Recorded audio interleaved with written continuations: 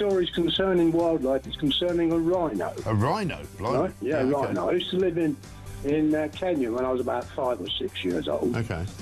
And we were in this wildlife park in a grey Morris Minor. This rhino started chasing us. There's me and my sister in the back seat. Right. It was like something out of Jurassic Park. Yeah. We were turning around saying, "Believe it, Dad. Just put your foot down, Dad. We're in a field. Put your foot down." This rhino was chasing us. One from Mark here in Derby. Went on holiday for our first romantic holiday to Tunisia years ago. Decided to take my girl into a petting zoo. I got a bag of food to feed the animals. A giant goat then went for me, putting its front legs over my shoulders and proceeding to headbutt me over a fence into one of the pens, covering me in the food and making my nose bleed. I got out of the pen, then the goat and all his mates attacked me again, sending me running and screaming like a girl out of the zoo, with my girlfriend rolling with laughter on the floor. A tarantula climbed up the bottom of the bed on the sheet. Yeah. And it walked all the way up. It's eyeball to eyeball. Wow. And I thought to myself, what am I going to do when it climbs over my face? But then a miracle happened. It raised its 2 front legs and waved them around. And then it turned around and walked down the side of the sheet. Boris Johnson had been attacked by an ostrich. The former PM was enjoying a safari trip with his family when the bird leaned into his car and went oi oi and pecked his hand. In footage shared online, he quickly jerked from the ostrich. Don't dirty minds away from the ostrich, and shouted, "Oh, Christ, get hell," before driving off. And so I just set it out there. Have you been attacked by an animal? When I was about 7, says Trevor Jenkins, on holiday. Across the UK, on DAB+, on your smart speaker, on your smart TV, and on your side. This is Talk.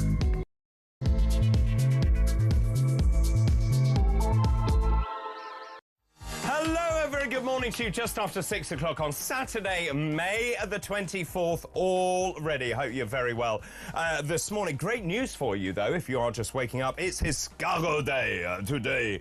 Bien sûr, it's a day that honours the French dish of cooked land snails. They're often served as an appetizer. They're usually cooked with garlic and butter and wine. Now, they are a little tricky to eat, I am told, so they're served with a special fork and a tong as well. Now, if you haven't tried them, then maybe today, Escargot Day, is the day for you. I'm a snail, or a gastropod mollusk, I'm a snail. Wow, that's uplifting, isn't it? Really, really great tune to start the show.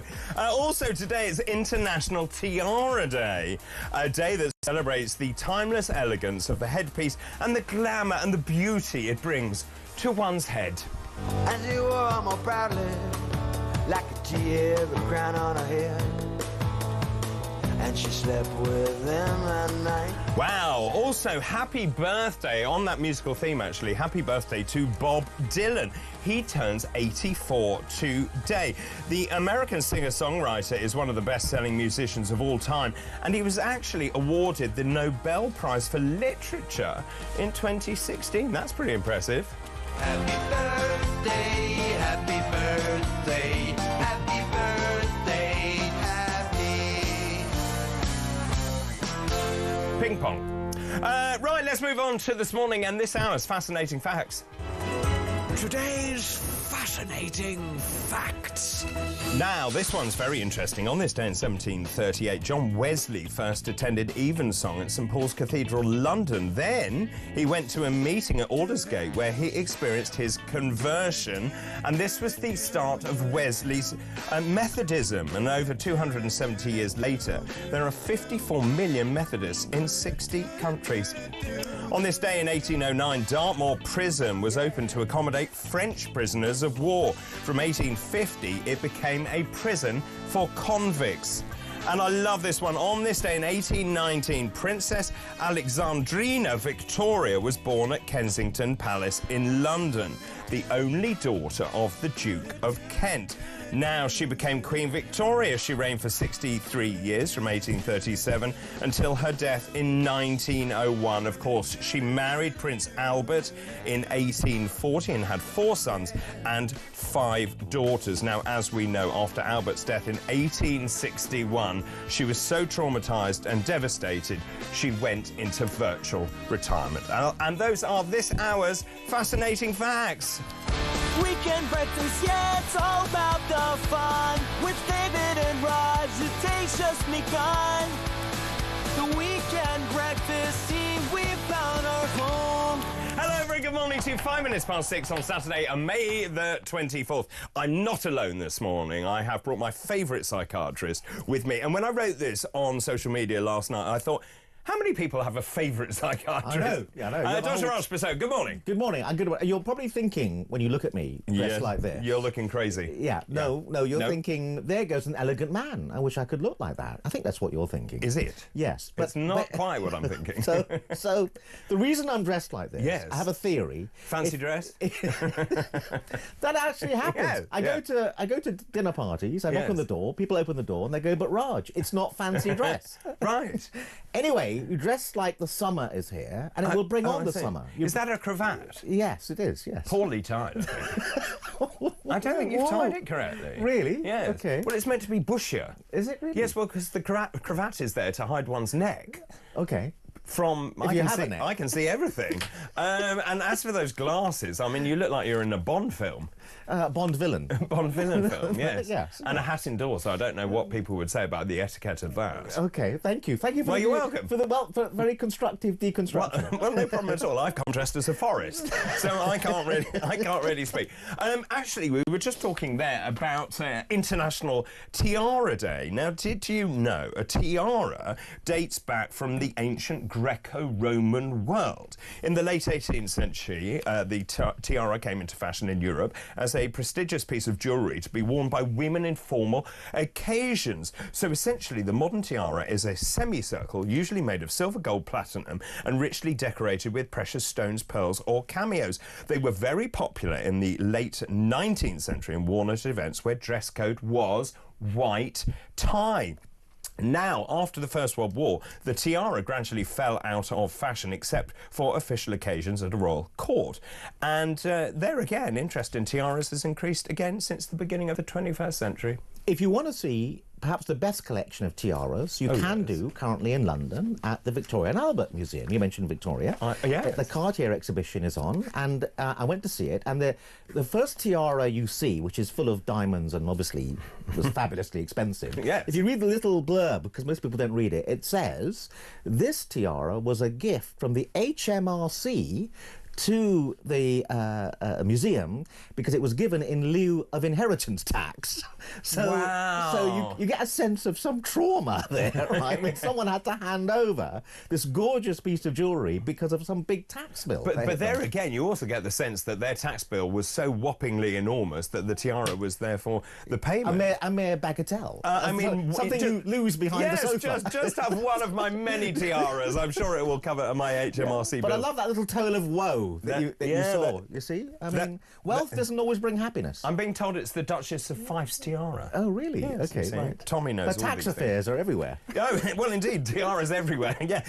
So apparently they come in different models. The bandeau, which is in the shape of a ribbon or hairband. There's the kokoshnik, which I believe is a Russian tiara. The circlet, which extends around the circumference of the head. And the fringe, a fringe trim of diamonds. Now, it is often thought that only titled women can wear a tiara, but that is not true, apparently.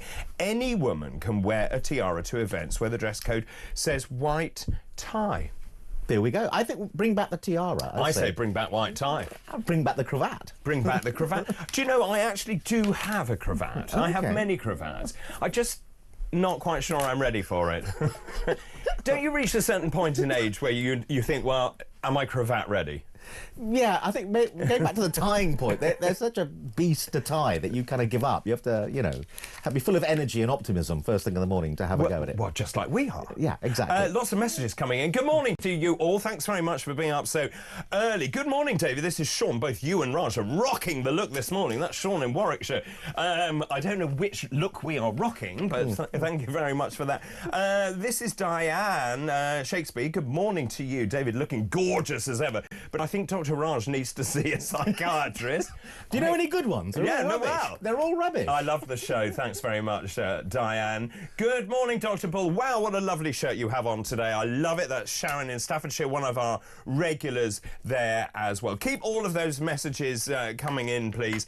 I'm going to ask some questions in just a moment. That's enough about tiaras for the moment. Now let's just look at the front pages, because I saw this break yesterday and I did have a wry grin on my face. This is the front page of the FT. It is not somewhere I would normally start with this show.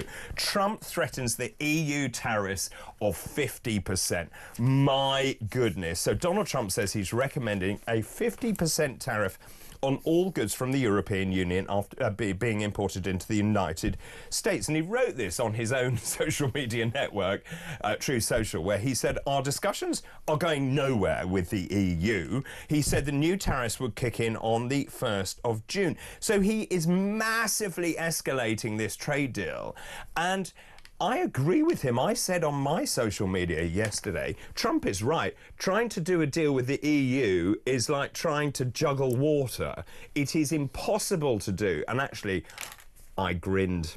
Well, it's good for Britain. It's good for Britain. Because if he slaps them with these amazingly high tariffs, then we'll do well in the competition. However, you don't need to be a psychiatrist to spot the Trump playbook, which is very psychological, which is that I will threaten you with something terrible, then you will come to the table scared, and then I'll back down. The trouble is he does it so often. Yes, he does. Therefore, it's predictable, and therefore, to what extent has he lost the ability to really threaten? His bark doesn't really work anymore, I think. Do you? Yeah. I mean, because he's back down again and again with all the different tariffs in the past. Yes, I know, but I'm no psychiatrist. But I really am no psychiatrist. But at the same time, I think he is so difficult to read that actually it is quite possible he would go forward with that. He's also threatening iPhones as well by imposing a 20% tariff, I believe, or 25% import tax on iPhones. He spoke to Tim Cook of Apple saying, I want your iPhones to be made in the United States. If you make them elsewhere, like in China, I'm going to slap on a 25% tariff. And actually, I kind of understand that, because what he's saying is I want the American economy to grow. Also, the big worry over security fears and having all chips embedded, and we talked about this before. So, for example, in electric cars, we're allowing Chinese manufacturers to put chips into our cars that essentially could destabilise them or actually cause a threat to national security. Yeah, but, I mean, you make a very interesting point about his unpredictability as a negotiating tactic. This is famous in the psychology of negotiation, which is if you come over as unpredictable, people go back in their bunker when they think about you and go, well, maybe he means it this time. And therefore, as a negotiating tactic, it can be quite a powerful one, because people can't read you. And therefore, maybe they'll buckle because they're worried about what next madness you might come up with. So maybe that's part of his psychology. Maybe it's all a plan, that he's not insane, which is what many people think. Well, it's interesting because the EU is one of the US's largest trading partners. Now, the question is, what does the EU do in return? Now, I mentioned this yesterday on social media, which is the EU totally outplayed us through various prime ministers. Theresa May famously agreed to the sequencing of events, which left her in the position where she had to resign. Boris Johnson, they played him. And now, of course, with Keir Starmer, he has capitulated to the EU. He believes he's got a great deal. We've now got dynamic alignment. I was reading yesterday, we're going to have EU people in this country looking at our farming produce and the way that we actually manufacture stuff. I mean, he is Captain Capitulate, I think, Keir Starmer. But given that you're not a big fan of the EU, I've picked that up. Oh, have you? Yeah, read between the lines. Yeah, given I'm you're really not. Given that you're not a big fan, the fact that he might be Trump slapping these big tariffs on the EU is good for you because it will disincentivize Britain from getting closer to the EU. Perhaps. Well, in fact, I think it was Mark Francois who said, thank goodness we're out of the EU, because actually we've escaped rather lightly with 10% of tariffs rather than 50% of tariffs. And I would agree. Yeah. But to what extent is this also about the fact that Trump doesn't like the EU because of the politics? They're politically far apart, aren't they? Well, the EU is seen as somewhat left-wing. So what was interesting yesterday, he said the EU's primary purpose, it was founded to essentially oppose the United States. And I thought, well, that's not entirely true, is it? But he's paranoid as well, isn't he? Yes. He sees that everywhere. Yes. He sees everyone as being out to get the US. That's his starting point in negotiations. So just in terms of this, he says discussions are going nowhere. He says that he can't see how this is going to move forward, and maybe he will actually make this move forward by coming out with these kind of outrageous statements. But he castigated the EU for running a large trade surplus with the US. He criticised its trade barriers, the VAT as well. He talked about its regulatory actions against US companies and ridiculous corporate penalties. He berated the EU as very difficult to deal with. Now, the question is, does he actually mean this, or is it a negotiating tactic? And I don't know which of those it is, and I don't know what the EU does next. Now, the EU, knowing the EU as well as I do, I think might retaliate. Yeah, but let's go back to the fact that he said the negotiation's going nowhere. Trump, do you not understand that no negotiation goes anywhere with the EU for several decades? It's glacial, right, dealing with it with that organisation. But he's somewhat impulsive as well, isn't he? Very. I hope we're going to talk about the Cyril Ramaphosa ambush, but he's very impulsive. I mean, he gets impatient very quickly. Of course the negotiation's not going to go anywhere for quite a long time. And his impatience is interesting, and I think that's what makes him attractive to the electorate, who get fed up with people waiting around with not very much happening. Yes. He's so impatient and impulsive, he's pushy, and I think the electorate likes that, because he wants to make something happen now. So do you want to just explain about Cyril Ramaphosa and the way that he was treated by Donald Trump, because it is quite extraordinary. Right, so this is another famous Oval Office ambush, so famous that in fact... Hot off the heels of Zelensky, yes. In fact, it's got a new verb. It says that... To be ambushed. To be Zelenskied. Ah! He was Zelenskied. So basically, it starts off with Trump saying, is Natalie here? And there are no more terrifying words in the English language than is Natalie here, because Natalie is the person who shows the video and delivers the printouts that indicate Trump's evidence. There's a white farmer or white people genocide going on in South Africa. So Cyril Ramaphosa turns up with two golfers. So this is another thing that all these leaders are doing. They're trying to think of how do we tame the beast? So they turn up with gifts of some kind. In Cyril Ramaphosa's case, it's got, oh, we have two golfers, you know, because you're a fan of golf. Yes. But then, unfortunately, Trump turns on a dime, and it begins with a question from a South African correspondent who says, what would it take you to accept there is no genocide? And there's a pause, and then Ramaphosa says, if I can answer for the president. Now, don't do that. Never do that. Don't do that. So we can talk about the psychology of silence and just letting the silence happen. But Ramaphosa leapt in with, if I can speak on behalf of the president. And people like, all the psychologists and psychiatrists around the world dive behind the sofa.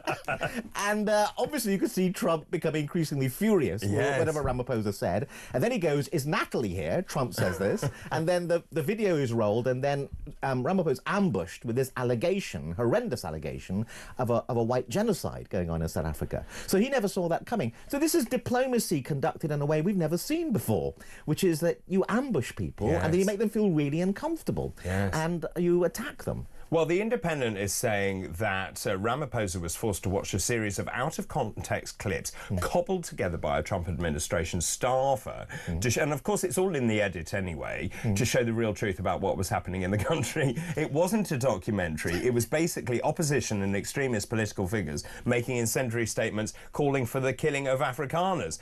And, of course, as you say, Cyril Ramaphosa's eyes widening with abject horror.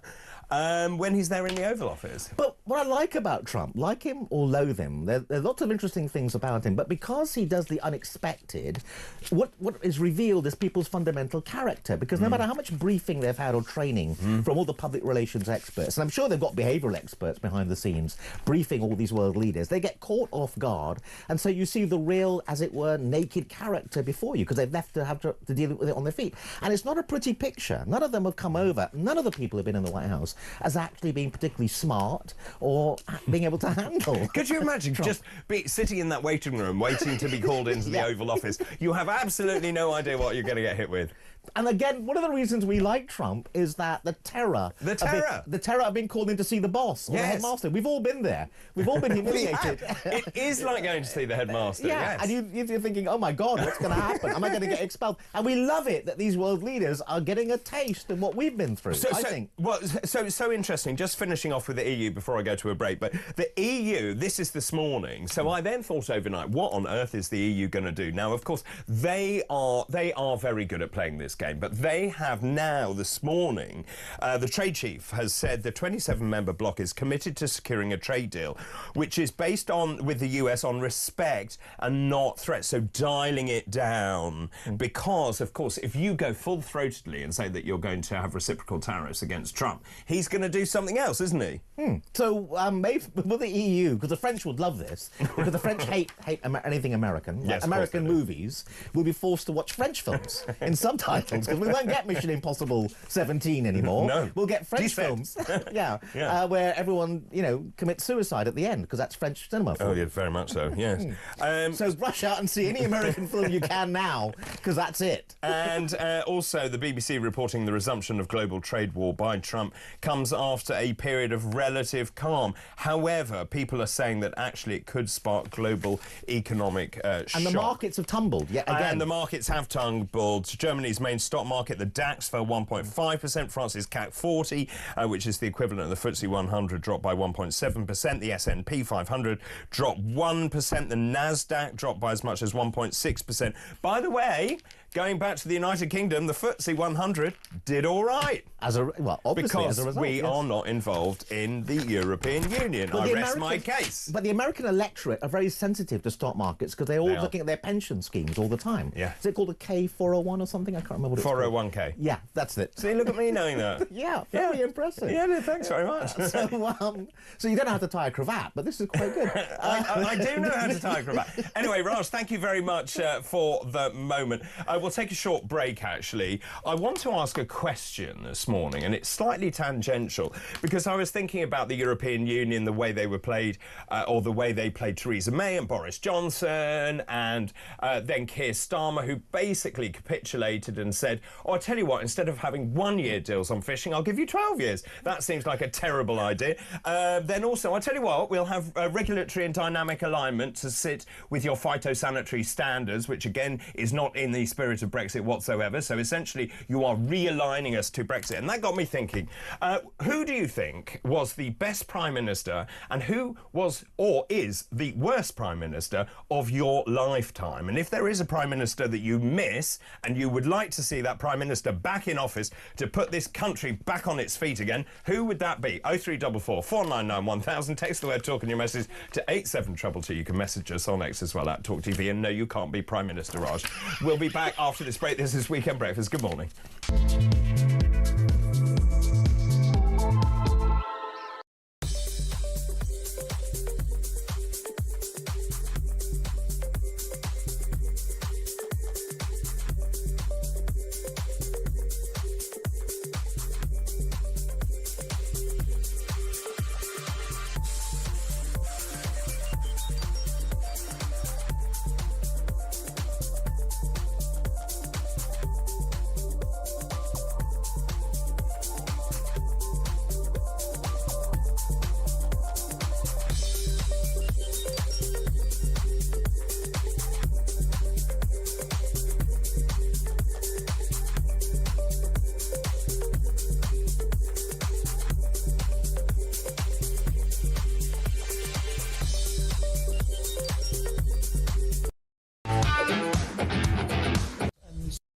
Some of the prison officers and staff, they were pretty much bit shocked, and it kind of like hit home to Lucy as injustice here, because I think, like, especially when the prison officers went, "Oh my God, Lucy, we thought you were sure to be going home now."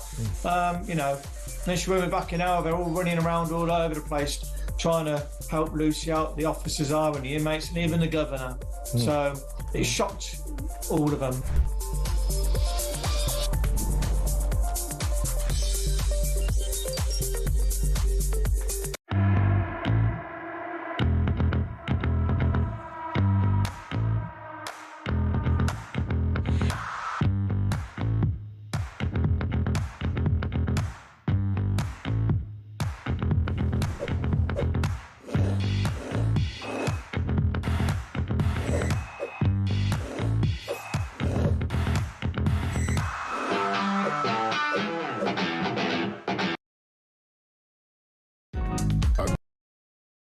Across the UK, on DAB+, on your smart speaker, on your smart TV, and on your side.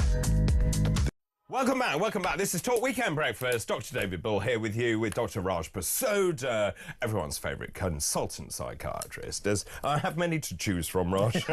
I know, there's a whole mental health team that follows you around. That's in right. public. Yes, they're all outside. Yeah. Ever since the incident, you're not allowed out. There are many incidents. You're not allowed out. No, I'm really without not. Someone with an injection nearby. Diane says, David, you're looking gorgeous as ever, but I think Dr. Raj needs to see a psychiatrist. I love the show. Good morning, David. Raj looks like he's been dressed by Mrs. Bucket. Great show, Dave Cole. Thank you very much for that.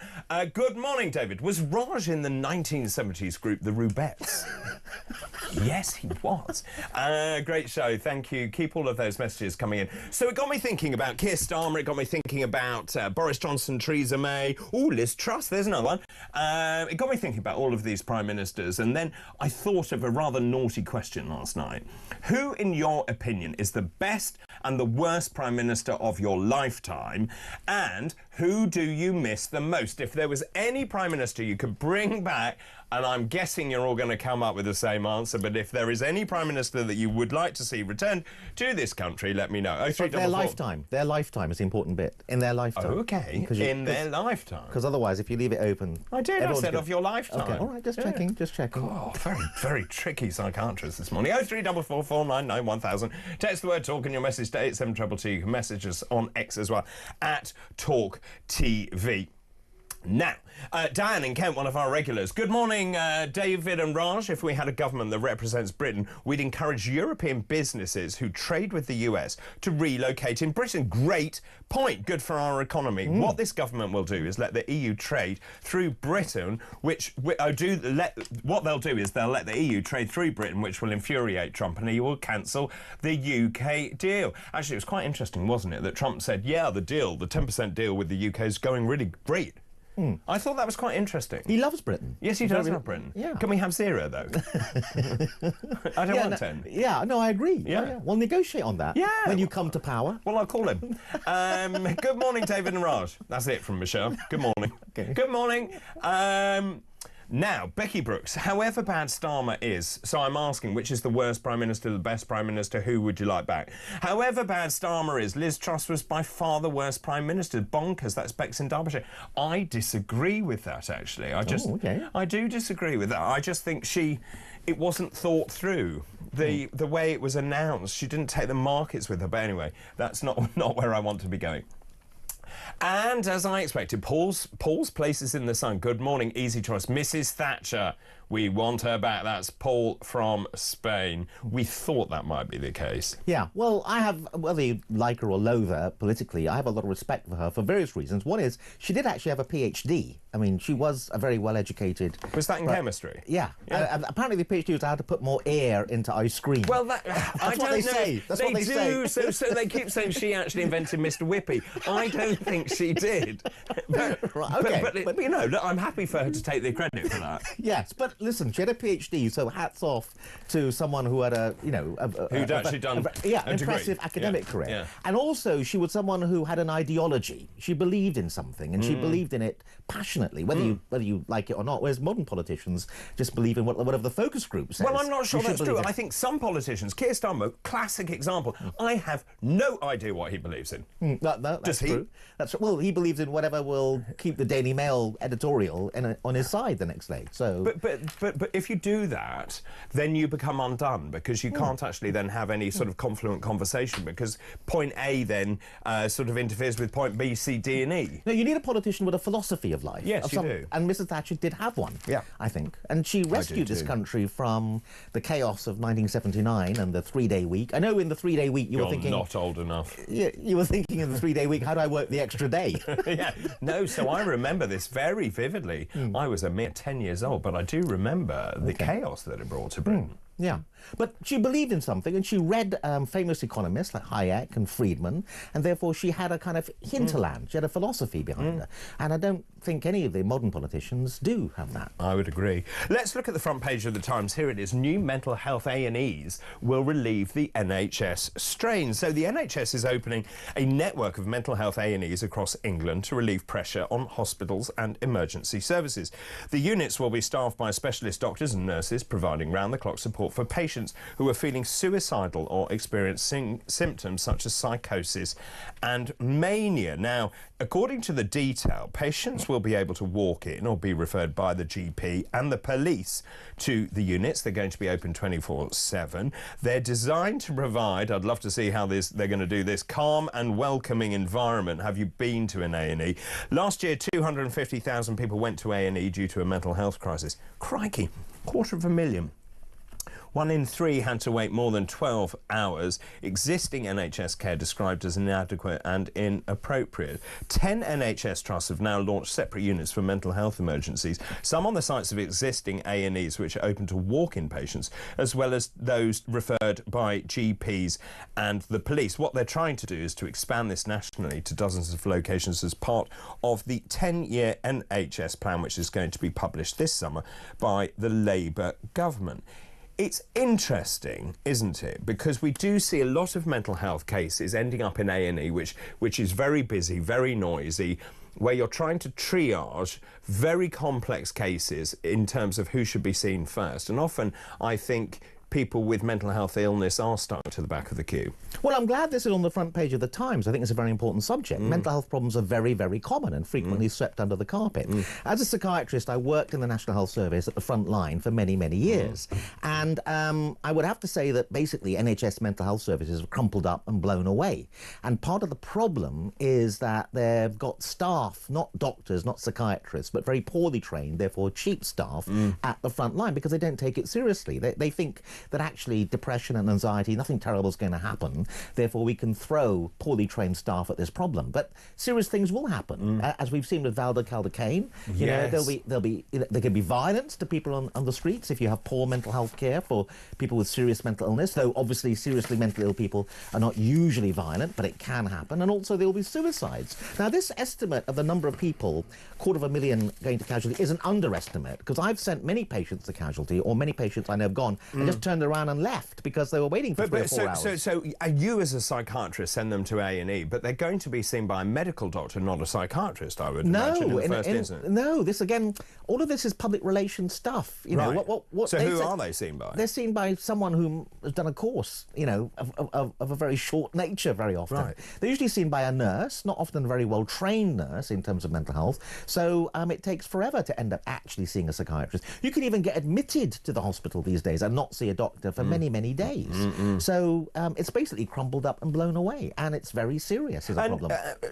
I mean, this shows how long ago I did it. What happened to bespoke psychiatric units? Do they still exist within the NHS hospitals? Yeah, they still exist, but the trouble is there's so few beds, and everyone's trying to manage serious mental illness out in the community, and it's just not happening. The police get called. The police are actually at the front line of mental health services these days because there's no one to call in terms of when you ring up the kind of mental health services. Now, the other thing that's interesting about this, they go, it will provide a calm and welcoming environment. So they're making out it's going to be like a spa, right? Yeah. With, like, you know, that kind of meditation music in the background. And what will actually happen, if you've been to King's College Casualty on a Friday night, which I have been, is someone will be, you know, shouting at the voices, etc., etc. It will be a disturbing environment because they don't really understand what it is really like at the front line in terms of serious mental health care. I mean, it's extraordinary when you look at the numbers. Last year, a record 1.7 million patients waited at least 12 hours in A&E in England. Delays linked to thousands of avoidable deaths. Mental health patients are twice as likely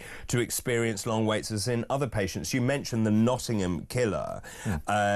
So this is a story that came out a couple of days ago. Two men with paranoid schizophrenia stabbed members of the public in separate attacks weeks before Valdo Calicane's killings in Nottingham. They were under the care of the same NHS trust. What does that say about the care of that trust? Yeah, well, these trusts are failing, and the coroners keep doing this kind of notification of death notices, preventable deaths, when there's poor mental health care and patients are killing themselves or, in rare cases, killing other people. And the trusts, you know, nothing happens. No. In fact, many heads of these trusts where these terrible incidents have occurred have got gongs. They've been given, you know, awards, CBEs and things. So you get rewarded these days in the system for having a mental health trust that just fails and fails and fails again. But I mean, it seems absolutely extraordinary. If you already know you have a problem, and yet surely you tighten up your processes and protocols and make sure that you have adequate supervision of these people. But when you read the copy of this,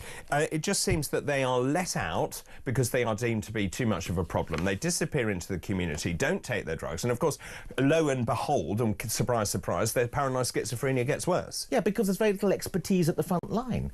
It takes many years to train as a doctor, as you know, and then to do postgraduate training to be a psychiatrist. And you don't end up seeing people with the proper expertise. You end up seeing much cheaper people who are not doctors and have these terms that are used, like, you know, mental health nurse or physician associate. They use terminology to make it look like you're seeing an expert when you're not at all. So if you were in charge of the health service, what would you do to try and give mental health provision the adequate resources? How would you try and make sure that people are seen? And of course, that, you know, making sure that you differentiate between those people suffering from anxiety and depression to more florid forms of mental health illness. How would you deal with that? Well, first of all, I would have a dedicated hotline, because at the moment people dial 111, don't they? Yes, and you have to go through a system where it takes a long time for that person at the end of the phone to identify the mental health problem. I'd have a dedicated hotline just for mental health, and I'd also have mobile emergency units that will rush out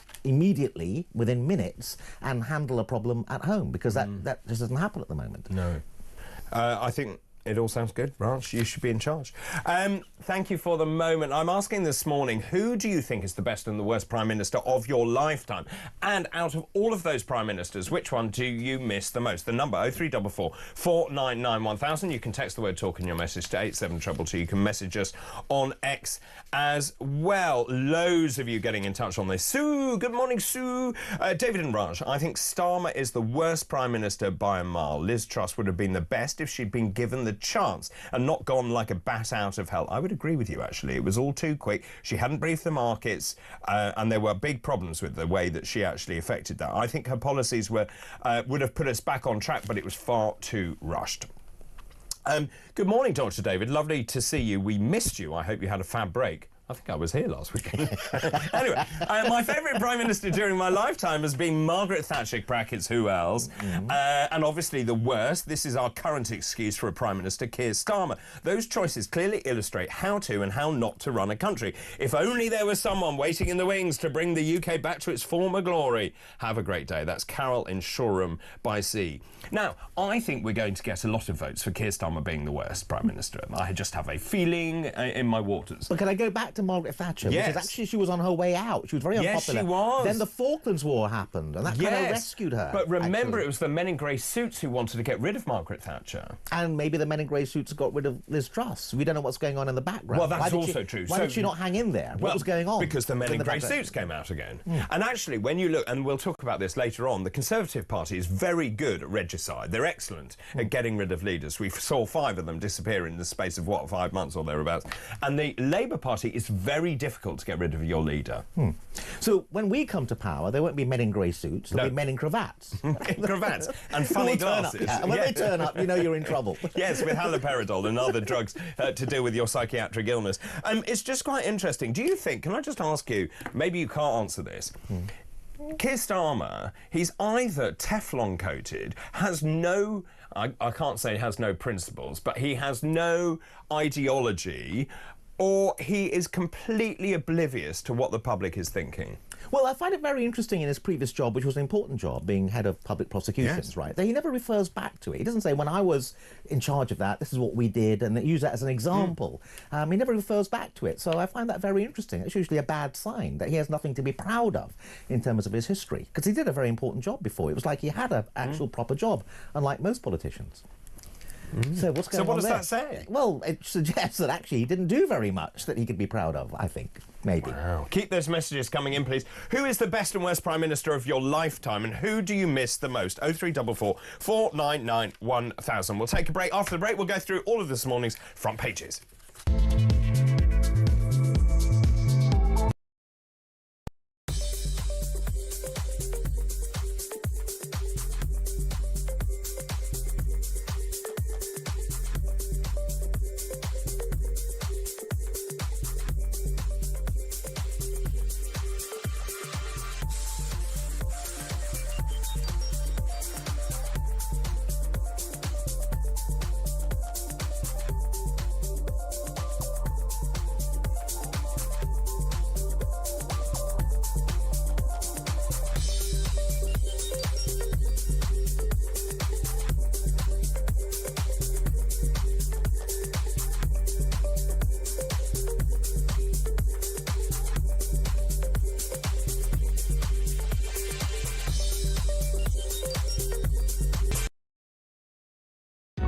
Across the UK, on DAB+, on your smart speaker, on your smart TV, and on your side.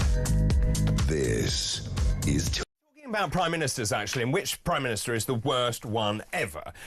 Now, there are lots of articles in the newspapers this morning. This is about the Labour front benchers are poised to quit over PIP. This is personal independence payment cuts, despite the winter fuel U-turn. MPs are demanding that changes to disability benefits due to be implemented in 2026 are delayed. This is in the Eye this morning.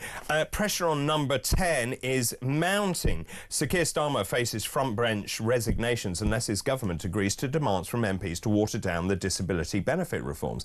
Pressure on number 10 to change course over plans to restrict benefits, including personal independence payments, showed no sign of abating this week, despite the PM's U-turn on the winter fuel allowance, which we all saw earlier in the week. The MPs are demanding the changes to PIP, due to be implemented in 2026 if they clear a parliamentary vote next month, are delayed to allow time for more assessments and consultation. About 5 members of the front bench, according to the Eye, who all hold the role of PPS, that's Parliamentary Private Secretary, have said they would be prepared to resign if the cuts are not watered down.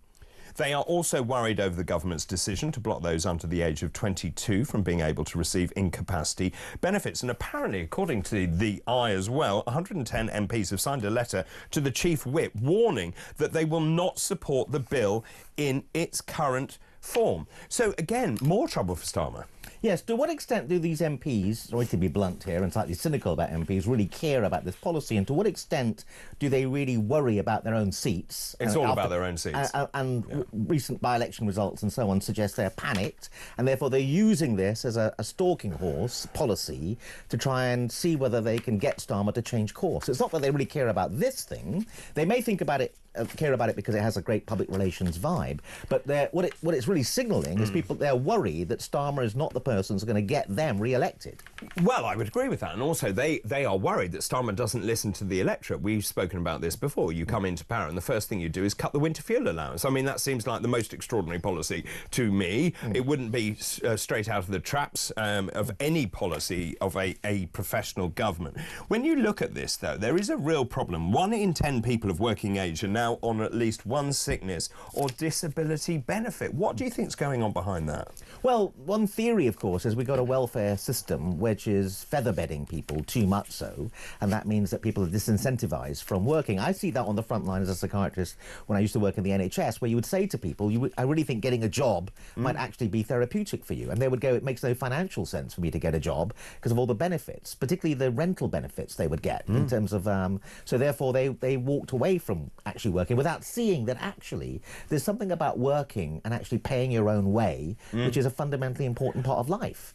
Well, I think also the fact is you get social interaction, you see that you're doing something, that you get self-esteem. You get self-esteem, positive reinforcement, all of those things, and that's worth far more than money. But the problem is, as you say, of course, that financially, if you only look at it like that, it reminds me of that other story we did where the graduates say, I won't go for a job that doesn't pay over 40 grand.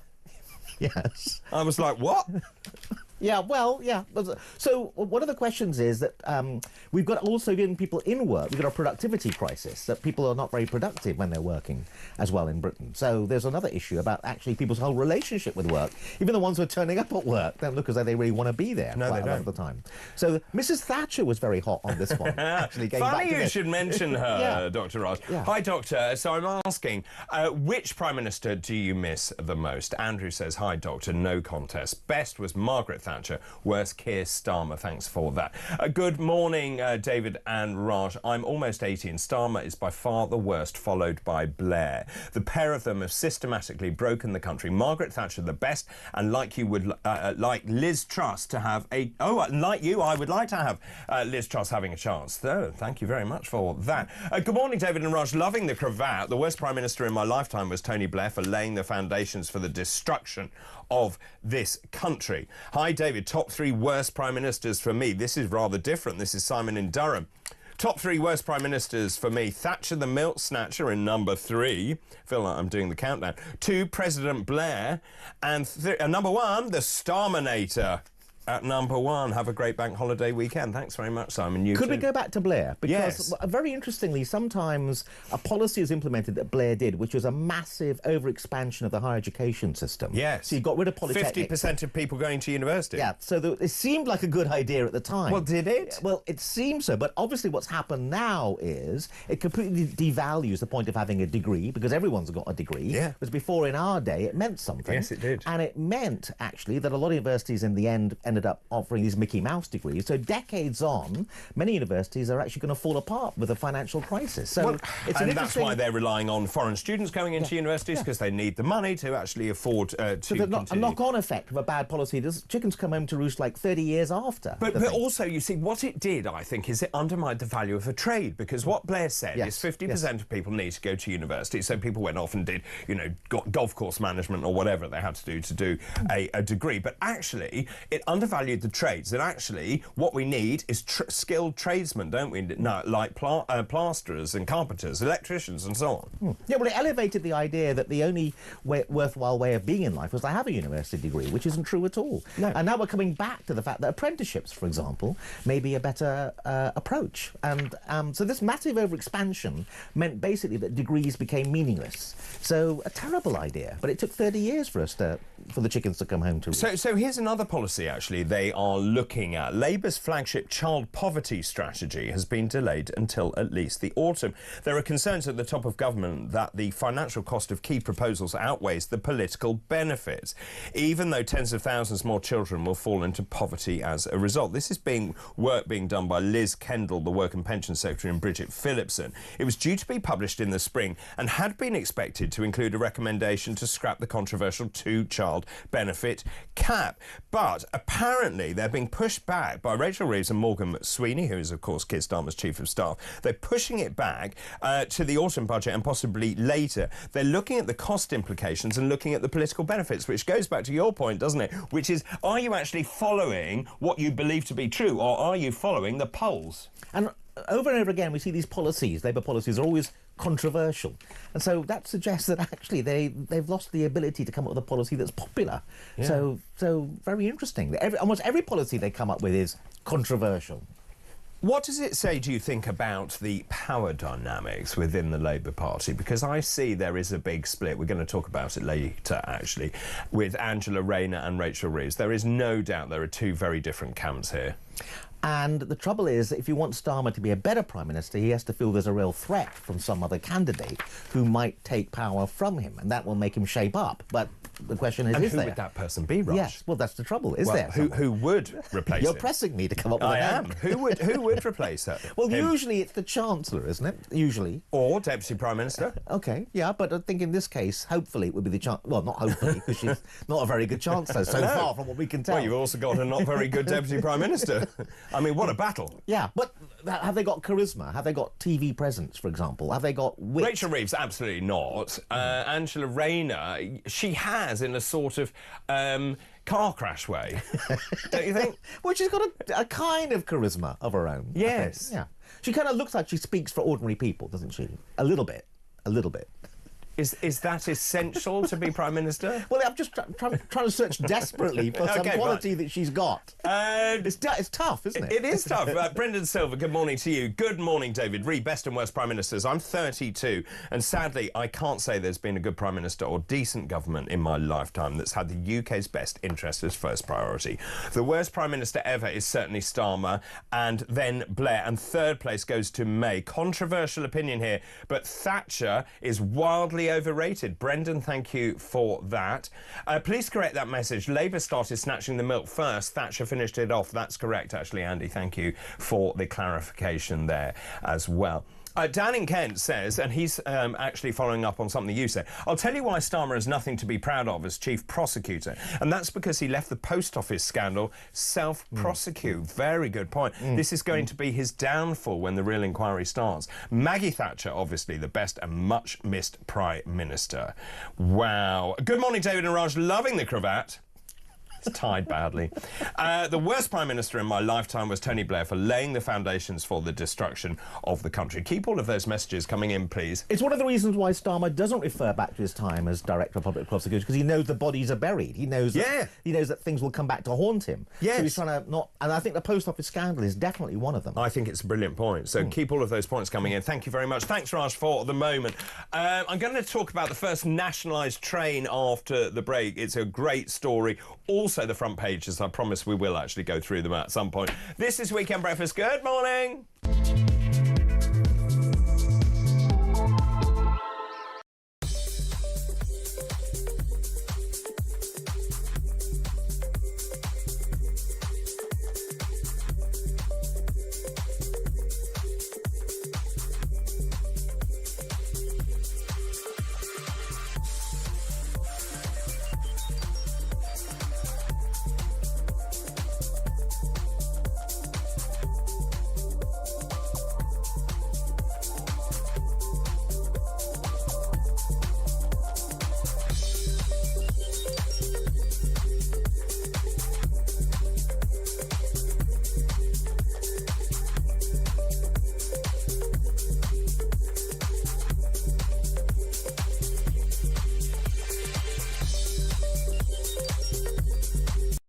Even though what she tweeted was vile, in no circumstances can I claim or justify that it was an incitement to violence, because she very clearly says in her tweet that actually they can burn these hotels for all I care.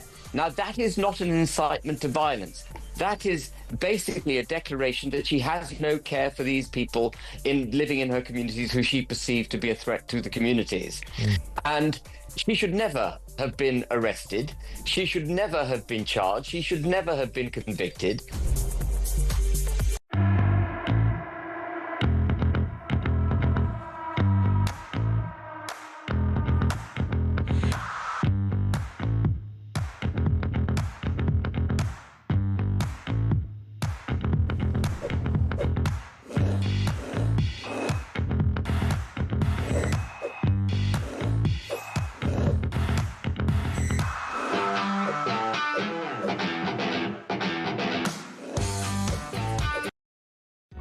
Across the UK, on DAB+, on your smart speaker, on your smart TV, and on your side.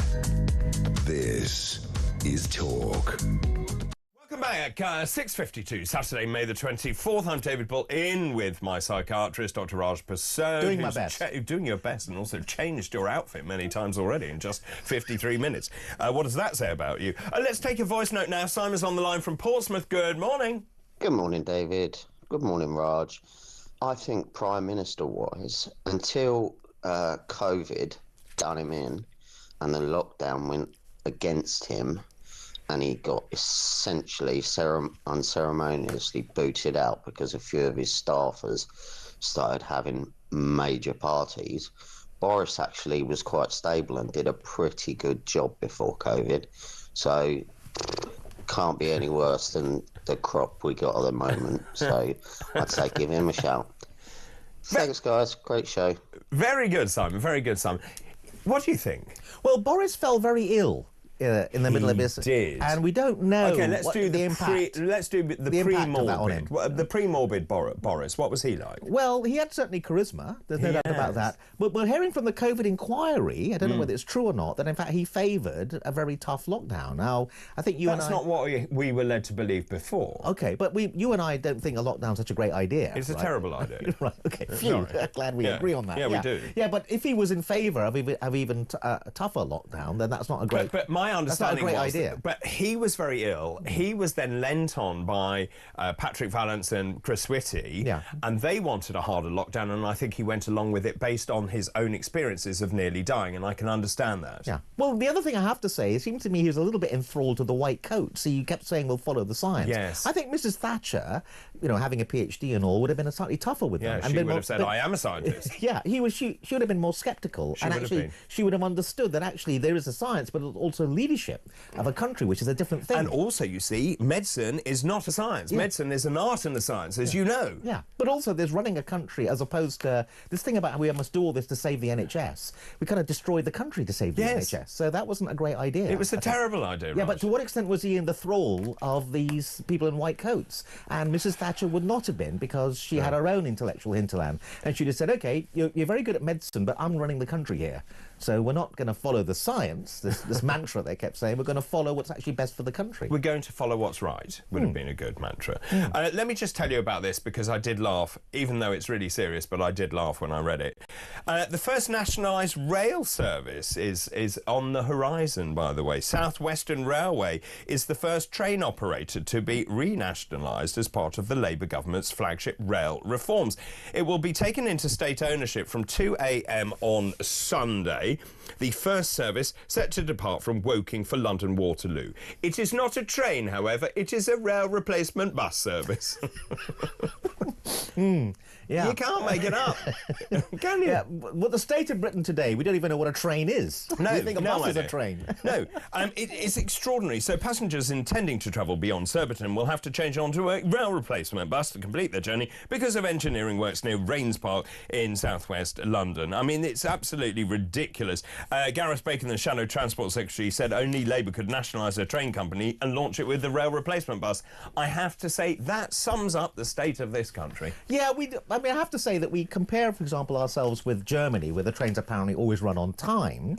And I ended up on a train to Frankfurt from Paris because, you know, the fire in Heathrow, that situation, I was meant to fly that day. I won't explain how I ended up on a train. No, please don't. From Paris to Frankfurt. I haven't got the line. Trying to get to Miami. That's where we ended up. I know, it was a roundabout trip.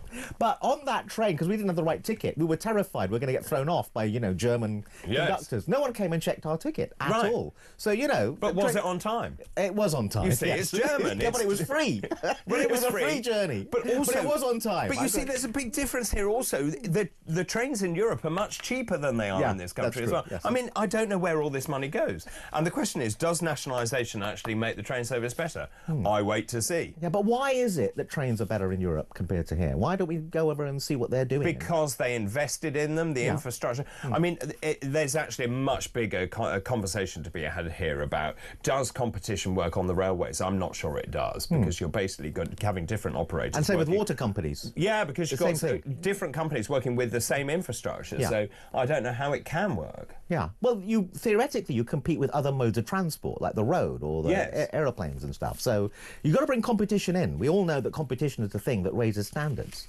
So you have to find some way of bringing competition in. Thank you, Raj. Lots of messages coming in. Good morning, David. Congrats to Raj on his posh impersonation of Andy Capp. Starmer is the worst, Thatcher is the best. Great show. That's Stephen Cambridge. Thank you for that. Good morning, David and Raj. I wonder why this government hasn't attracted the name the Nasty Party as the previous government had. It's a really good point, that. Does it indicate that the right are not as vindictive as the left? That's Brian in Daventry. But it's powerful public relations to capture a term like that, because then it gets into the papers and it gets into the way people think about it. So again, we've got politics that's of a much lower level than the past, because the conservative front bench or the shadow front bench aren't able to come up with this kind of terminology, some witty way of capturing what's going on. David, the worst Prime Minister was the spiteful Mrs May, who single-handedly destroyed our police force and law and order. That's Mick. Mrs Thatcher shut mental health institutions for care in the community policy. And look what happened. That's Alan in Merseyside. Enoch Powell began that, though, back in the 1960s. Is that right? Yes, yeah. He was the one that began closing the big psychiatric hospitals, because it looked like a good idea at the time. Yeah. Joanna from Salisbury. I used to think the worst Prime Minister was Edward Heath, taking us into the EU. I remember the strikes and the blackouts. Then Keir Starmer, he's surpassed him in just 10 months. Quite an accolade. Maggie Thatcher was the best so far, putting things right and stopping strikes, but Nigel Farage is yet to come. Keep all of those messages coming in, please. Now, I promise after the break I will go through this morning's front pages. We're going to talk also about the Chagos Islands deal, which is quite frankly something else. I don't know what was going through Keir Starmer's mind there. Also, we're going to talk about a plot to oust Kemi Badenoch. And is Angela Rayner positioning herself as the new Prime Minister? That is all still to come. Get in touch, 0344 499 1000. You can text the word talk in your message to 87222. You can also message us on X at talkTV.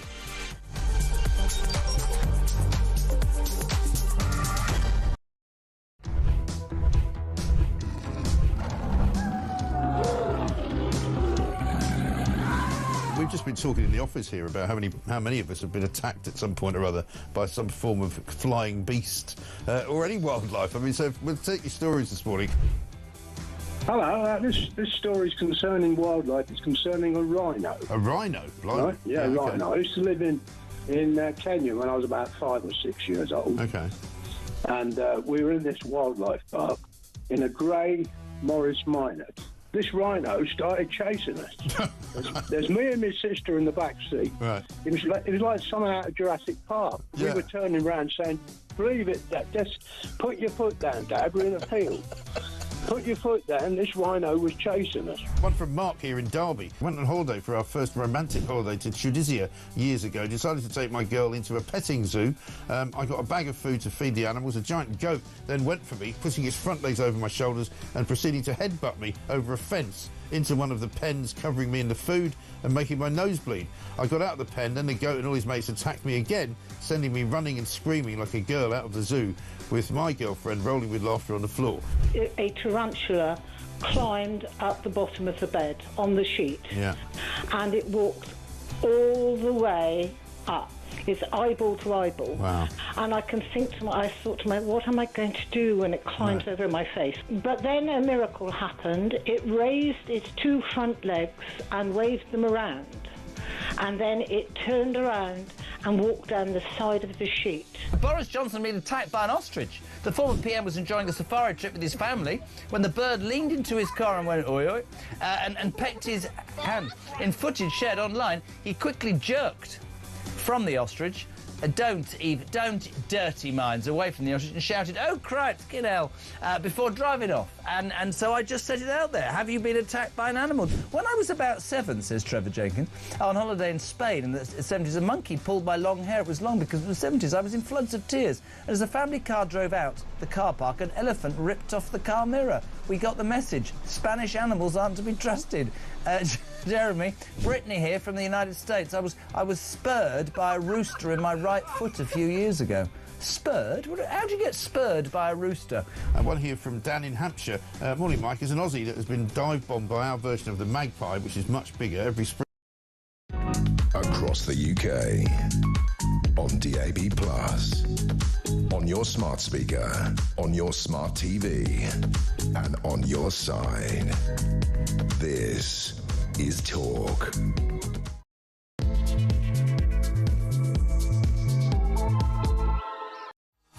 Hello, very good morning to you. Just after 7 o'clock on Saturday, May the 24th, I'm David Bull, and this is Weekend Breakfast. Bonjour, bienvenue.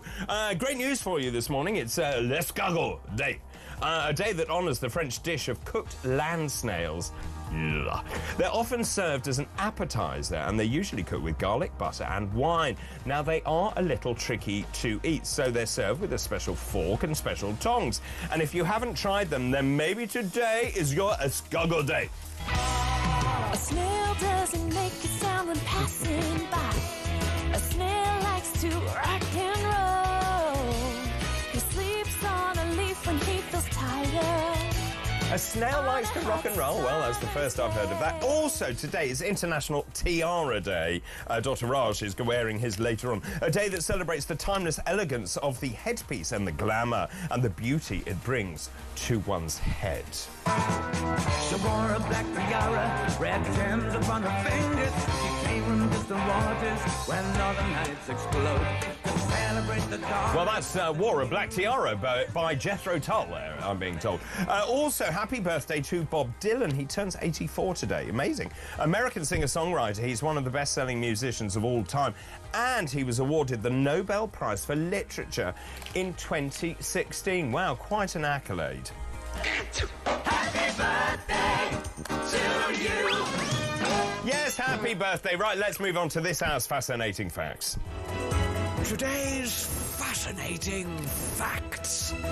So on this day in 1836 was the birth in York of Joseph Rowntree. He was a Quaker philanthropist, social reformer and chocolatier businessman. On this day, the actor Henry Irving became the first person from the theatre to be knighted.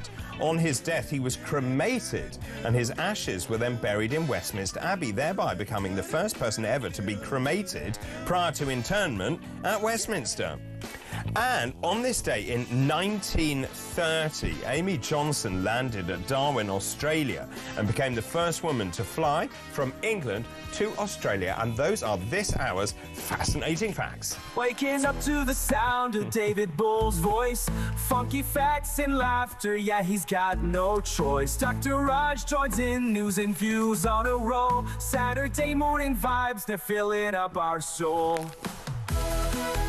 Well, a very good morning to you. You heard who my special guest is this morning. Of course, it's the one, the only Dr. Raj Persaud, everyone's favourite psychiatrist, which is what I keep saying, because I have been through many psychiatrists. I can see that, yes. It's a tough job. It is a tough job, yes. They've all discharged me. And there's nothing wrong with you, David. As a psychiatrist, when the client comes into the room and the first thing they say is, "There's nothing wrong with me, doctor," yes. Your heart sinks. Does it? You know that they're often the illest of all. They go, my wife has told me to come. There's nothing wrong with me. My wife has told me to come here, or my I've husband. told you before that when I did psychiatry, I found it really odd, and particularly in the lock units. Well, I just really couldn't get my head around the fact that the way that it was configured at that time, and we were talking about the lock units earlier on, I didn't know who the staff were, I didn't know who the patients were. They all seemed pretty nutty to me, all of them. Well, the staff don't wear a uniform anymore, exactly. so it was very difficult. It's to very tell the difficult. Yeah. And then, of course, some of these... You have to ask them, are you staff or a patient? Well, exactly. Yeah. And then some of the delusions... The patients are really honest. Well, but some of the delusions were so florid that I then started to think, well, maybe they are right. Maybe there is a plot. Maybe you do know something about the state that they're trying to keep you quiet and locking you up for 3 months. Yeah. Well, I've got to tell you a little story about that, which is that when I was dating the future wife, just a girlfriend at that time, I was on call as a junior doctor, as a psychiatrist, and we got called in by the hospital to deal with an emergency. So I said to them, is it okay if I bring this person that's with me? She is a doctor. And they said, okay, it's fine, it's an emergency, we need you here. So I rushed in, and there was a woman who'd gone a bit manic. Right. And I have permission to tell this story. And she was running around the ward, and they sent me in there, and I was a little bit anxious because she was very, very high and manic. And I said, so what's happening? So she lifted up her T-shirt and showed me her breasts and said, my breasts are nicer than Princess Diana's, aren't they? Which kind of dates this story. Yes, it does. So it was a tough thing to answer at the time. Yes. So, you know, I dealt with it. Then on the way home, the wife turned to me and said, and now I understand why you like being on call so much. That doesn't happen all the time. No, just most days. Yeah, that's right. It is extraordinary, though, and that differentiation between the staff and the clients, the patients in those locked units, and I learnt a great deal. But it's also chaotic. It's totally chaotic. And therefore you think, how can anyone get better? When I first arrived in psychiatry, after the first day, I would turn to people and go, the staff, did anyone get better today? Did anything happen that was helpful or therapeutic on the wards? Yes. They're just containment units, actually. They are. They're not therapeutic at all. I had a patient, he was a very well-known radio producer, and he'd been there so long, he had a grand piano in his... This is true. Had a grand piano in his room. No, a lot of people were there for a long time. And nothing was actually happening. No. So they didn't get better? No, very often, yeah. Extraordinary. Thank you very much for the moment, Raj. Right, so let's take you through the front pages this morning, if I can. Let's just start with this. The FT weekend, we started talking about this at the beginning of the programme. Donald Trump yesterday said he planned to impose a 50% tariff on EU exports from next month, adding that talks with the bloc were going nowhere as he increased his threat to upend global trade. And the move intensifies the trade war with the EU barely 2 weeks after the US agreed with China to slash tariffs in a pact that comforted global investors. So Donald Trump basically saying, and I would agree with him here, that the EU is being so intransigent and it's very difficult to deal with the EU that I'm going to slap 50% tariffs on the EU. And I would respond by saying, thank goodness we're out of that. And of course, the UK has escaped rather unscathed with our 10% tariffs. And actually, we mentioned this earlier. Donald Trump said, oh, hey, the deal with the UK is going very well. And as you mentioned, Trump is an Anglophile. Yeah, but the question about the tariffs, 50%, the markets tumble, we've been here before. I mean, what will happen is he'll reverse very shortly, perhaps, and markets will go up again. So it's a bit... Well, I think it depends what the EU does, doesn't it? Yeah. And the EU doesn't quite know what to do at this point. The EU and... Maybe that's why the markets have tumbled. They're scared of what the EU might do, because the markets are often very insightful as to what's happening. So what do you think the EU will do? Well, maybe they'll retaliate, and therefore world trade will shrink as a result. And that would be disastrous if the EU retaliate. But it may be good for Britain. But it would be good for Britain. But of course, as one of our viewers said, well, surely as the UK, we should say to the EU companies, come and relocate here. And of course, you only have 10% tariffs compared with 50%. But if it is good for Britain and Britain benefits and the economy grows because of the EU's behaviour, Starmer will take the credit. But it won't be actually his... No, it would be nothing to do with him. Yeah. No. But politicians do that all the time. I mean, it is quite interesting when he said the EU has been difficult to deal with. I think many prime ministers in this country would agree with that. And of course, Theresa May knew that to her detriment. The fact is that she agreed to the sequencing of the Brexit negotiations, and look where she ended up, out of a job. Just in terms of this, the EU, the latest line on this morning, the European Union's trade chief said the 27-member bloc is committed to securing a trade deal with the US, which is based on respect and not threats. This is the EU Trade Commissioner Maros Sefcovic said after a call with US Trade Representative Jamie Greer and Commerce Secretary Howard Lutnick, EU-US trade is unmatched and must be guided by mutual respect and not threats. We stand ready to defend our interests. So that's a threat. That is a threat. Yeah, it's an implicit threat. It's just clever a threat. It don't threaten us. See, that's the thing about the EU. They're clever. They're a clever bunch. Not that clever. Well, they are quite clever. But let's go back to the reason that Trump is popular is because he sees through all the kind of administrative nonsense and says, let's make something happen.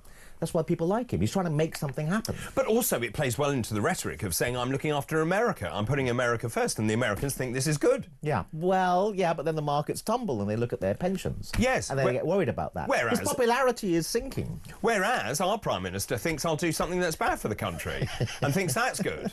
Yeah. So it's going to be interesting, as you mentioned about the markets there. We've seen the stock markets fall following Trump post the S&P 500 0.7% lower by midday. The stocks Europe 600 0.9% lower. But given we've been here before, the fact the markets have tumbled again this time is more significant because it means they think this is worse than before. Yeah. Most of the time people say, oh, he's done this before, he'll row back, it'll all be fine. But the fact the markets have tumbled this time suggests they're more worried about this. I mean, it's interesting. What do you make of the difference? I was thinking about this. When Trump was in power before, we saw a very different Donald Trump. We're seeing a sort of new Trump 2.0, who's learnt his lessons from his first incumbency, and now he's come out really fighting, hasn't he? Well, he seems to be much more of a rush than he was the first time round. And why is that? Is it age? Is he getting older? As we get older, we become more aware of our mortality, and therefore he's in a bit of a rush as a result. Was it the assassination attempts have had a psychological effect on him? He's a bit more... because when you've confronted mortality in that way, it can change people. And it can make them think, well, I'm only here for a short time, let me do something. He seems much more driven to do stuff. The stories from the journalists about the first time round was he was bored by the job.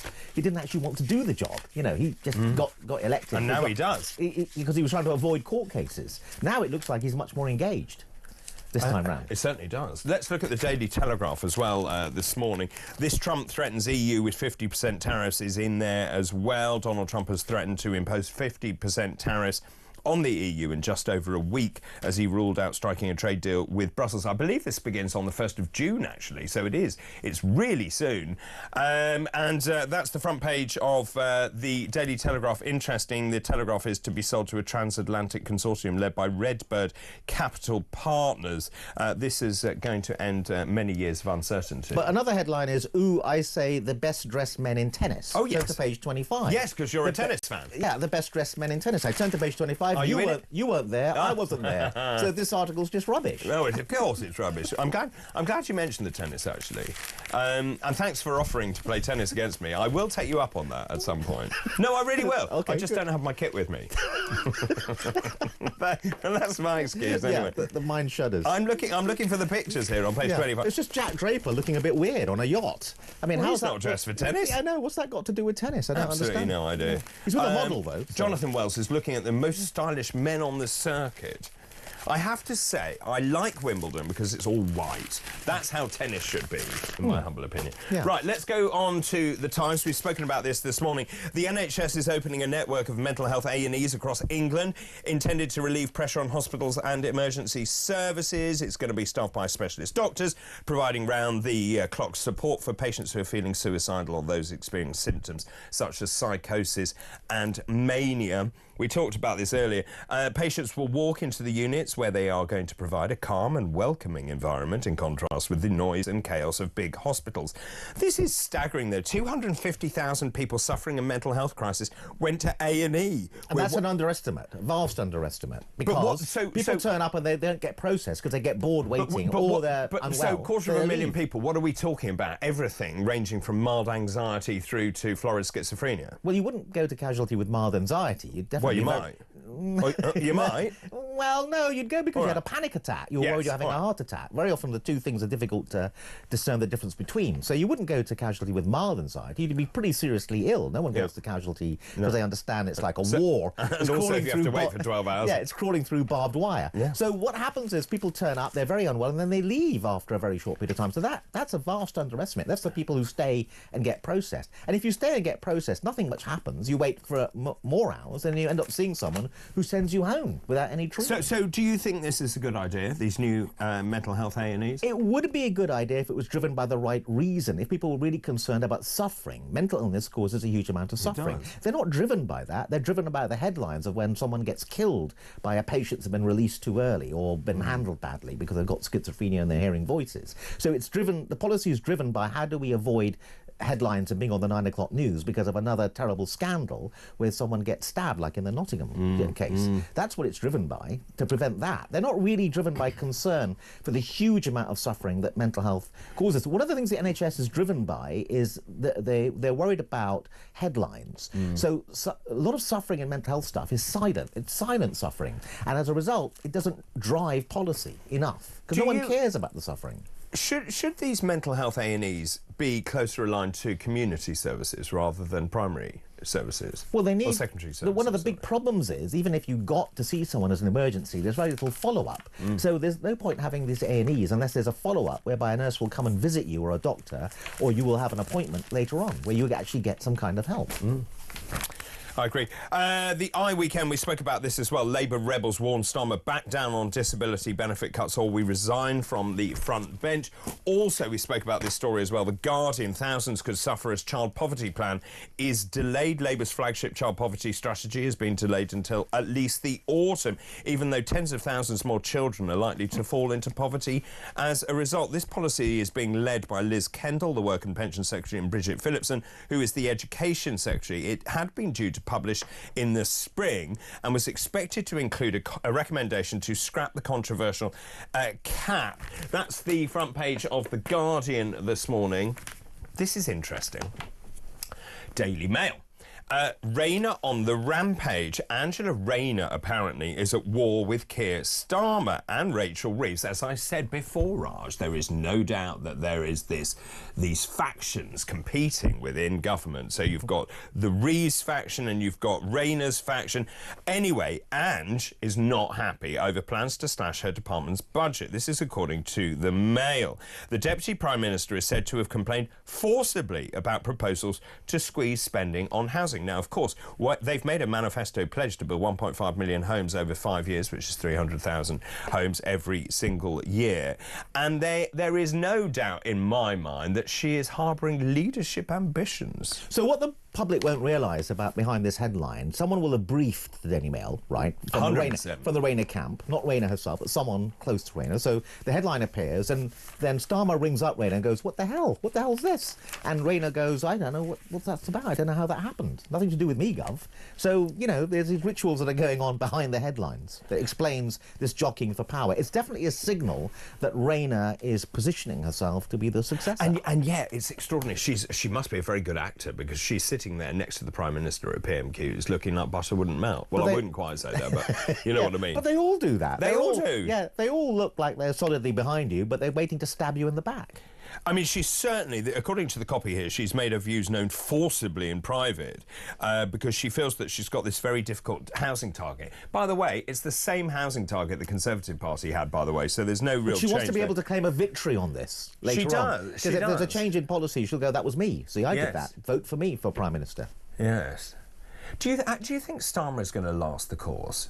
Well, I don't know. If they keep losing by-elections in the way they do, or council seats and so on, then maybe not. Because it's down to whether the MPs think they should... Well, we'll talk about that in a minute, because I think... hook their star to him or not. I think there are machinations happening off stage at the moment, but we'll talk about that in just a minute. So that's the Daily Mail. Then the Daily Express, get tested, Fergal's cancer shot. This is Fergal Sharkey on the front page of the Daily Express this morning. Read interview pages 4 and 5. Now, this is interesting. He went to the GP with a sore throat, was diagnosed with prostate cancer. That's a very thorough examination. Well, for a sore throat. Exactly. It's not exactly a presenting symptom of prostate cancer, I would say. He says he's doing well. He vowed to carry on his fight to clean up waterways. Literally. Fergal 66 made his diagnosis public to encourage men to get themselves tested for cancer. I mean, we go back to the same problem we've talked about multiple times with prostate cancer. The PSA test isn't a very good test. All it shows you is the level of PSA, but it is something you need to be aware of as you get older, and obviously if you have a family history, if you're a black man, then you're at high risk. Obviously it's a very serious issue, but I do have to take issue with the fact that a celebrity gets a diagnosis and then thinks it's the most important subject on the planet because it happened to them. The front page. Yeah, because it happened to them. Well, I mean, there are lots of other problems in the world besides that. I'm not dismissing the fact that prostate cancer is a very serious problem. It is. It is. Right, that's the Daily Express this morning. Then let's move on to the... Oh, you want to talk about this one, don't you? We'll come back to that, actually. Let's just do the Mirror. This is quite interesting. My Big Sister Kate and Me. This is James Middleton. The Princess of Wales' brother, James Middleton, has revealed how Kate has helped him through the darkest moments in his life. James, 38, said Kate was always there for him when he was struggling with his mental health.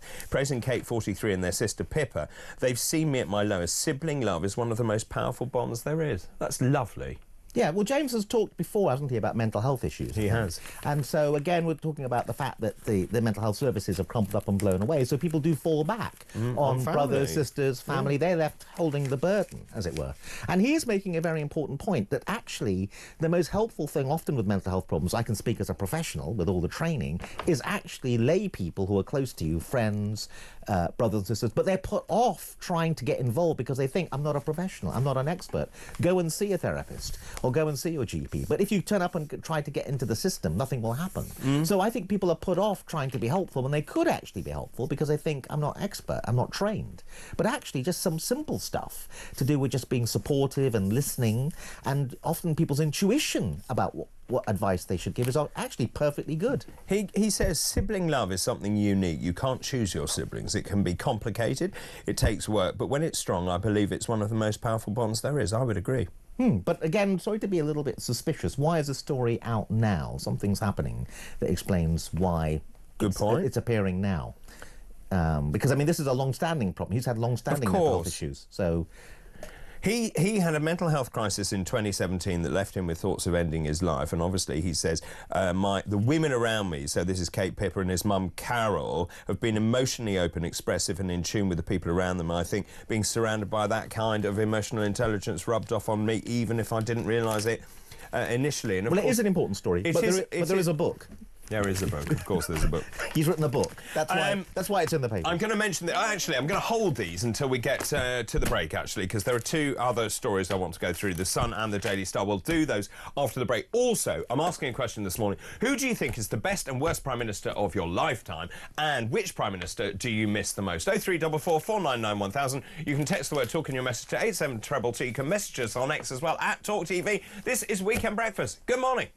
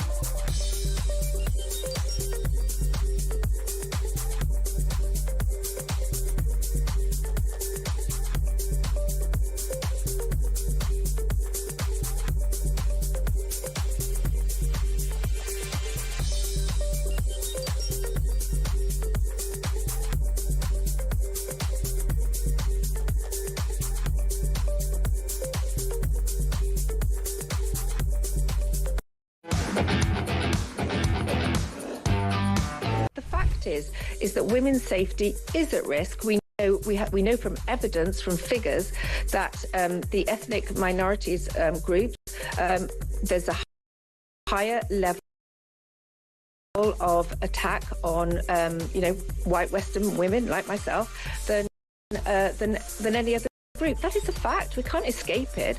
It just takes somebody like myself who's brave enough to stand up and say, we need to face up to these facts and do something about it.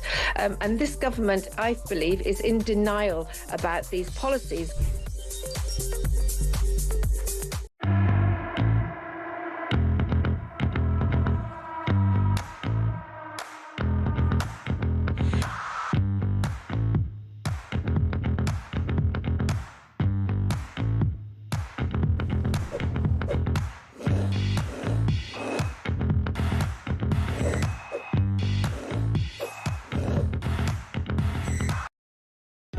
Across the UK, on DAB+, on your smart speaker, on your smart TV, and on your side. This is Talk. Wow, so many messages coming in. Right, Nan in Wales. Good morning, Nan. Good morning, David and Raj. Read Kemi and Raina ambition. I can save them all the trouble. Nigel Farage will be Prime Minister for decades. Best and my first vote was for Thatcher. The worst ever Prime Minister is Starmer. He's weak, fraud, puppet. Thank you for that. Good morning, David. Can I just say thank you for getting Raj on this morning? By God, we need him every day, with Keith on the rampage and think he's now a real estate manager. That's Louise. Good morning, David and Raj. Janice from a soggy Perth. Yeah, yes, it's not very nice, is it? Bank holiday weekend, of course. Of course. Of course it's going to rain. Of course it's going to rain. I've just tuned in, and I must say, Raj is looking very dapper this morning. Is he channeling his inner Del boy? Love the show. He thinks he looks really posh. I don't know how to break it to him. No, that's what I mean. He's not being Del boy. He thinks he's posh. Also, David and Raj, Andy from Notts. Good morning, gentlemen. David, I can tell you from experience, when I was at school in the 50s and 60s, that the excuse, I've forgotten my kit, does not work. You play in your pants. That is so true. I don't want to play against you in your pants. No, so that's It'll so true. affect my serve. No, it would absolutely distract you, let me tell you, Raj. That's true, that's true. When I was at school, I used to have to do boxing. It was compulsory, hated boxing. And so I would leave my kit at home, but they made you box in your pants. Wow, the old methods. The old ways, those old schools were, never did me any harm. That's right. No. You're completely normal. Completely normal. Right, let's move on to the Sun. Excuse me. Now, exploited Miss England flees Miss World. This is an extraordinary story. Miss England has quit the Miss World beauty pageant because she felt organisers were exploiting her. This is Mila McGee's walkout was put down to personal reasons earlier this week. She said she left India in disgust at being farmed out for rich male sponsors. She is the first Miss England to quit in the contest 74 years. Said, I went there to make a difference, but we had to sit there like performing monkeys. Well, what did you expect? Yeah, so I mean, the Sun. You got to say the Sun gets these stories that no one else gets. Yes, right? So that's quite impressive. It's a great story. Exploited Miss England flees Miss World. So she's complaining about being exploited in a Miss World contest, which many people would say is like complaining it objectifies women. Yeah. What do you think it's about? Well, it objectifies women. Yeah, but I do think it's interesting that she's left. It's the first time in the history of the competition. So I'm interested in as a psychiatrist, because obviously people who compete in these competitions tend to be young. Yes. Because there's a link between youthfulness and beauty, theoretically, at any rate. So this generational thing, I'm going to get into trouble with young people. They tend to bail. Our generation... Oh, yes, you just see it through, you see. It's like boxing in your pants. Yes, exactly. You just see it through. So, yes, she's paraded. I mean, listen, poor girl, I don't know what terrible thing happened, but what would happen in the past is you try to think about how do I make this thing work, you know, and hang in there as opposed to just leaving. So there's something about leaving which the younger generation seem to be very attracted to. And they leave before they turn up. Yes, they do. Or not turn up at all. Yeah, exactly. No, or check out emotionally, intellectually, check out way before. But the idea that when we reach difficulty, maybe we've got to engage and find a way to make this work. Yes. I mean, after all, she could have stayed and then complained, maybe, rather than leave and then complain. Or trying to effect change whilst she was there, saying, I'm not very happy about this. That's right, yes. Yes, you're right. Yes, she could have been a rebel. There's no staying power, that's the problem. As a result, she could have got more votes, because she says... She could have got... Yes, you see it all. She could have been a campaigner. She could have been a campaigner. Yeah. But I agree with you. You see things through. If you're going to do it, you do it and get on with it and then think about it afterwards. To be fair to the girl, I don't know what terrible thing happened to her, but... Well, that's true. But it's possible, I want to argue, that actually there was another option here, and that the younger generation, I'm going to get into trouble, tend to leave rather than fight it out. I think you're absolutely right. And finally, the Daily Star. It's not easy being orange. Apparently, Muppet Kermit mocked Orange Man Baby Donald Trump in a speech to students. Miss Piggy would have karate chopped him bigly. There is a lovely picture of Donald Trump dressed as Miss Piggy on the front page of the Daily Star. I just want to move on to something which is the Chagos Islands. Let's take a couple of voice notes next. First up is Mike talking about nationalised rail. And we've just found out that the first nationalised rail service is going to be a rail replacement service. Bus. Morning, Dr. David. Morning, Raj. This is Mike from Lancashire. Going on about the trains, nationalised and so on. I worked for nearly 30 years on the railway, both before they were nationalised and then they went private. Believe me, before they were nationalised, they were terrible. After they were nationalised, they did the best and stuff. It all gone so wrong, but believe me, nationalised railways will not work. Thank you, David. Great show. Cheers for now. What do you think to that? Well, I remember, and I'm sounding like an old man now, back in the day where you could have a lovely meal with white tablecloths and silver cutlery and stuff on the train. On a sleeper. It made the train journey really kind of... Lovely. Yes, decadent. Yeah, that's right. But I don't know if you can do that anymore. I'm not sure. I think there's one sleeper service left, actually, out of all of it. I think that's right, actually. And certainly in Europe, they do have those services where you can go through the whole of Europe and you enjoy it, and it's not at breakneck pace. Yeah. And you can actually enjoy your journey. That's a very interesting... Let's, move to Nick now. And I'm asking, who do you think is the worst Prime Minister? Morning, David. It's Nick Moore from Loughborough. Starmer is clearly the worst Prime Minister in my memory, and I'm a pensioner now. However, I don't think we're going to have to put up with him for much longer. I'll give him another 12 months, because Angela Rayner is on manoeuvres, clearly on manoeuvres. And with the backing of the left, the party will vote for her, and it will be very difficult to keep her out. And once she's in number 10, God help us all, we'll all be crying over the demise of Keir Starmer. Bring on reform. It's time they all went, David. Have a good weekend. Very good. Thank you, Nick. Really good to hear from you this morning. Let's take one more. Christine, good morning. Good morning, David. Christine from Weymouth. The best Prime Minister ever, Margaret Thatcher. She was there for the country, for the people, for our sovereignty. And naturally, the worst one is, I can't even mention his name, this duplicitous, fraudulent man in charge at the moment.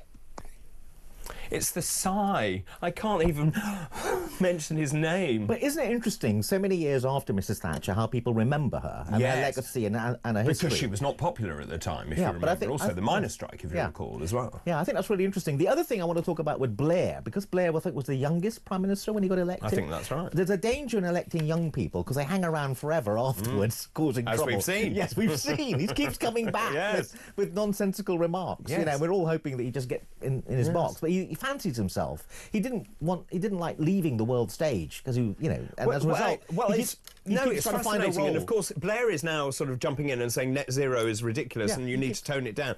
Well, hang on a minute. Where have you been? Yeah. And that's obviously from the Tony Blair Institute. Yeah. So he founds this institute and he makes lots of money. That's another thing. He makes a lot of money. So there's a real question about why do these people do the job? They do the job because they're thinking of the job afterwards, which is now it's become a license to print money, which is terrible. Mrs Thatcher stayed on as an MP after being Prime Minister. She had a sense of public service, which has been lost, I think. Again, I want to emphasise she's not popular with everyone. No. But there was something about the fact that she was drawn to national public service. She actually tried to make the country a better place. Whether you think she was misguided or not, there was something about her philosophy which is different from making a fast buck, which is what the others are doing on speaker tours and stuff, and founding an institute that attracts donors, which is what Tony Blair has done.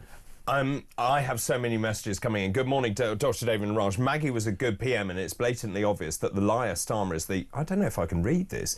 Can I read this? The crappiest crap Prime Minister that the word crap can be attached to. That's John in Rugby. Not a fan. What do you really think, John? Let me know. Don't hold back. Don't hold back. Don't hold back, exactly. Give it to us straight. Best Prime Minister, this is PJ in Suffolk, Mrs T. The worst Prime Minister, Boris. That's why we ended up with Starmer. And Best Prime Minister we never had, John Redwood. Very interesting question. That is interesting. Best Prime Minister we never had. Yeah, let's do that one as well. Best Prime Minister we never had. Let me know your thoughts on all of that. And one more, Lisa. Good morning, David and Raj. Re the Chagos Islands. I haven't heard anyone discuss, is there a way of reversing the Chagos Islands deal? I know I'm probably clutching at straws. Well, funnily enough, we're going to talk about that after this break. This is Weekend Breakfast. Good morning.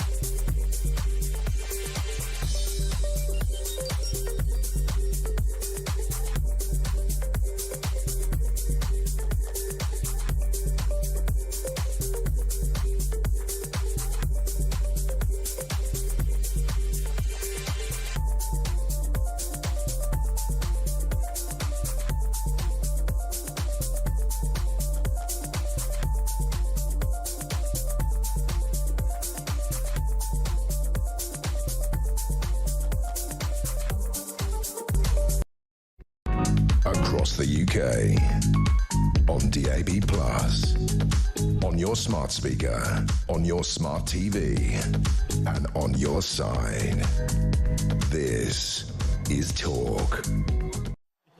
Feed a cold starve fever, Dr. Raj. Is that right? That is right, yes. My dissertation, actually, by the way, was on that. Good morning, welcome back to Weekend Breakfast. Just discussing feed a cold starve fever.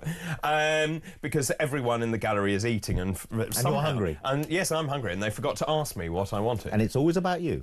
Well, quite. Right, you can leave. Right, good morning, great show. This is Helen and Ken Manning.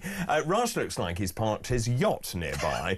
Trey Sheik, worst Prime Minister is Starmer without a shadow of a doubt. Best Prime Minister, Churchill. That's Helen in Norfolk. Yeah, how old is she? We said in her lifetime. That's what the question was. Yes, well, I don't know. I'm not going to ask a lady her age. Okay, all right. David. Oh, yes. This is another one about you playing your pants. Keep all those messages coming in, please. I'm asking this morning, who's the best and worst Prime Minister of your lifetime, and who do you miss? What was the other question? Who do you think is the best Prime Minister we never had? Yeah. 0344 499 1000. You can text the word talk in your message to 87222. Let's talk about the Chagos Islands now. This is extraordinary. Keir Starmer, talking about terrible prime ministers, his deal to give away the Chagos Islands will cost the UK up to £30 billion. Now, the Prime Minister, this is on Thursday actually, was accused of lying to the public. That's a pretty out there statement, as he announced the agreement to give the Indian Ocean island chain to Mauritius and rent it back as a key military base.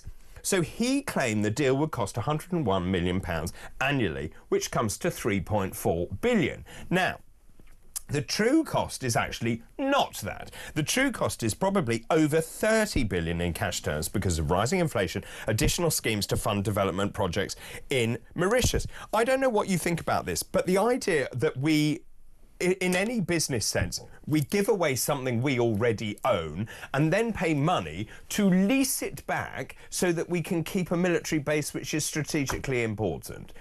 Yeah, well, as a psychiatrist, I'm worried about it because what does it reveal about the people that are running the country in terms of their ability to make a good deal? So we're in trouble as a country in terms of making stuff the rest of the world wants to buy. But one of the things we do have is bits of the world, a legacy from a long time ago that we still have, very valuable bits of real estate that are strategically very important. Yes. So you would have thought you'd find a way to leverage that in a more profitable way than just giving it away and then having to pay for it. So, I mean, one of the problems he faced with the Chagos Islanders, who do feel hard done by. And the United Nations has complained. Was there not a possible deal where you could have moved them back, but retained the base and leveraged the place in some sense, in a more positive way, than giving it to Mauritius, who have close ties with China? But the Chagosians I saw interviewed are so upset that actually it's being relinquished by the United Kingdom, and they see this as a massive betrayal of the Chagosian people. Yeah, because they're giving it to Mauritius. The Chagosians aren't clear that the Mauritians are going to be at all helpful. And Mauritius apparently is close to China. So one of the issues is, have we really just given it to China without realising? Well, yes, we have. And of course, Keir Starmer says, well, there's a legal case and of course we're going to be forced to give it away. No, of course not. That was absolute rubbish. But also, I was just looking at these figures. So the government says it's going to cost £3.4 billion. We're now being told it's actually going to cost, what, £30 billion? And so, according to this article, which number is correct? The short answer is both of them. The reason for that is the government has decided to use a mathematical sleight of hand. The £30 billion is what you get if you add up the cash value of every payment, uprating some for inflation at 2% a year. But essentially, what they are doing here is they're referring to what is called net present value of a series of payments. So, if you want to put a single figure on the cost of a policy spread over many years, you translate each year's spending into present-day values. This is the net present value. It's a sleight of hand. By the way, the government never uses that metric ever until they want to show they're not spending very much money. In which case, it does look like they were rather keen to get it off their hands. Yes. And the question is, why is that? So is there stuff about this deal that we don't know? So a big clue in the title, secret military base, right, in the middle of nowhere. What else went on there that we don't know anything about? Was there secret nuclear testing? I don't know. But did something happen that we don't know, which means they were keen to get rid of it because something had happened in the past? But we're not getting rid of it. We're keeping it. But we're leasing it back. Which means we don't actually actually take responsibility anymore for it. The Mauritians will. So my question is, remember, all the pictures you see of this place, right, are from a long time back, and they're from far away, and we never seem to have met anyone who served on a base there who can tell us what's really happened there. So I'm concerned that something happened there that we don't know about, hence the term secret military base. What went on there? It's a very remote part of the world. OK. Is that why we're so keen to get rid of it? There's something about this deal that we don't know that's relevant, is the question I'm asking. I mean, the other relevant question, which we've had from various people, is can this deal be undone?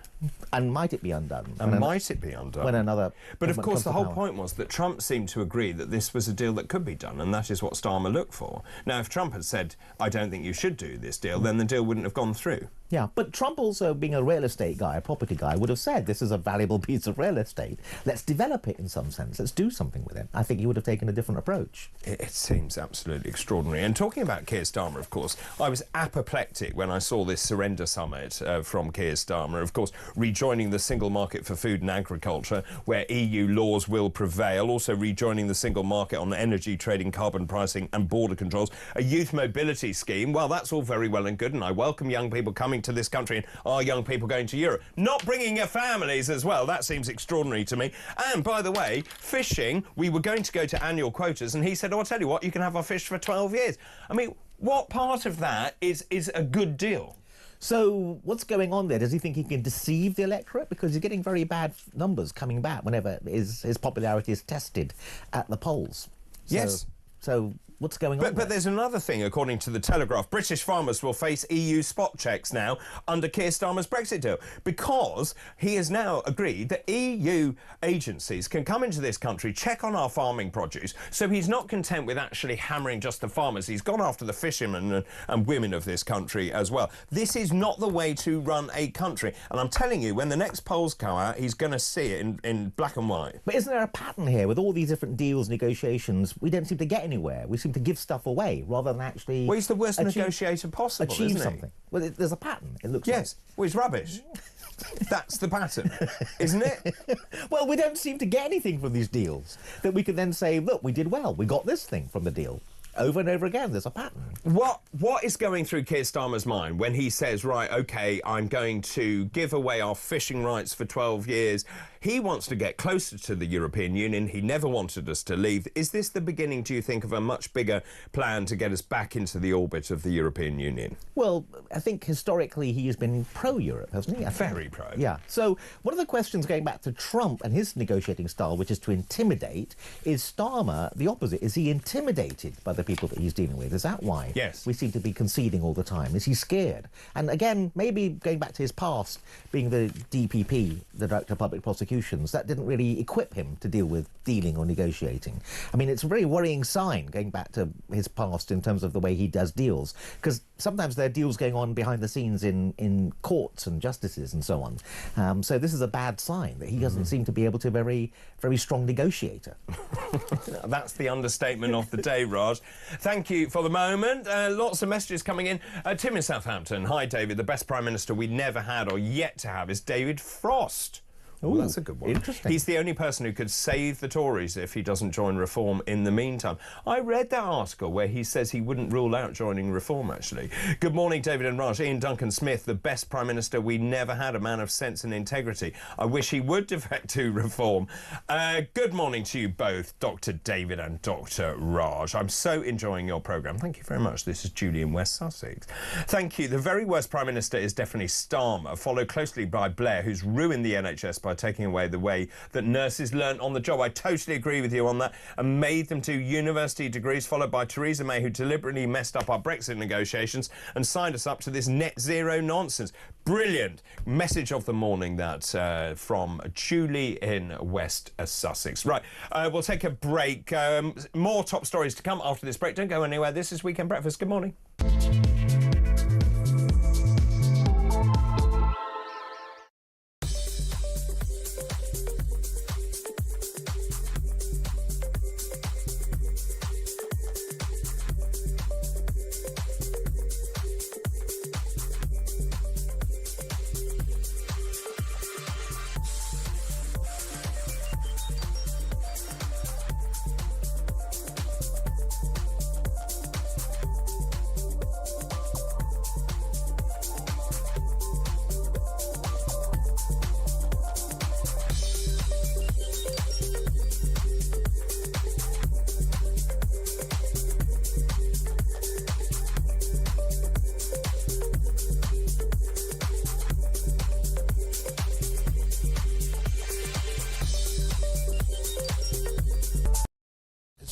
real conversations we should be having about the types of people that are coming here, and more importantly, where they are coming from. Whether not everybody has the same liberal outlook that this country has. You know, they have different views on women, different views on minorities, and their politics, they don't just leave it at Calais when they get on a little dinghy and come to the United Kingdom. They bring it with them. That's why you get pro-Gaza MPs. That's why you get this Derbyshire Derby mayor, you know, brandishing an AK-40. That's why you get this in our politics. Sectarian politics is back with a bang, unfortunately, for want of a much better phrase.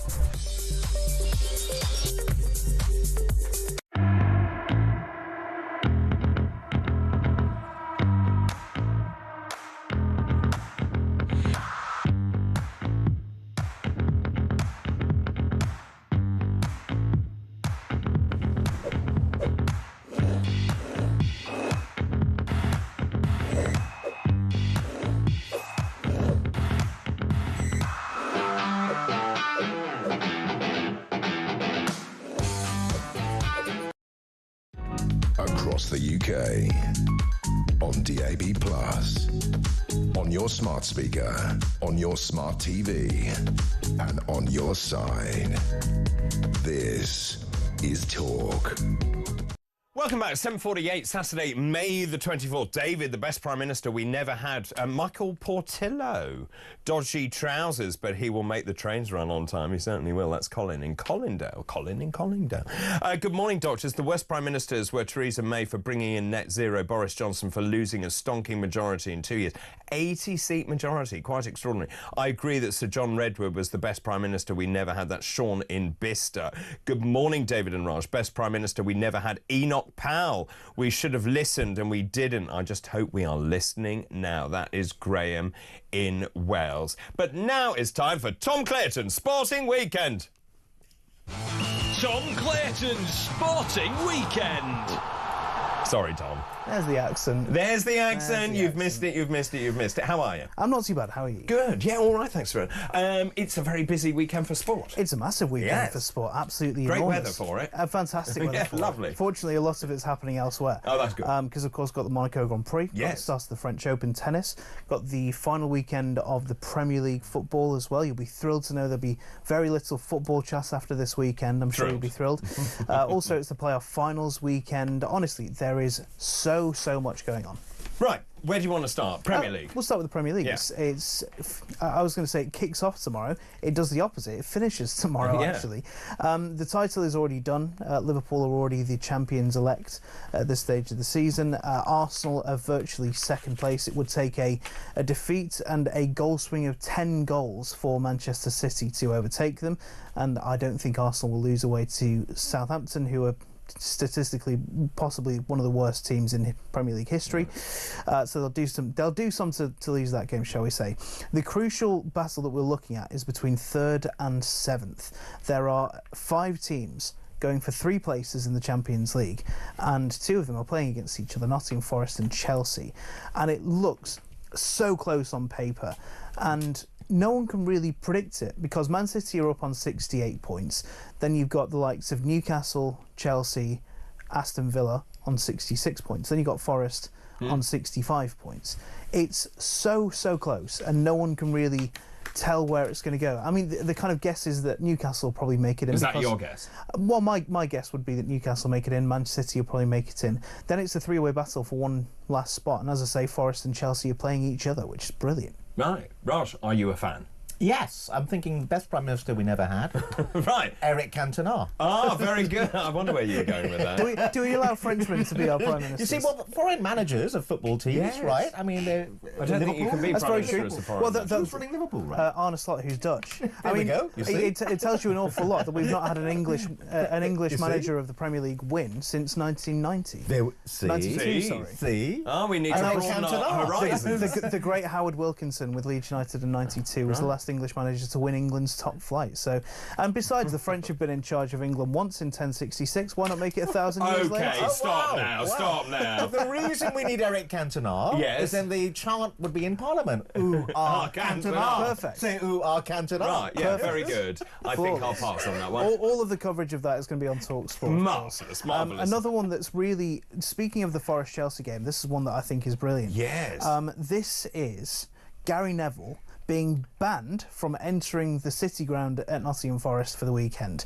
He'd been put on commentary duties for the game against Chelsea. It's going to be live on Sky Sports tomorrow. Right. And when Sky applied for press coverage, they said no, because Gary Neville's not allowed in, because he's criticised the owner of the club and the club itself, and Gary Neville has been unceremoniously booted out and not allowed into the stadium. What sort of criticism? Well, this is the thing. So after one of their recent matches, they drew 2-2, I think, against West Ham.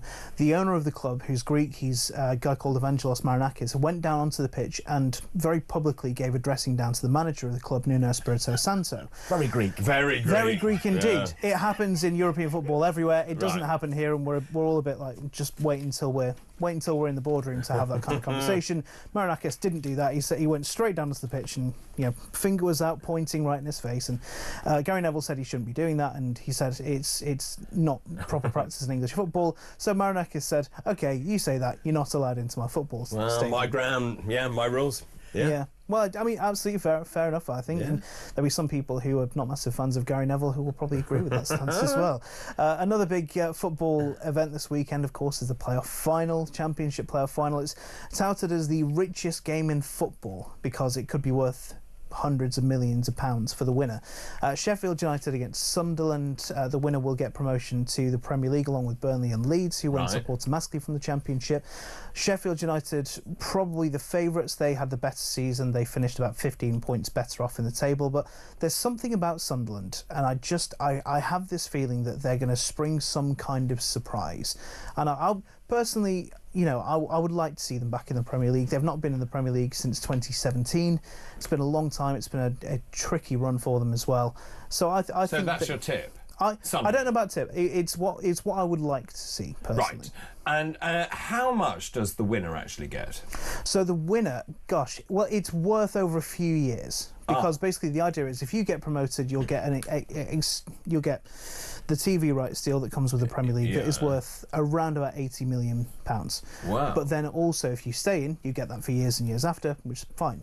If you get immediately relegated, you get something called parachute payments. So you get 50% of that, which would be worth about 40 million, and that's a sliding scale down to after 3 years. So if you go up, you're sorted for the next 3 years. Virtually. Nice. So but it shouldn't be about the money. No, it absolutely not. It shouldn't be about the money. Absolutely not. It's about the prestige of playing in the Premier League. And, yeah, of course. Yeah. And the money. And getting beaten 7-0 at Manchester City. Right, yeah. And Monaco Grand Prix. Now, I've been in Monaco when the Grand Prix took place. It's quite something. Oh, it's phenomenal, isn't it? But it's incredible that they pull these cars around that are, the size of a human wide. Yeah. And they pull them around these streets that are so narrow. Tiny. And, of course, it's smaller as well with the barriers up. And the noise, my goodness. It's phenomenal. It's absolutely phenomenal. It's one of my bucket list items to go to the Monaco Grand Prix, of course. But it's such a spectacle as well. It's one of the great jewels in Formula One's crown to go to Monaco, to have the prestige, have the glitz, have the glamour. Of course, they had a fashion show with all of the drivers involved. That's very you, Raj. And absolutely, and this, I would not turn an invitation down. Oh, no, and I imagine the hospitality is rather marvellous. Phenomenal. Imagine going to hospitality and thinking, I know where we'll go to hospitality. We'll go to Casino Monte Carlo. Great idea. Not a bad place at all. No. So yeah, Monaco Grand Prix tomorrow, and that's. But the best way to arrive is on a yacht. Of course, on a yacht, and you're dressed for it, so that's fine. Perfect. You are dressed for yes. it. Yeah, everyone keeps saying you look like you arrived on a yacht. And then finally, if we can, the French Open. French Open, excuse me, begins this weekend. Yes. It's a bit of an interesting one. Carlos Alcaraz, the defending champion, he's the second seed behind Yannick Sinner, the controversy chasing Yannick Sinner, who's just been back from a ban for doping. He's going up against Arthur, if I can get this one right, Rinderknecht, I think it is, who's French. I've been practicing that pronunciation. You did it very well. Thank you. Second seed Alcaraz taking on Giulio Zeppieri tomorrow as well. Right. And a big hope for Jack Draper, British player, come on, Jack. Who's the fifth seed. Done really, really well, got himself up in the rankings. Been playing in untold semi-finals, quarter-finals, finals this year as well. He's taking on Mario Bellucci in his first-round match tomorrow. He's got a tough draw, though, because in his side of the draw, he has all of Sinner, Djokovic as well, and fourth seed, what's his name? Sasha Zverev, who was in the final last year. So it's going to be tough. And is Emma Raducanu in? She is, She's been yes. doing well recently. She's been doing okay, yeah. She's taking on Wan Xinyu of China. Okay. That's also tomorrow. So the way that it works is the first half of the draw will play tomorrow, then the second half of the draw will play on Monday. They'll kind of alternate it, so they get a day between games. Because, of course, they go to 5 sets. It's on clay, so it's a really tricky surface to kind of navigate. So. Absolutely. And, of course, Tom, on the front page of the Daily Telegraph, I say the best-dressed people in sport, in tennis, actually. You can read that on the front page of the Telegraph. Raj is all over that because he's playing tennis later on. Tom He's dressed for it as well. He is or a yacht. Tom, thanks ever so much. That was, of course, Tom Clayton's Sporting Weekend. Tom Clayton's Sporting Weekend. Yes, tennis is on the agenda today for you, Dr. Raj. Yes, playing on an indoor court, I hope. I think that's actually wise, don't you? Yeah, that's right, yeah. French Open, are you a fan? Yeah, I love watching all sorts of tennis. I went to the Miami Open. That's why we ended up on a train to Frankfurt. Of course. We're trying to get to Miami. You know Miami is nowhere near Frankfurt. You know that. Yes. Yeah. We were panicked, you know.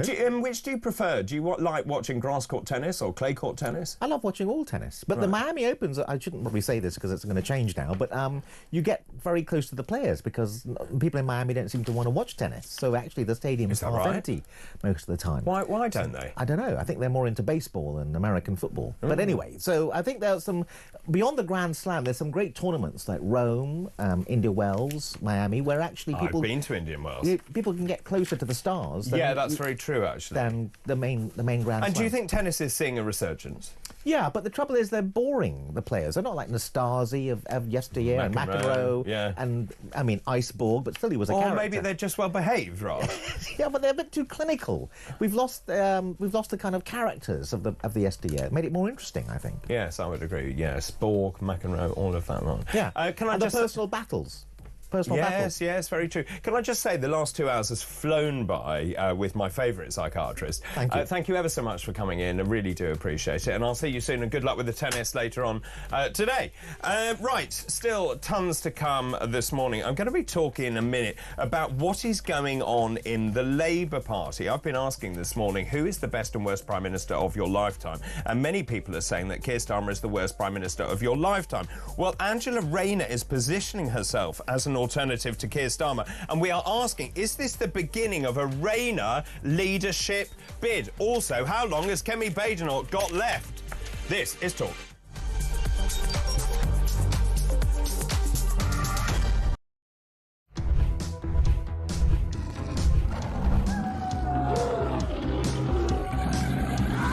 We've just been talking in the office here about how many of us have been attacked at some point or other by some form of flying beast or any wildlife. I mean, so we'll take your stories this morning.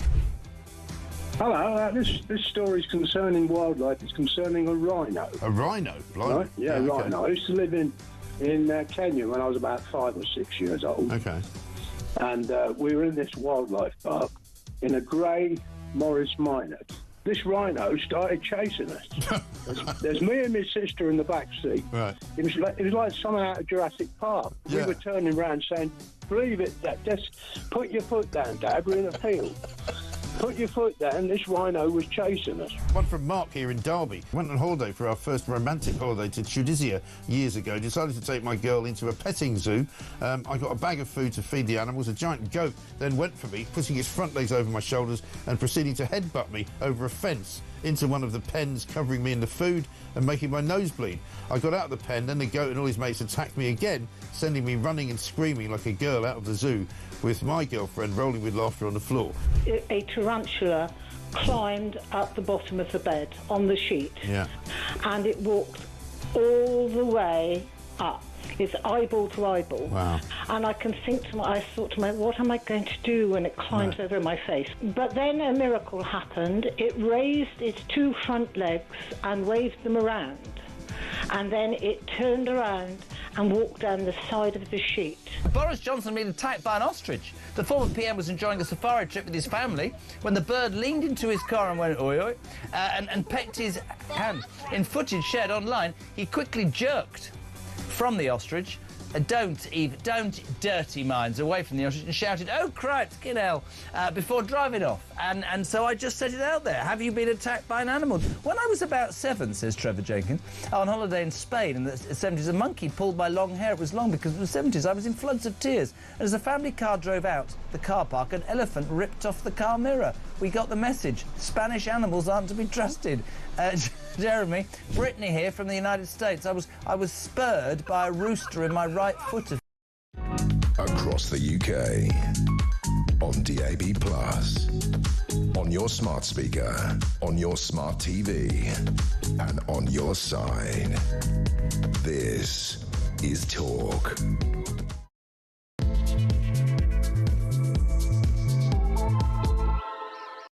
Hello, very good morning to you. Just after 8 o'clock on Saturday, May the 24th, I'm David Bull, and this is Weekend Breakfast. Great news, though. It's Escargot Day today, a day that honours the French dish of cooked land snails. Now, they're often served as an appetiser and usually cooked with garlic, with butter and with wine. Now, they are a little tricky to eat, so they're served with special forks and tongs. And if you haven't tried them, then peut-être today, c'est aujourd'hui to have l'escargot. Snail, snail, crawling on my knee. Snail, snail, he likes me. Snail, Wow, snail, snail. It's International Tiara Day today as well, a day that celebrates the timeless elegance of the headpiece and the glamour and beauty it brings to one's head. your last to my tiara, my one, your plastic bazooka. Why can't we be? And also, happy birthday to Bob Dylan. He turns 84 today. The American singer-songwriter is one of the best-selling musicians of all time. He was awarded the Nobel Prize for Literature in 2016. Wow, quite an accolade. Happy birthday, happy birthday, happy birthday to you. Well, talking of birthdays, it's also Eric Cantona's birthday today, I'm just being told. Right, let's move on to this morning's and this hour's fascinating facts. Today's fascinating facts. Wow, on this day in 1969, the black and white minstrel show at London's Victoria Palace closed after competing 4,354 performances over a period of 7 years. On this day in 1976, British Airways and Air France Concords arrived at Dulles International Airport, Washington, D.C., having made their first commercial crossing of the North Atlantic. And on this day in 1978, Princess Margaret, the sister of Queen Elizabeth II, was divorced from her husband, Lord Snowdon, after 18 years of marriage. And those are this hour's fascinating facts. It's the David Bull weekend. Rise and shine bright. Catch the buzz with real talk in the morning light. Well, I was enjoying the tunes. Good morning, welcome. 5 minutes past 8 on Saturday, May the 24th. Let's just whiz you through this morning's papers. This broke last night, but the FT, it's not normally where I would start, but the FT, Trump threatens the EU tariffs of 50%. Donald Trump yesterday said he planned to impose a 50% tariff on EU exports for the next month, adding, talks with the bloc are not going anywhere. He increased his threat to upend global trade. Now, this is obviously intensifying the trade war with the EU, barely 2 weeks after the US agreed with China to slash tariffs. Now, what I find interesting about this is he posted on Truth Social, which is his social media platform, our discussions with them are going nowhere. So I'm going to recommend a straight 50% tariff on the European Union starting, wait for this, on the 1st of June. This is extraordinary because it would be more than double the rate the US president announced for the EU on April the 2nd and could reduce German GDP by 1.7% over 3 years. Many people are saying, well, thank goodness, that proves why Brexit is important, because we have a 10% tariff compared with the EU, say, at 50%. The same story also in the Telegraph. Trump threatens the EU with 50% tariffs. We're going to talk about this in just a second, actually.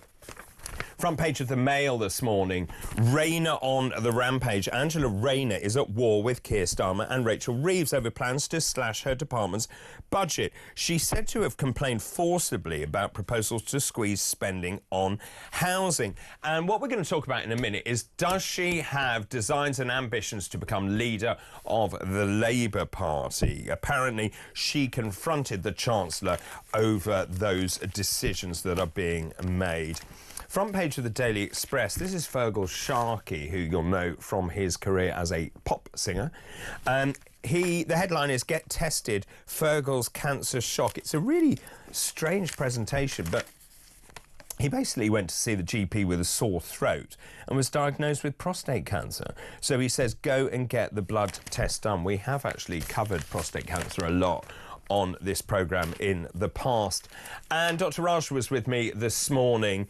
The Mirror, My Big Sister Kate and Me, the Princess of Wales' brother James, has revealed how she helped him through the darkest moments in his life.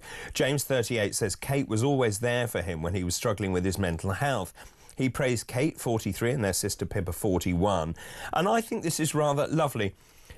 They have seen me at my lowest. Sibling love is one of the most powerful bonds there is. I think that's a rather lovely story, actually, and that is the front page of the Mirror this morning. Let's talk, though, more about Angela Rayner, because there is no doubt that the Labour Party is fracturing at the very top. I don't think there is much love lost between Angela Rayner and Rachel Reeves. Joining me now is Simon Danchuk, who's a former Labour MP. Good morning, Simon. Good morning. This is really interesting, actually. Angela Rayner seems to be positioning herself as a credible left-of-centre alternative to Keir Starmer. Allies of the Housing Secretary, who is also, as we know, Deputy Prime Minister, also insisted she had nothing to do with this leak of the internal government memo. This is where she's actually said, right, here are some tax rises. I'm going to go back to this being truly left-of-centre. Lots more tax rises because the public aren't suffering enough. Yeah, I mean, Angela Rayner is clearly on manoeuvres, as we say. She's looking to replace Starmer when he's on the cusp of going. And it's probably her only opportunity to become Prime Minister, because I can't imagine Labour MPs wanting to go into a general election with Angela Rayner as leader. I don't think she's far too left-wing for that. But hang on, can I just pick you up on something you said? You said on the cusp of Starmer leaving. Is he going to leave? Oh, well, not immediately, perhaps, but he's certainly under pressure. He's the most unpopular Prime Minister we've had in a very long time, and that's going some. The backbench Labour MPs are clearly exceptionally unhappy. And you've got to remember that a lot of these Labour MPs are newly elected, so they're not familiar with how things work in Parliament. And they've come in, they're getting a lot of stick from the public, quite rightly, whether it's over the Chagos Islands, cuts to benefits, I mean, winter fuel payments. It's a long list of grievances that the public have, and they're letting their Labour MPs know it, quite rightly. And that's putting Starmer under a lot of pressure. I would be amazed if he leads Labour into the next general election. And yet, can I just ask, I mean, you know the characters involved here, but Keir Starmer, does he realise that he is so disliked by pretty much all sections of society? And when I look at everything he's trying to do, he started with the winter fuel allowance, he's come down really heavily on farmers, now he's obviously done a Brexit surrender deal, he's basically given 12 years of fishing rights to European fisher people. I nearly fell down the stairs when I heard that announced. Every policy he turns to, whether it's the Chagos Islands, for example, that he is paying money, huge sums of money, to lease back an island that we already own. None of it makes any sense. I completely agree with you. I've been giving this a lot of thought, actually, in recent days. I actually believe he doesn't care, that he has an agenda, and we all now clearly know what that agenda is. What's the agenda? He is an internationalist. He's a globalist. That's why he's giving the Chagos Islands back. That's his view. It's decolonisation. That's his worldview. We can't deny any of this anymore. And on every policy, whatever you look at, he's just simply getting on with it. He's very pro-Europe. He wanted to take us back into Europe. And what we've seen there very recently, as you've just pointed out, is that we're moving closer to Europe. And I don't think he cares very much about what his backbench Labour MPs think of him. He's just getting on with forwarding his agenda. I think it's catastrophic for the country. People, I don't think, realised what they were voting for, and there must be a lot of regret from the last general election, no doubt about that. Well, indeed, the polls show that there is. I mean, I cannot understand what Starmer is doing. The idea that essentially he has surrendered to the European Union. We know how good they are at driving a bargain, but essentially dynamic alignment on phytosanitary standards. He's also capitulated on fishing. For example, the latest story is they're going to let people from the EU check on our farmers in this country. That is not Brexit. No, absolutely. And for all Kemi Badenoch's faults as leader of the Conservative Party, where she does get it right is by saying that Starmer just cannot do a deal, whether it's with the United States, whether it's with the European Union, whether it's over the Chagos Islands. He does a terrible deal for Britain. And we're not just talking terrible, we're talking catastrophic. I mean, it's costing us billions. He's exceptionally good at spending taxpayers' money in terms of giving it away, not so good at giving it to our pensioners. It does seem extraordinary. So just in terms of his own longevity, what will be the tipping point? He has a huge majority.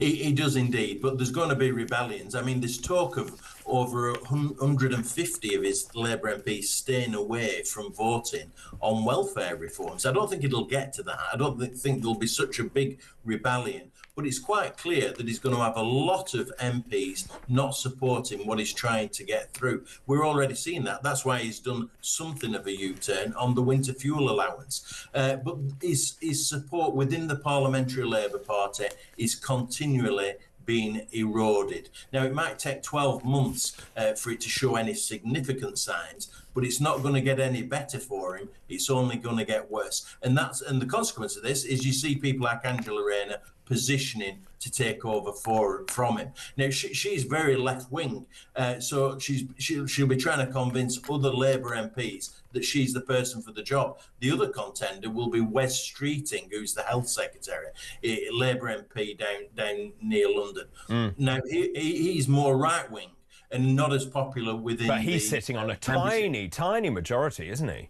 He is indeed. He's got a significant problem because, as the polls are showing, he won't hold on to his seat. But now there will a lot of Labour MPs come the next general election. So just in terms of Starmer, if I can just finish on that thought, does Starmer realise that he's very unpopular, do you think? I think he must know. People must be telling him this. He can see the headlines in the newspapers. I mean, some prime ministers don't read the newspapers, do they, quite deliberately?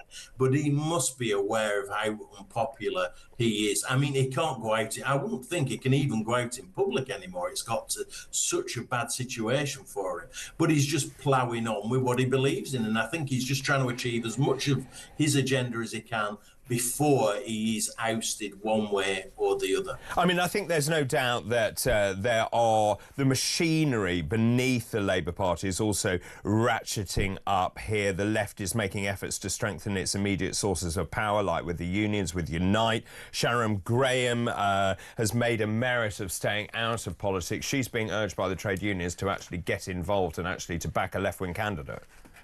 Yeah, and I'm not surprised by that. The left in the party will be exceptionally upset. Cuts to international aid and putting the money into defence won't be very pleasing to many on the left of the party. And Angela Rayner has not been treated well. She's supposed to be Deputy Prime Minister. You wouldn't know it. She was given a target of building 1.5 million houses during this Parliament. An unrealistic target. Nobody can achieve that. So she's been sidelined to a great extent. As for the memo, which she started this conversation with, I mean, her team quite clearly leaked to that to show her left-wing credentials. Let's tax some more. That's what she was saying in the memo. Certainly was. If we look at the latest voting intention, though, this is carried out by Techni UK. Reform at 30% now, Labour at 22%, Conservative at 17%. I mean, that's a dire... I mean, it's bad for Labour. I'm still amazed it's that high. But for the Conservative Party, this is disastrous. Down one again, 17%, just 1 point ahead of the Liberal Democrats. And there's another story in the Times this morning. Grassroots Conservative Conservatives are planning a move to get rid of Kemi Badenoch after the local elections left the party's activist base depleted and depressed. They apparently, the association chairman, are understood to be considering a confidence motion against the Tory leader. This is very similar, if I recall, to what happened to Theresa May in 2019. Yeah, absolutely. You know, just for your listeners' benefit, I live in Westminster, and I'm in and around Westminster all the time, meeting Labour MPs, Conservative MPs, everybody else.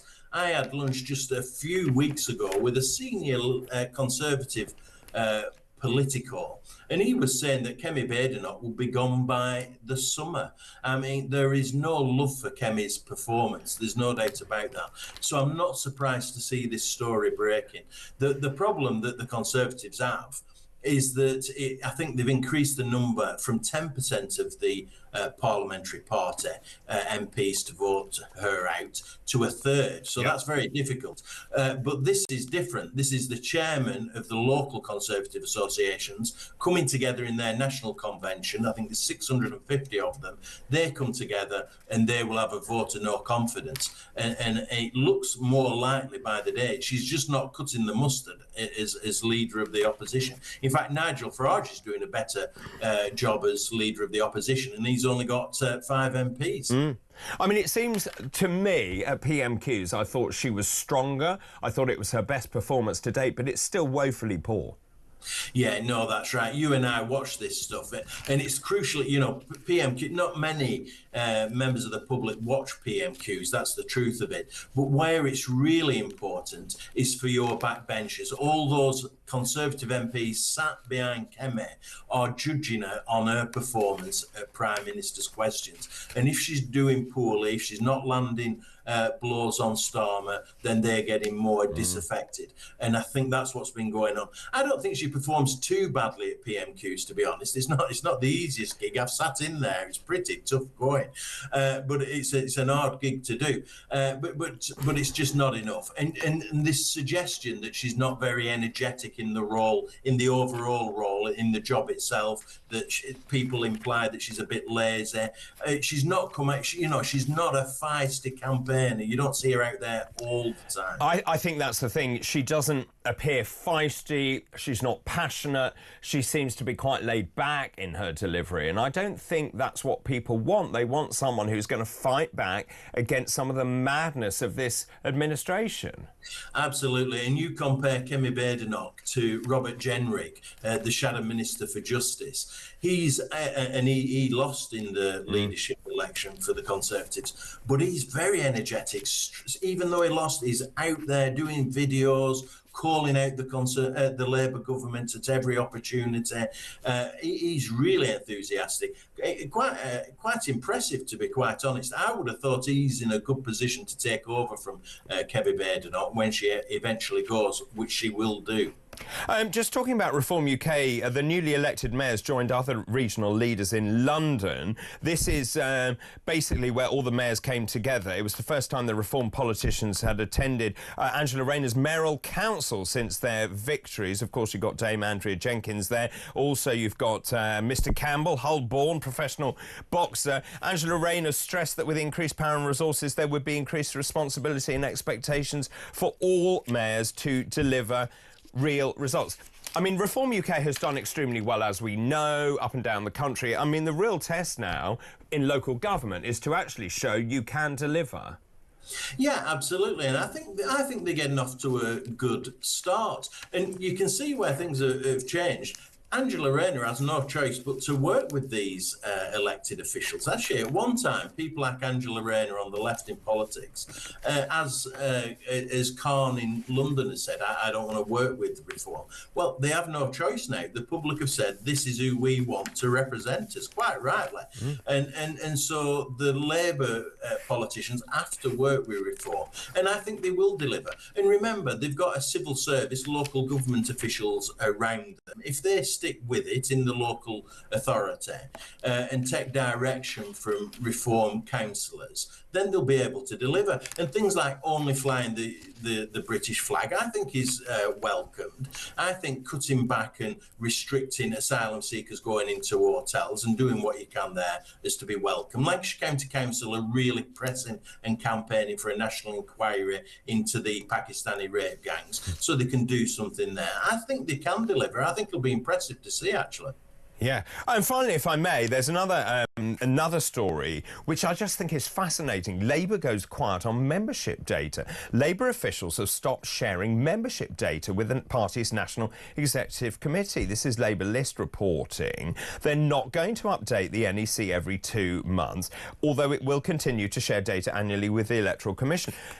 Do you think the Labour Party is frightened that Reform UK is about to overtake them?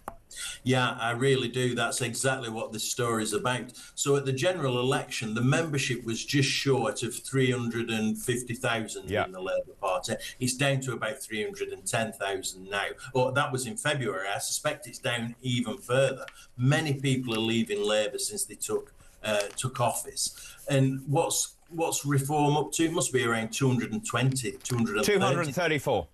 Yeah, exactly. So they're going in one direction, which is up, and Labour membership numbers are going down. And so they've stopped sharing their membership numbers with their National Executive Committee so that it doesn't get leaked. I think you'll see Reform membership overtake Labour membership, certainly in the next 6 months, if not sooner. Simon, it's always a great pleasure to talk to you. Thanks ever so much for your time this morning. That's Simon Danchuk, former Labour Member of Parliament. Lots of messages coming in. David, I love your weekend shows and usually agree with most of what you say, but in your earlier conversation with Simon Danchuk, you said fisher people. I did. I said fisher people. No, no, no, David. No more woke language. I'm sorry, fishermen, fisher women. I stand corrected. Good morning, Dr. David. Sir Keir Starmer, the worst Prime Minister. Angela Rayner, hold my beer. Sean in Bicester. I'm asking this morning, who's the best and worst Prime Minister of your lifetime? And which Prime Minister do you miss the most? The number 0344 499 1000. You can text the word talk and your message to 87222. David, did you just say fisher people? I've got that from Jane as well. Oh, sorry. I was being PC. David, I love your show as usual. Do you think that, what's this one about? I'll read that in a minute. Fantastic show. I love Dr. Raj nearly as much as you. Reference worst Prime Minister, I would say all of them since Maggie. Best, I would say Maggie and John Redwood, as he should have been. That's Louise. Miss Prime Ministers over the years, Enoch Powell, Michael Portillo and Widdicombe. Ian Duncan Smith, the worst, Starmer, best, Maggie by far. Thank you, David, for jolly programme, as always. Regards, Pamela. Thank you very much for all of those messages. Who's the best, who's the worst Prime Minister of your lifetime and who do you miss the most? Right, time for a break. After the break is our head-to-head. Joining us this morning, Judith McMinn, who's founder of Raison, and Luke Hildyard, author of Enough, Why It's Time to Abolish the Super-Rich, and director at the High Pay Centre. That's still to come. This is Weekend Breakfast. Good morning.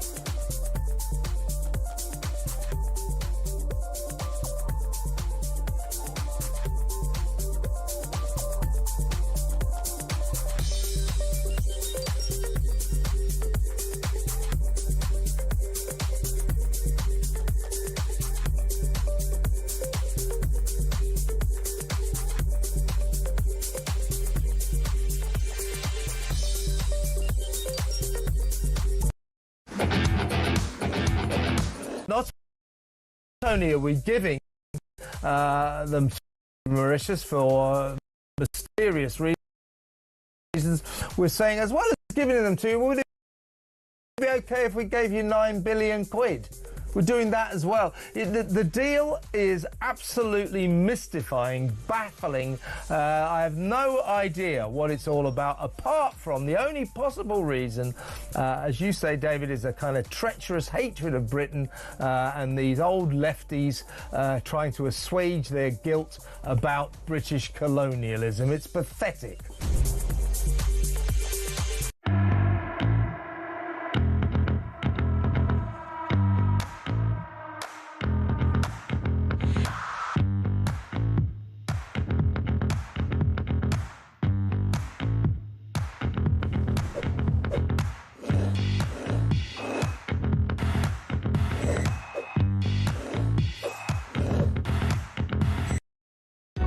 Across the UK, on DAB+, on your smart speaker, on your smart TV, and on your side. This is Talk. Welcome back. This is Talk 8:26 on Saturday, May the 24th. I'm David Bull. Good morning, David and Raj. He's gone to play tennis. Both of you looking very sharp this morning. It's Michelle from Altrincham here, born in 1966, so I remember Margaret Thatcher well. Like her or not, she had guts, grit and a backbone, which are qualities sorely missing in today's government. As for Keir Starmer, I am honestly lost for words. I find him utterly unfit to lead. He inspires nothing but disappointment. And the thought of Angela Rayner walking into number 10, well, frankly, it makes my stomach turn. If Labour ends up seeing out a full term under her, this country is in serious trouble. Thank you, Michelle, for that. Good morning, David. The best Prime Minister we'll never have is Ben Habib. That's Barry. Thanks for that, Barry. Good morning, David and Raj. I remember when the railways were nationalised, they were rubbish, like all nationalised industries. Look at British Leyland. Best Prime Minister was Maggie, obviously, says Peter in my neck of the woods in Suffolk. David, the worst Prime Minister was the spiteful Mrs May, who single-handedly destroyed our police force and law and order. David, says Samantha, no one is mentioning Churchill, the greatest Prime Minister of all time. Also, David, good morning. I'm old enough to remember Winston Churchill in wartime, but more in peacetime. My favourite Prime Minister is any Conservative Prime Minister. My worst would be any Labour Prime Minister, but the best of the best would be Mrs Thatcher. And the worst of the worst is Keir Starmer. It's extraordinary how many of you are saying the worst Prime Minister is Starmer. That's Michael in Birchington in Kent. Jane E. James. Hi, David. My current status and lifestyle is thanks to Margaret Thatcher. As a single parent in the 90s, I lived in a council house. When I met my now husband in 1992, we went on to buy our house with a 50% discount as we had been tenants for almost 16 years. Our health cards have been dodgy, but we worked hard and we paid off the mortgage and we've now retired by the sea. Keep all of those messages coming in, please. I'm asking, who is the best and who is the worst Prime Minister of your lifetime? And actually, who do you miss the most? Which Prime Minister would you most like to see back in this country? The number 0344 499 1000. You can text the word talk and your message to 87222. You can also message us on X as well, at talkTV. But now it's time for Head to Head. Head to Head.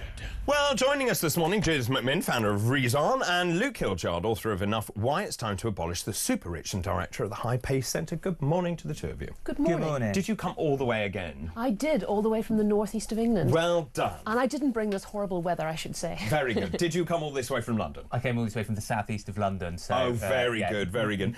Should we? Well, we've got lots to talk about, actually. Let's start talking about Angela Rayner. This is really interesting. Keir Starmer. Actually, let me start with that. Keir Starmer. It is extraordinary that everyone is saying he is the worst Prime Minister we have ever had, whether it's the winter fuel allowance, whether it's actually being unpleasant to the farmers. Then he's given away 12 years of fishing to the European Union. Everything he seems to touch turns to be a disastrous move. Is he the worst negotiator ever? He is the worst negotiator ever so early in a government.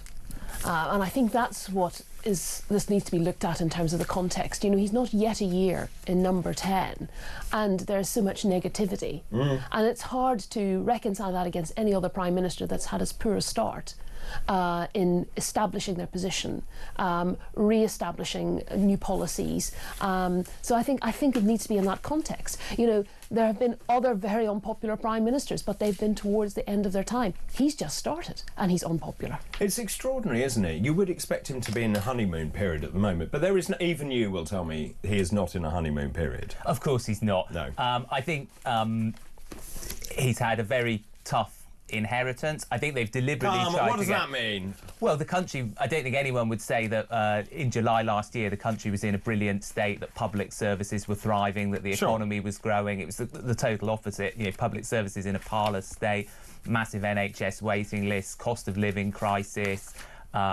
issues with law and order, schools with the roofs falling in.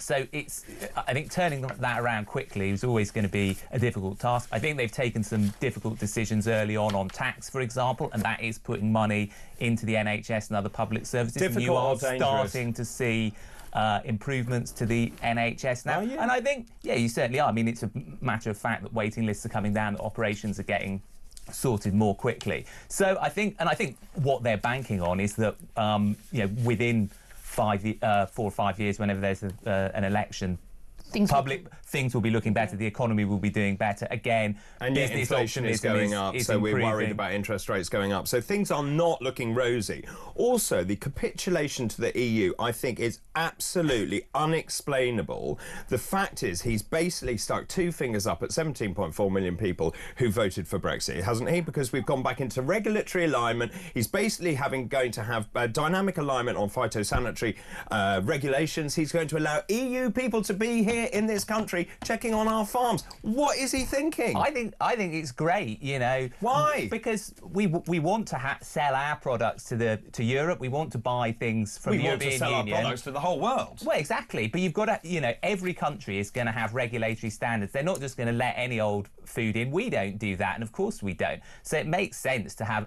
agree common standards with other European countries. It saves governments spending money, each of them developing their own standards that make it difficult for producers to sell globally. So I think this is great, and that's why virtually all the business groups have welcomed it, and why all the economic analysis says it's going to make going to bring a lot of money into the UK economy. I think it is important to say that these spot checks, these EU spot checks, are only and as required. So I think and we should be very proud of our British produce. Yes, we should be, we should be encouraging people to come and look at how we're doing things and doing things well. And I think that's got a bit lost. I think let's not focus on the EU spot checks. Let's think about the quality of the British produce that we can now sell, hopefully with less trade barriers and frictions to the EU market. OK, I am just deeply concerned that he's rejoined the single market for food and agriculture. EU laws and courts will prevail. That's a problem for me. Rejoining the single market on energy trading, carbon pricing, border control, that's another problem. Youth mobility I don't have a problem with, as long as you don't bring your families. But the fishing, I think, is absolutely abhorrent. I think the fishing is, and I think a lot of people will be surprised at 12 years. That's a long... I nearly fell down the stairs. I'm not kidding. I heard it on the radio. That is a long time, and I think that's galling to a lot of the public to understand how was that figure calculated. Is that a sweetener to... Well, even the day before he'd said it would be a year, annual negotiations, and then overnight it went to 12 years. Yes, and that seemed a very big push that he took. Just in terms, let's just suppose that, and we know that actually the Labour Party isn't very keen on Starmer at the moment. There is definitely a sort of power play going on. Angela Rayner is positioning herself as a credible left-of-centre alternative to Keir Starmer, as we've seen that she's been briefing out these notes in the national press where she's talking about increased tax rises. She said she had nothing to do with the leak of an internal government memo in which she said Rachel Reeves needs to raise taxes rather than reduce spending. Is Angela Rayner on manoeuvres, do you think? Well, it's an interesting comment about the leak. I wonder who it did come from, if she's saying it wasn't from her. Well, it came from her, didn't it? Well, of course it came from her. But I actually think her submission to Rachel Reeves was very sensible. I mean, if a government is making tough choices, it has to look at what it's doing very carefully. I mean, last week we had the Sunday Times rich list come out, shows that the richest 300 or so families in the UK hold wealth about 700 billion, which is equivalent to the value of about a third of UK GDP. We did some analysis at the High Pay Centre that showed that if the wealth of an ordinary family had increased at the same rate as a rich list entrant over the past 20 years, the ordinary family would be more than £250,000 better off. So there is great wealth in Britain. You could tax people more effectively and get money into public services that way. And whether you agree with that or not, I think it's right that Angela Rayner asks Rachel Reeves to be looking at it very carefully. Sorry. Yes, Angela Rayner has to press, and I think some of this is right as part of her job, but some of this is personal. Manoeuvre. Some of this is personal positioning to be seen as the left, a wing of the party, and running against Starmer and Reeves. I mean, certainly from what I've heard, that many of those Labour MPs are deeply worried about their own constituencies. At the end of the day, they believe that Starmer is going in the wrong direction for them to keep their seats going forward. The question is, who would be a better leader? Would it be Angela Rayner? Would it be Wes Streeting? He has a problem in Ilford North because his majority is quite so low. I think Wes Streeting has real charisma, and I think he has got a huge brief with the NHS, and if he can turn that round, if he can show tangible progress in terms of what he's doing there, that will give people confidence that he can take on the Prime Minister brief. But he has a personality. Is he a more credible Prime Minister than Angela Rayner? In my opinion, yes. I think he's got more appeal. I think he has, perhaps less political experience, but I think he's got more charisma, more appeal, and he is, differentiated from Starmer. I think one thing that's interesting to note is that if you look at all the past Labour leaders, Corbyn, Miliband, Brown, Blair, Kinnock, Foot, Callaghan, I'm trying to remember them all. Very good. That's very impressive. So 6 of the last 7, they all resigned after losing a general election. It's not a sort of Labour habit to stab the leaders in the back. Yeah, fratricide doesn't happen. It's not like the Tories, where most of them have gone outside of a general election in recent times. So I think it would be quite out of character for them to dump an election-winning Prime Minister, and I don't see it happening. I don't think it will happen, but I think there's a growing unease and a growing noise. I think there's a growing unease. What do you make of this, though? Labour officials have stopped sharing membership data with the party's NEC committee. Luke, what do you make of that? The fact is they're not going to update the NEC every 2 months, which they've always done. What's behind that? Well, I think that's obviously because the membership's falling, and particularly contrasts with Corbyn, who did excite, whatever you think of him, he did excite a lot of people, a lot of young people who previously hadn't been engaged with politics, and obviously the Labour membership went up a lot in his era, and it's clearly plummeting now, so they're just not wanting to share bad news. And obviously, is there a sense here that, I think you're right, actually, they don't want to share bad news, but obviously they don't want it to be juxtaposed with Reform's numbers, which are going up and are now sitting at 234,000. Well, I think it's more driven by Reform than it is anything else, because it's a bad news story and Reform numbers are rising, and they simply just don't want to share that and expose their wound. Should we just look at the latest polls, and maybe you can shed some light on what you think is going on here? This is the latest polling, which was done by Techni UK. These are changes compared with the 14th and 15th of May. Reform now on 30%, up 1. Labour at 22%, so staying the same. Conservatives down again, -1 at 17. Lib Dems at 16, Green at 9, and SNP at 2. What are your thoughts on that movement? Basically, last week I showed that based on the YouGov poll, which was last week, where Reform had 33%, so this is slightly different. They came out with Reform having 309 seats and Labour having 138 seats, down 273. Look, I think it's very hard to reconcile those polls with seats, because a lot of seats are won on local issues. But I think by-elections particularly. Yeah. And I think what's really important here is the mood with Reform. Now, Reform have a period of time until the next election and on the back of their local government elections to show that they can deliver, and they are more than sound bites. And that is really now the test for Reform. Can these mayors who've been elected on that ticket, can the councillors who've been elected on that ticket deliver?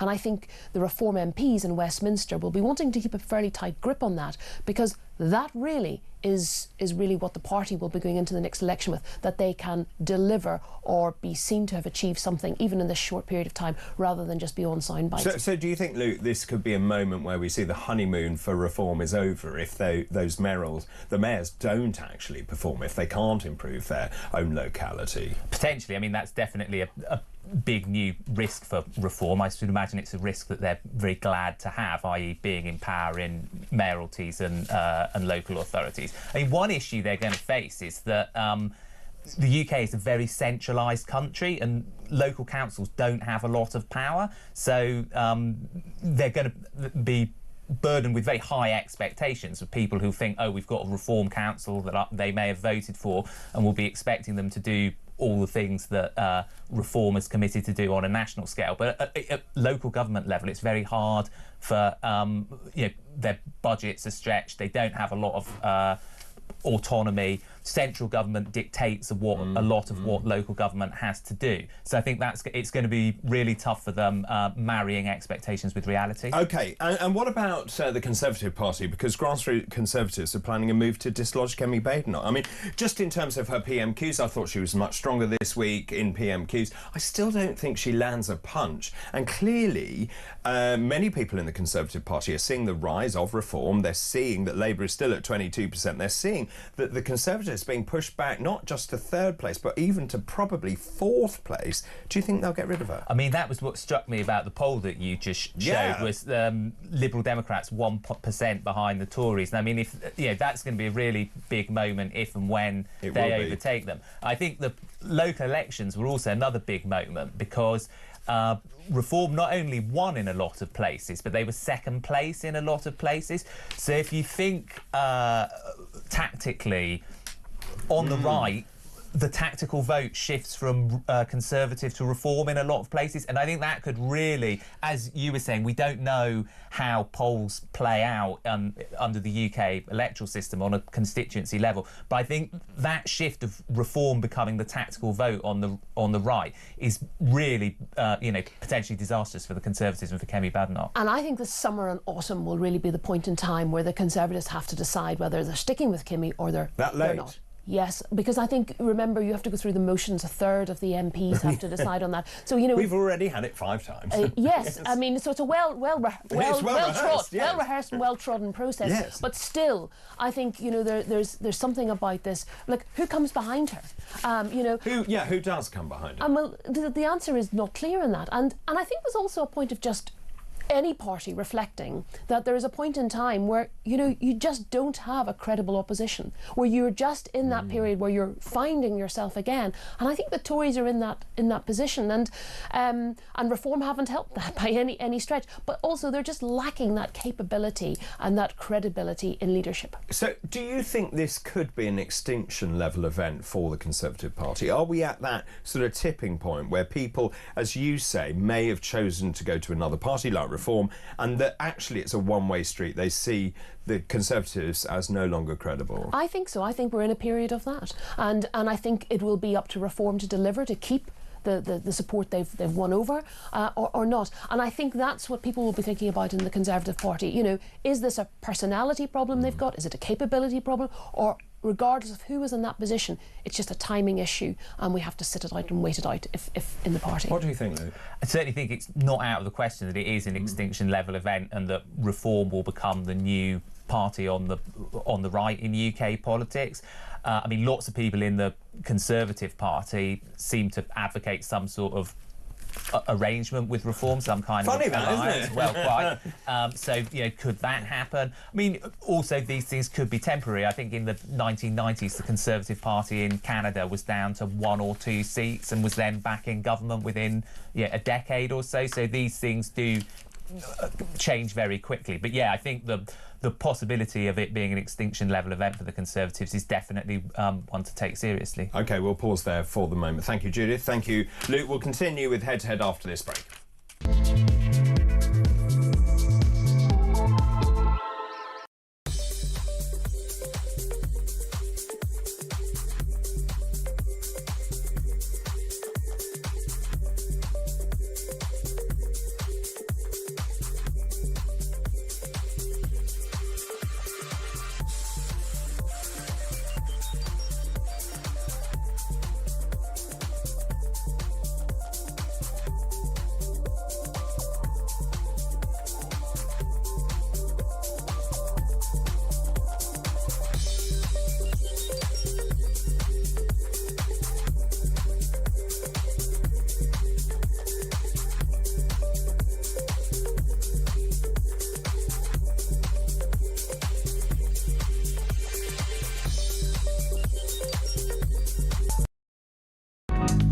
across the UK.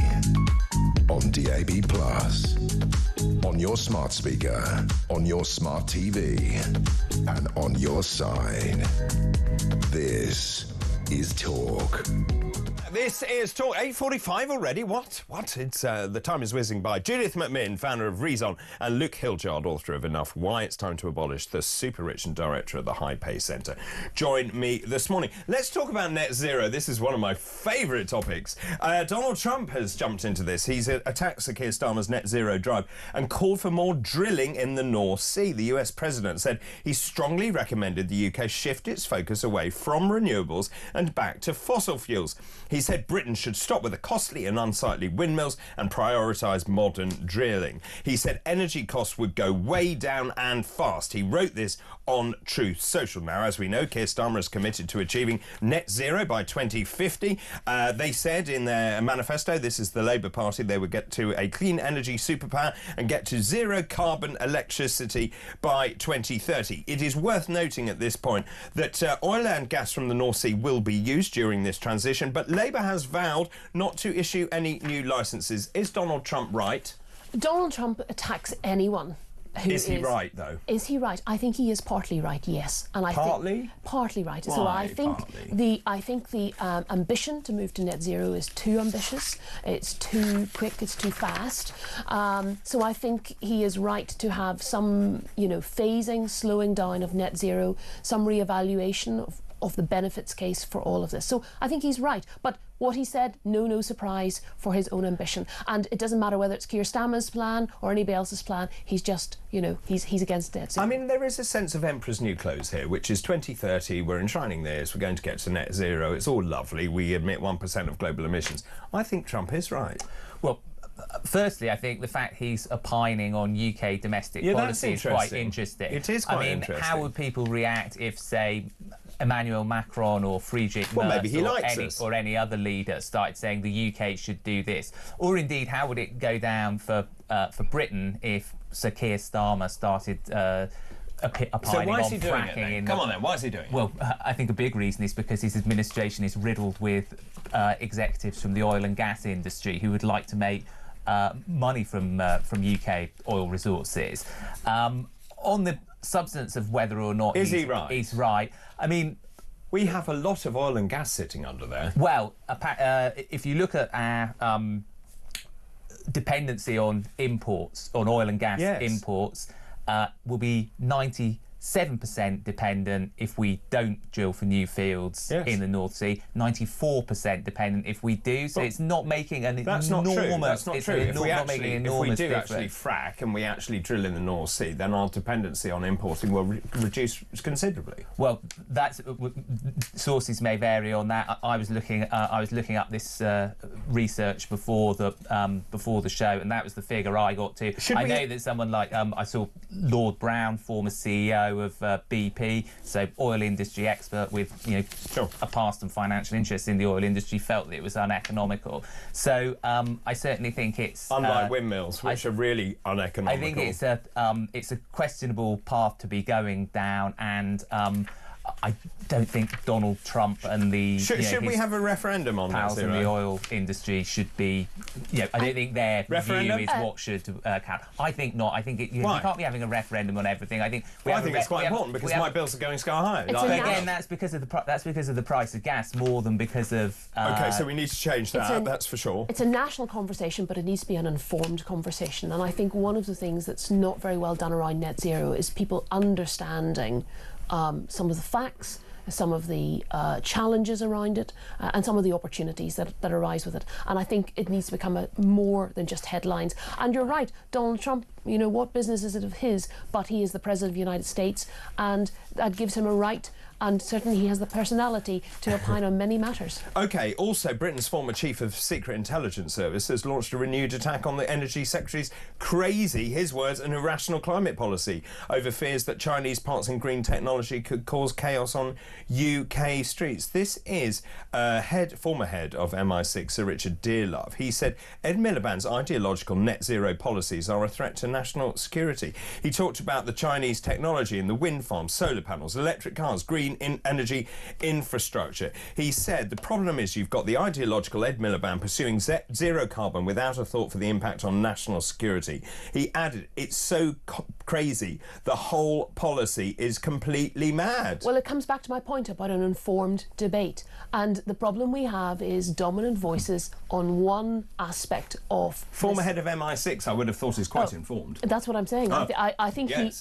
that's a voice we need to hear more about. I would That's agree. a consideration we have. And national security is a part of this. But what overtakes this debate is, it's good for the environment. It's better for our future. And this is much more complex. Which Trump switch? I mean, the security implications of climate change are pretty massive. I mean, there's a big... I mean, there's a... Hang on, but there's a big link. we've got all these Chinese-made chips in all our cars, for example, traffic lights. We've got it in security systems. That is a threat to national security. Well, that's about, revitalising British manufacturing. That seems to be a separate issue to net zero, and actually the green technology revolution seems to me to be a big opportunity to do that. But the point I was going to make about climate change is that it's going to trigger all manner of crises in countries that are less able to deal with them than we are. I mean, the situation in Syria that's been going on for interminably, it seems, for in recent decades, links back to poor harvests and rising grain prices and stuff. And if you've got those countries which aren't that far away from us, experiencing fragility and upheaval, that's going to have security ramifications for Britain as well. But isn't the government's primary responsibility to its nationals? Our energy prices are far too high. They're the highest in the Western world. And for many people, that is the straw that has broken their back. Without doubt. Without doubt. And this is why it needs to be an informed debate and a phased debate. And, this is the time where, Ed Miliband and others need to sit back, step back and understand all of the considerations beyond just the high-level ideology. He's going to go, isn't he? I think he'll go. I don't think he'll see the end of this term. Will he go? I mean, I don't know the intricacies of Labour Party imaginations. I think he's probably very popular with the membership and with young people. I don't think so. I think Ed Miliband, sorry, are we talking about here? I think, and particularly what he's doing on for the environment, I think he has a big constituency of supporters. So I'd be quite surprised. I think it would be very mega controversial. It would be making and creating an issue for Starmer that he could probably do without. Okay. I think he needs to deliver on something or be clear on something, and I think he needs to take a more balanced view of what he's delivering. But I would be surprised if he's still in role at the end of this term. Right, we'll pause there for the moment. Fascinating comments. Judith McMinn, Luke Hilljob will return after this break. This is Talk.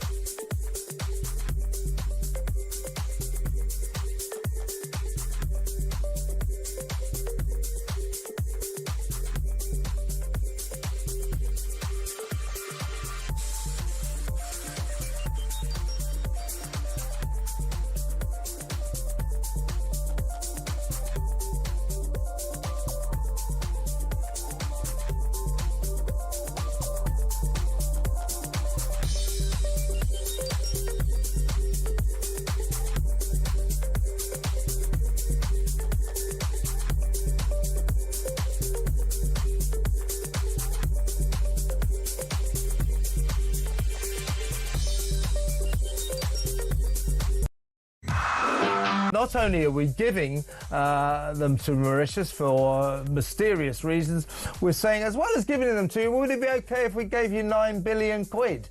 We're doing that as well. The deal is absolutely mystifying, baffling.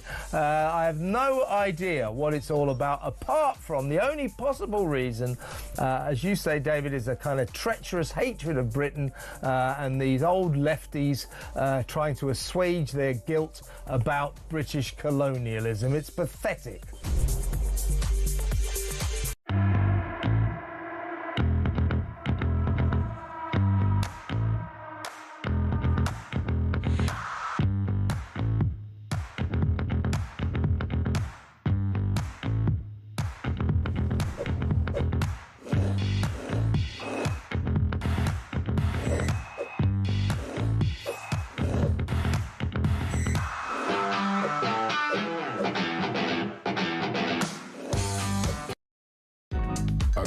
the UK. On DAB+, on your smart speaker, on your smart TV, and on your side. This is Talk. This is Talk 8:55. I'm joined by Judith McMinn and Luke Hiljar. We're just discussing various topics for Head to Head. This is interesting. In the Telegraph, Jeremy Clarkson has given an interview where he says in the past 20 years Britain has fallen off a cliff. You have to read through a lot of text here, but he said Britain's standing, he says, is rock bottom. There are other countries in the world that have lost more standing than we have, but in the last 20 years it has fallen off a cliff. London is really suffering, I think. You see streets and think, God, this was thriving not that long ago. It's all boarded up and charity shops. As you walk around for the first time in all of London, you're conscious about being on your phone. It's a big change. It's socialism. The sewage doesn't work. Mobile phone coverage has got worse. The potholes. I'm sounding like an old person now, but it is shocking. I don't know what they do with all the money. Is Britain broken? I think so, and I think Jeremy Clarkson is speaking for a lot of people with that comment. You know, Jeremy Clarkson represents a lot of views. He meets a lot of people in the course of his work. He's been involved in the public conversation for a long time. I think he's well entitled to make those comments, and I think there'll be a lot of people watching and listening today who would agree with him. But that's happening not only just in London, but in their local high street and in their local towns. I think you're right, actually. Luke? Yeah, I mean, I was slightly struck by the comments. I mean, how does... I can't imagine Jeremy Clarkson uses the NHS much. I don't know if he uses the... Well, I suspect he's probably got the money to go private. I'm guessing, yeah. I think lots of people do. I mean, it doesn't matter how much money you have. You know, you're still entitled to use the NHS. Still entitled, but I suspect he's not the sort of person who's he's going to be mentioning potholes. He's talking, 8 a.m. But he's talking about phones being nicked, potholes, the demise of society, the fact he doesn't feel safe out in the streets. I think there's definitely a lot of truth in that. I think the causes of that, I mean, the decline of the high street, for example, is because of online shopping largely. People being on their phones a lot is that point he was making. I think that definitely fracturing society, social relations. Yeah, I mean, you know, what you do about that does he want to ban people from using phones? I think it's a social comment, actually. Is what he's making. I think, and as I say, I think there's some validity in it. I think I'm always a bit sceptical about someone who, as I say, probably doesn't use the NHS, probably doesn't use state education. He definitely doesn't use public transport, and I suspect he himself has done very well over the past 20 years. And maybe that's part of the... He's worked hard. He pays tax. I like him. I love his shows. But I just sort of think his capacity to sort of speak to the problems of Britain from his massive mansion are... Well, I don't know, he's running a farm. He's running a farm. He has a pretty good idea. I mean, he said he's given his reasons for why he bought his farm, and I don't think they're to raise the standard of British agriculture. It's more to do with his own tax liabilities. But Judith, final word. I think Jeremy Clarkson has probably raised his own profile in being involved with the farmers, and regardless of his motives for buying a farm, he is a farmer. And he is producing, and he is impacted by the inheritance tax change. Yes. And he is engaged and speaking to a large, vast part of the country, farmers and farmers' families that are involved in this. So I think his comments this morning, I think they're heard like everybody else that's involved in public profile, and I think they should be listened to. And I think a lot of people will agree with him. I think a bit part of the problem is that people with his level of wealth and profile get listened to a lot more than people who are experiencing the kind of problems he talks about. Maybe people should listen to farmers and fishermen and women far more than they do. Luke and Judith, thank you very much. That was today's Head to Head. Right, still so much more still to come. Don't go anywhere. After the break, I'm going to be talking about the economy. I'm going to be joined by Justin Urquhart-Stewart to talk about the tax rise warnings that are emanating. Also, Starmer's pay deals will increase taxes, and all about inflation. This is Talk.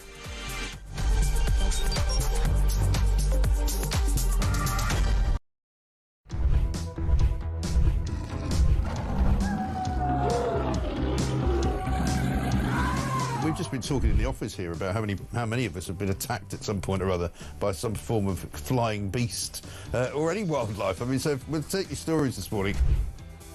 Hello, this story is concerning wildlife. It's concerning a rhino. A rhino? Right? Yeah, rhino. I used to live in Kenya when I was about 5 or 6 years old. Okay.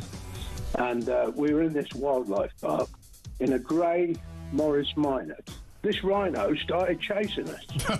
There's me and my sister in the back seat. Right. It was like something out of Jurassic Park. Yeah. We were turning around saying, "Believe it, Dad. Just put your foot down, Dad. We're in a field. Put your foot down." This rhino was chasing us. One from Mark here in Derby. Went on holiday for our first romantic holiday to Tunisia years ago. Decided to take my girl into a petting zoo. I got a bag of food to feed the animals. A giant goat then went for me, putting its front legs over my shoulders and proceeding to headbutt me over a fence into one of the pens, covering me in the food and making my nose bleed. I got out of the pen, then the goat and all his mates attacked me again, sending me running and screaming like a girl out of the zoo, with my girlfriend rolling with laughter on the floor. A tarantula climbed up the bottom of the bed on the sheet. Yeah. And it walked all the way up. It's eyeball to eyeball. Wow. And I thought to myself, what am I going to do when it climbs over my face? But then a miracle happened. It raised its two front legs and waved them around. And then it turned around and walked down the side of the sheet. Boris Johnson been attacked by an ostrich. The former PM was enjoying a safari trip with his family when the bird leaned into his car and went oi oi and pecked his hand. In footage shared online, he quickly jerked from the ostrich. Don't dirty minds away from the ostrich, and shouted, "Oh, cripes, get hell," before driving off. And so I just set it out there. Have you been attacked by an animal? When I was about 7, says Trevor Jenkins, on holiday in Spain in the 70s, a monkey pulled my long hair. It was long because it was the 70s. I was in floods of tears. And as the family car drove out the car park, an elephant ripped off the car mirror. We got the message. Spanish animals aren't to be trusted. Jeremy, Brittany here from the United States. I was spurred by a rooster. Across the UK, on DAB+, on your smart speaker, on your smart TV, and on your side. This is Talk.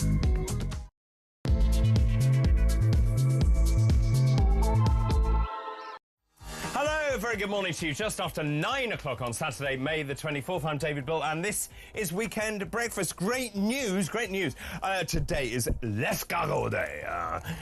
It is a day that honours the French dish of cooked land snails. Now, they're often served as an appetiser and usually cooked with butter, with garlic and with wine. They are rather tricky to eat, so they're served with special forks and tongs. Now, if you haven't tried them, then maybe today, aujourd'hui, c'est le day. A snail doesn't make a sound when passing by. A snail likes to rock and roll. He sleeps on a leaf when he feels tired. On a hot summer's day. Wow, that's good, Dave. That's really good. Also, today is International Tiara Day, a day that celebrates the timeless elegance of the headpiece and the glamour and beauty it brings to one's head. We're due for a party. Where on earth do we start? I may wear my tiara. You want me in Montmartre. All the silver will sparkle. And the china will gleam. Where is that it'll all from? be as shiny as a brand new. Where's it from? Beauty and the Beast Christmas special, of course it is. And happy birthday to Bob Dylan. He turns 84 today. The American singer-songwriter is one of the best-selling musicians of all time, and he was awarded the Nobel Prize for Literature in 2016. That is quite an accolade. Happy birthday to you. Happy birthday, dear. Happy birthday to you. Ting bong. Yes. Right. By the way, it's my anniversary today. Yes, you won't believe this, but this show is my 3rd anniversary of presenting Weekend Breakfast. 3 years and I'm still here. Anyway, let's move on to this hour's fascinating facts. Today's fascinating facts. So, for this hour, golly, I remember this, 1988, on this day in 1988, Section 28 of the Local Government Act, 1988, was enacted. It was a controversial amendment stating that a local authority could not intentionally promote homosexuality. On this day in 2019, at just after 10 a.m, Theresa May announced she would stand down as Conservative leader on the 7th of June over her failure to deliver Brexit. Brexit. And after losing the support of her own MP, she actually continued to serve as Prime Minister whilst a Conservative leadership context took place. That was in 2019. And then on this day in 2020, just a year later, at the government's daily coronavirus briefing, Prime Minister Boris Johnson gave full support to his advisor Dominic Cummings. Now, if you remember, he had driven 250 miles to his parents' house in Durham after strict lockdown rules had been imposed on the UK. Cummings said he travelled to Durham to self-isolate whilst he was recovering from coronavirus. And those are this hour's fascinating facts. Weekend mornings, we're taking flight. With David Bull, everything feels right. Weekend breakfast, shining like the sun. Good morning, good morning, good morning. Wow, so much in the papers this morning. FT, Trump threatens EU tariffs at walloping 50%. Thank goodness we're not in the EU. Of course, we have 10% tariffs, and of course, Trump rather likes the United Kingdom. That is the same story in the Telegraph. That's been relegated to the bottom here, actually, with a lovely picture of Gillian Anderson, the First Lady of Cannes, there in the Daily Telegraph. Trump threatens the EU with 50% tariffs. The EU is trying to work out what to do next and whether to retaliate. This is interesting as well. We were talking about this, the Daily Mail. Rayner is on the rampage. Clearly, there is a schism between her and Rachel Reeves, and of course, Starmer is so unpopular, given, well, they're only 10 months into their administration. It's like pick a policy, the most destructive policy you can, and then pretend it's a really good idea. Like, for example, chucking Brexit down the drain. So there's that. Also, he's got more problems. The weekend, Labour rebels warn Starmer back down on disability benefit cuts or we resign from the front bench. So that's all kicking off. And then the Times has quite an interesting story, although Raj and I were talking about it earlier, thinking, well, it's probably not going to work. New mental health A&Es will relieve the NHS strain. Those are this morning's papers. Now, the economy, of course. We need to talk about the economy. Higher than expected government borrowing figures have increased the prospect of Chancellor Rachel Reeves raising taxes in the autumn, according to experts. Borrowing, the difference between spending and tax income, was, wait for this, 20.2 billion in April, up 1 billion from the same month last year. It's the fourth highest April figure since monthly records began in 1993. And that means, according to analysts, that Reeves will struggle to meet her self-imposed rules on spending and borrowing. Ruth Gregory, Capital Economics Deputy Chief UK Economist, said the poor start to the financial year meant tax rises are starting to feel inevitable. More tax rises. Joining me now, Justin Urquhart-Stewart, who is our favourite economist. Good morning, Justin. Good morning, David. Great programme, thank you. Well, always lovely to see you. I mean, just in terms of the UK economy, the reason I wanted to talk about the economy is so many people are coming to the end of a fixed-rate deal. They're hoping desperately for interest rate cuts, and then we hear all of this, that actually Rachel Reeves may have to break her own self-imposed rules, and we're going to see more tax rises. We've already had tons of tax rises. What's your take on what's going on? Well, I'm afraid that the reality is that she does have a big hole still to try and manage. The 22 billion is irrelevant, in fact. What you actually want to look at is to make sure that the economy starts growing. I know she wants to focus on growing, but she made life really difficult for herself by saying, we're going to get this bad news out of the way, by addressing things which were, well, highly sensitive, like the pensions issues, and also in terms of the amount she's having to pay in terms of debt. It hasn't given the market any confidence. Normally, debt interest per annum, the government will be about 55 billion a year, around about our defence budget. Now, it's gone up a lot. This year, it's going to be about 110 billion. That's a huge amount just on servicing the debt. So what she needs to get herself in a position where, A, there's more confidence so that more money starts coming in and people want to buy our debt and invest in Britain, and then B, also make sure she can square the books here, so get the bad news of tax out the way now. Otherwise, it's only going to become more painful later. She's got a very good excuse. John Maynard Keynes, the well-known, not exactly widely popular, but historically well-known economist, had that lovely line, when the facts change, I change. What do you do? She's had some excellent opportunities to sit there and say, since we had the budget, there's an awful lot of change here. Sorry, guys, I'm afraid we're going to have to put rates up. But there are more constructive ways of doing it, because what you can see at the moment is, and I agree with what you were saying about what seeing in the high street at the moment, it is looking terrible, and the amount of business being shut, because business confidence is incredibly low. Actually get the confidence back by actually showing that we can focus on the areas of growth, which we've talked about before, those high-tech areas and things like that, and give people the opportunity of being able to invest in those areas, actually getting more money going into our domestic companies, not for charity reasons. It's actually really very good companies indeed. It's just our capital raising ability is useless. What happens is we have a lot of tech companies coming through, and the Americans say, God, that's good. Why don't you come to California? They'll finance it. So we're our own worst enemy. So what you should be doing is actually release things. So you were talking just now about fuel issues, and whether it's fracking or oil. As you mentioned, our impact on the globe in terms of green things is tiny. So why handcuff ourselves with this? Go and actually release those drilling rights, fracking areas under proper control, of course, and actually get an opportunity of having cheaper gas and oil right now, rather than sitting there saying, well, we've done the right thing. By the way, we're having a terrible time with our economy. No, really? So Trump, I'm not the first one to say Trump, isn't he brilliant? He's the man's very odd, to say the least. But in this case, actually, I do agree with him, even though I too am very happy to have green issues being managed. But don't make ourselves just be the martyrs of the rest of the world by saying we're going to do this when China does it. Well, also, Justin, I think you're absolutely right. If she actually says, look, I'm going to be honest with you and level with you, we've still got this massive fiscal hole, I need to do something, I need to change some of the way that I was dealing with this, and we are going to allow new fracking licences, for example, or drill for oil and gas, and it means that your electricity and your gas bills go down, I think the public would welcome it.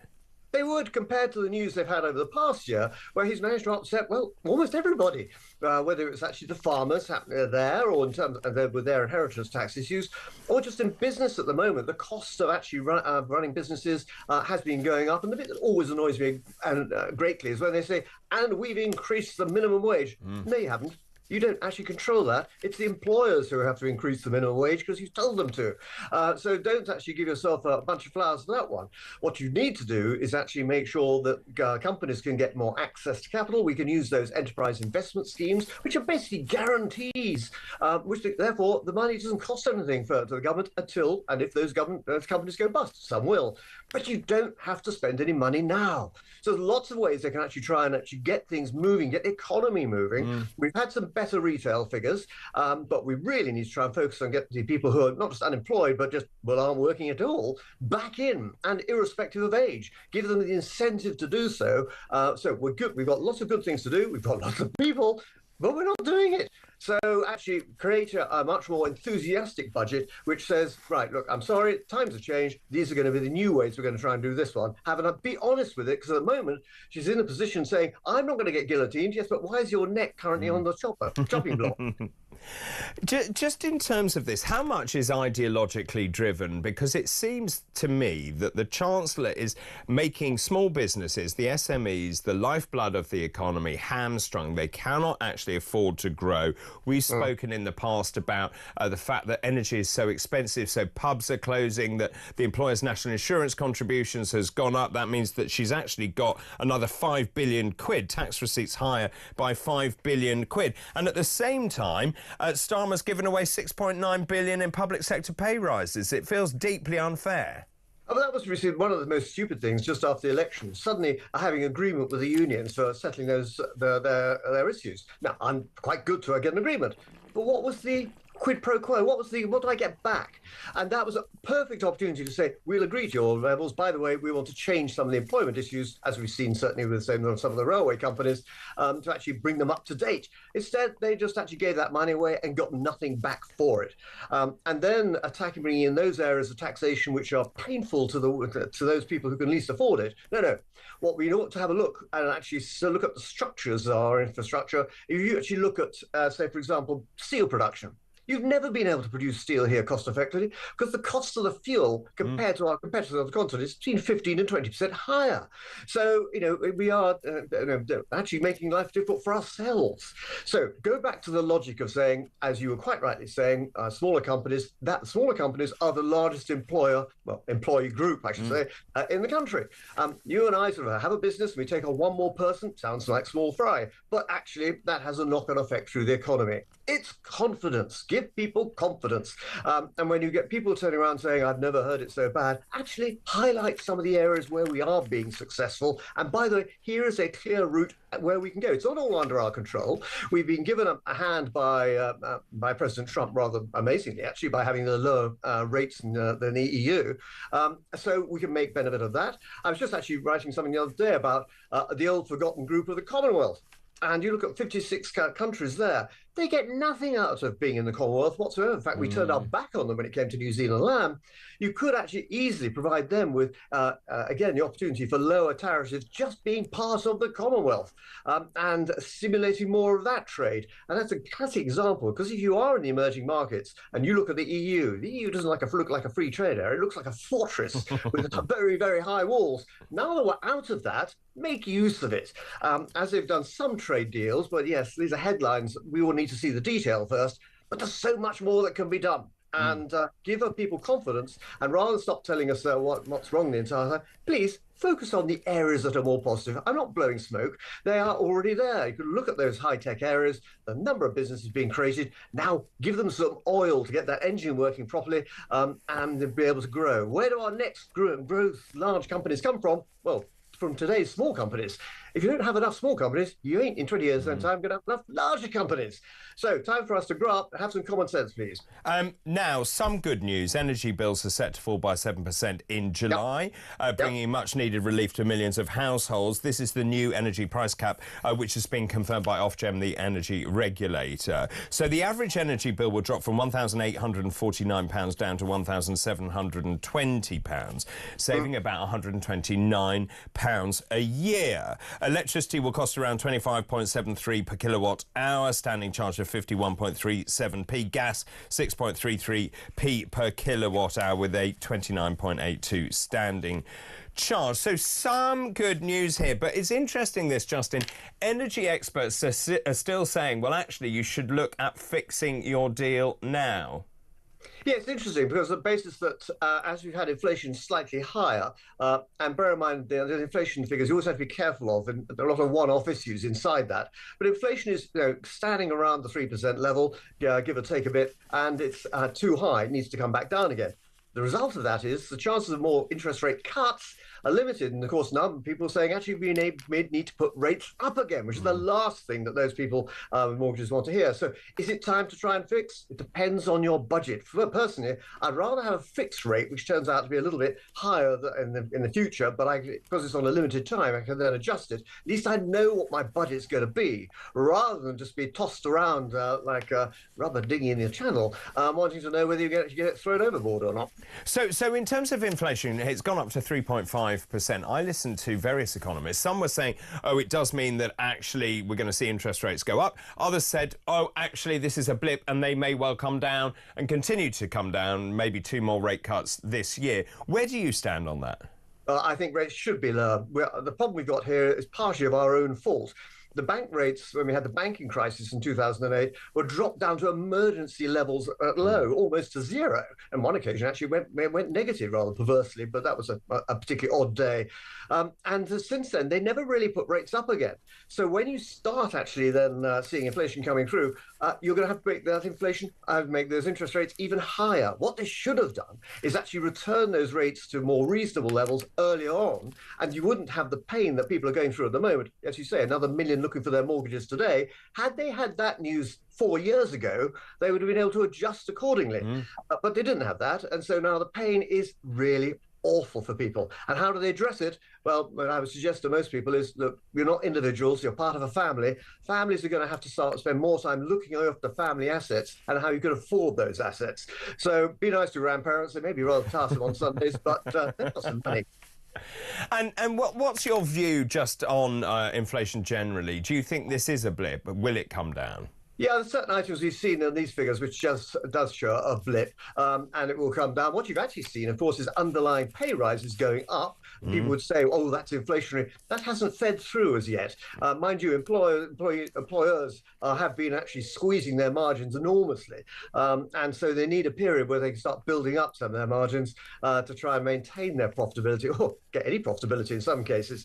So inflation, I'm afraid, could easily go back up again if we have those external issues like, well, dare I say, gas and oil issues because of what's happening in Ukraine, or any of the other military issues we're having to deal with around the world. It comes down to that issue of confidence. Therefore, yet another reason why we should actually get rid of our start using our oil fields and opening those up, because it's got a limited life to it. So use it while we can, and then when we come back, by the time we've used it, 5-6 years, the efficiency of more alternative assets will be far better value. But pointless at the moment, just making pain for yourself when everyone else is saying, well, we're not doing it, we're going to do it later. But no, we're going to stick to our guns and be able to... Really, self-sacrifice is not a good idea in the economy.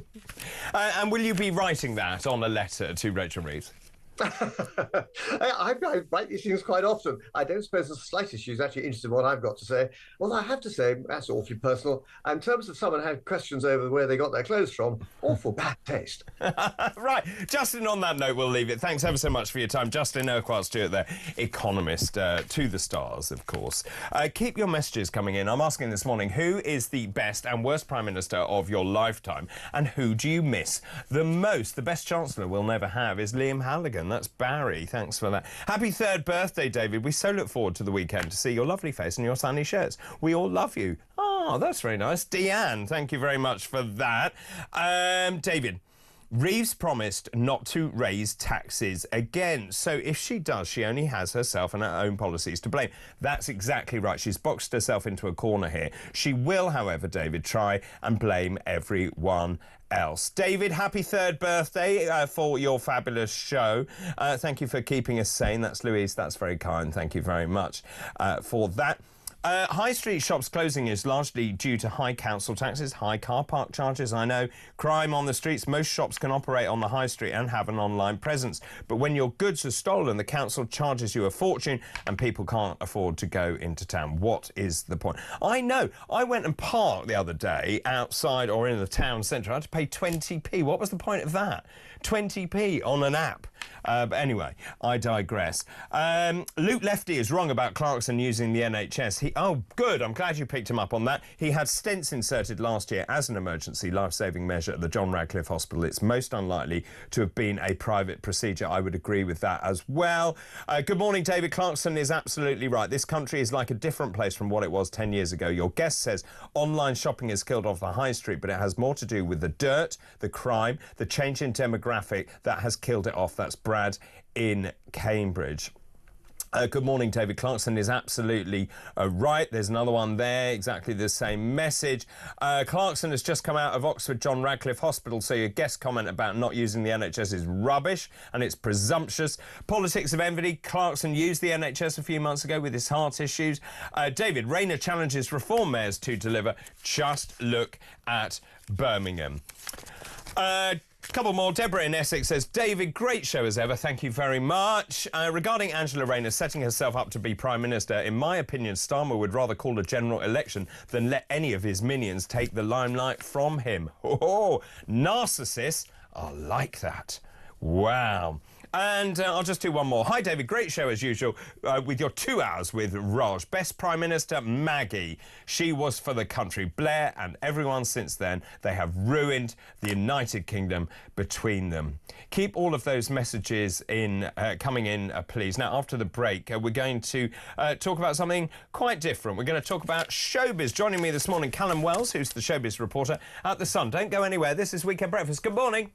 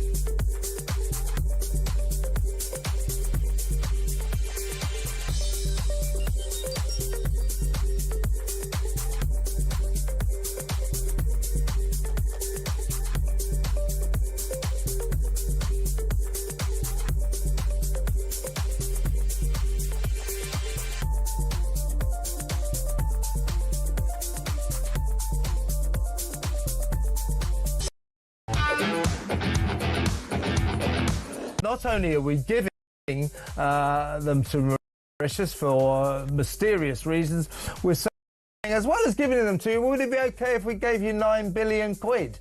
We're doing that as well. The deal is absolutely mystifying, baffling. I have no idea what it's all about, apart from the only possible reason, as you say, David, is a kind of treacherous hatred of Britain and these old lefties trying to assuage their guilt about British colonialism. It's pathetic.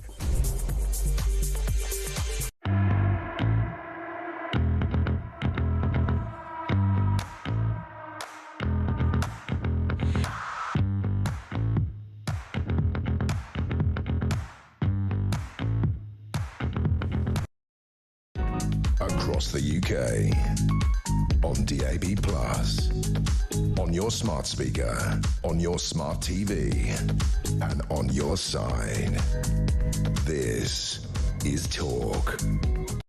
Welcome back, 9:26 already. Gosh, on Saturday, May the 24th. So many messages coming in. David, fantastic show. I love Dr. Raj nearly as much as you. Reference Worst Prime Minister, I would say all of them since Maggie. Best, I would say Maggie and John Redwood, as he should have been. I've read some of these out before, but I'm asking this morning, who is the best and worst Prime Minister of your lifetime, and who do you miss? I'm also quite keen to know, does Keir Starmer know how deeply unpopular he is after just 10 months in position? It is extraordinary. And also, just in terms of policy, does he actually decide on policy that he thinks will annoy most people? Is that the way they do it? I don't know. 0344 499 1000. Jeremy Clarkson knows more about how hard life is for the ordinary person than the whole of the front bench put together. Yes, he's a very wealthy man, and he doesn't choose to use some public services because he can afford to go private. That's entirely up to him. That was the point I was making. He pays lots of tax to support these services. After all, we don't criticise the King and the rest of the royal family when they go privately. Great message, thank you. And also many of you saying that actually Clarkson did use the NHS a few months ago with his heart issues. Keep all of those messages coming in, but now it's time for some showbiz news. And joining me this morning, Callum Wells, showbiz reporter at The Sun. Good morning. Good morning, David. Thanks for having me back. I've been very good. How have you been? Yes, all right, thank you very much. So, the showbiz world, there's a lot going on, isn't there? Oh, there's so much going on. Shall we start with Freddie Mercury's secret daughter? We should. Who would have thought it? Well, I have to say, I've read it and reread it. Yes. So for those people who are waking up and they realise they're not dreaming, just tell us this story. OK, so there's a woman who claims to be his secret daughter, born in 1976, after he had an affair with a close friend's wife. Very scandalous. She's referred to only as B in the new book Love, Freddie by Leslie Ann Jones. She's known as B? Yes, that's all we know. The letter B, so her identity is kept a secret. Only a handful of people knew: Freddie's bandmates, parents, his sister, and of course Mary Austin, who was his long-term partner too. B says she had a loving and close bond with Freddie throughout the last 15 years of his life. He gave her 17 personal journals before his death, and this forms the basis of the new book. What's in the journals? Is going to be, he wrote these his journals? own personal journals, and this is the book that is going to be released in, oh goodness me, I can't find it, but later this year. Oh yes. Right. For release later this year. Yes, that's right. Yeah. And this is the first time we've heard of this. Yeah. So it's a big story, huge story, and that's why we're leading on it today. Yeah. So Freddie Mercury, of course, died of AIDS in 1991. She says she was born in 76, and she said she always knew that he was her dad. He was her dad, yes. Yes, but she's kept it a secret. And the fact that she's calling herself B, I assume, means that she's keen for the anonymity to continue. Yes, absolutely. I mean, she's been working with this writer of this book to get the story out, but she wants to keep her identity anonymous. All we know is that she lives in Europe, she works in medicine, and she's got children of her own. So Freddie's a grandfather. How extraordinary. Yes. Yeah. I didn't realise that he had relationships with men and women. Well, there was Mary Austin, wasn't there? Yeah. So we knew that, but no, this is news. Big news. It is big news. So where do we go from here? Well, we're going to have to get the book later this year, aren't we? So We you can are. get me back and we can talk about the book. There we go, David. And do we know? So do we know whether she benefited from financial settlement? We don't know about that. It's not. Really, no, I don't know about that. But look, this is a very new story, so we're just touching the surface level right now. Okay, so I'm that's a sure good pitch to as come the back. months go on, when the book comes out, there'll be loads more info in there that we can discuss. But I quite like the fact that she still wants to remain anonymous. Actually, I think that's rather good. Yeah, she's not fame hungry. Yeah, No. she just wants to say, you know, there's a daughter out there, and as you say, yeah, just put it grandchildren. out there, And grandchildren. yeah, and then just go back to her normal life, right? Okay, that's nice. Let's talk about something I know a bit about, Doctor Who. Now, I am a bit older than you are. I grew up with Doctor Who. It was so part of my life. I absolutely loved it. Tom Baker was the Doctor for me because I'm of a certain age. I actually thought David Tennant was brilliant as Doctor Who. David Tennant was my He was your Doctor, yes, was he? The first time around, not the second time Well, around. I think the Doctor also has to be scatty, and David Tennant and Tom Baker were both scatty, and that appealed to me. Actually, John Pertwee in the original films I thought was very good as well. William Hartnell, now I'm really showing my age. But Nagutha Gatwa, who was... Shooty, yes. sorry. Shooty Gatwa came into Doctor Who. We've got... it's been rewritten. I have tried to watch it. It's abysmal. It's changed a lot. It's abysmal. I loved it back when it first came back. I mean, it was 2005 when it returned, and with him, was it? Oh no, with Christopher Eccleston, and then it was David Tennant. Oh no, I agree with that you. I was agree with you. The Totally. comeback of Doctor Who, and that was great. And this But was Russell T Davies who was writing this. But I've actually thought that ever since Peter Capaldi, it just hasn't gripped me. Matt Smith, I think, was the last really good Doctor. I would agree. And then I didn't like Capaldi's stuff either. No, I found it quite boring. Yes, really, I did too. and not very relatable to young people. So for people who don't know what we're talking about, what's the big story? Okay, so the big story is that it may be taking another pause because obviously now Shooty's going. This was the big splash yesterday of Why is he the going? Sun. He is going because, well, it's kind of been claimed that fans don't really like the woke storylines. Well, they don't. There was the non-binary aliens and stuff like that, and I think people forget that Doctor Who isn't just for kids. It's there are lots of older people that like it too, who have followed it for years and years, and they're just switching off. I mean, if you think back in the David Tennant era, it was getting above 7 million viewers, and now it's in the 2 million region. Oh, that's terrible. And, I mean, streaming definitely has something to do with that, but I just think that the fan reaction to it hasn't been what it used to be. And yeah, Shooty's out now. I think it lost its way completely. I'd agree with that. It became so woke.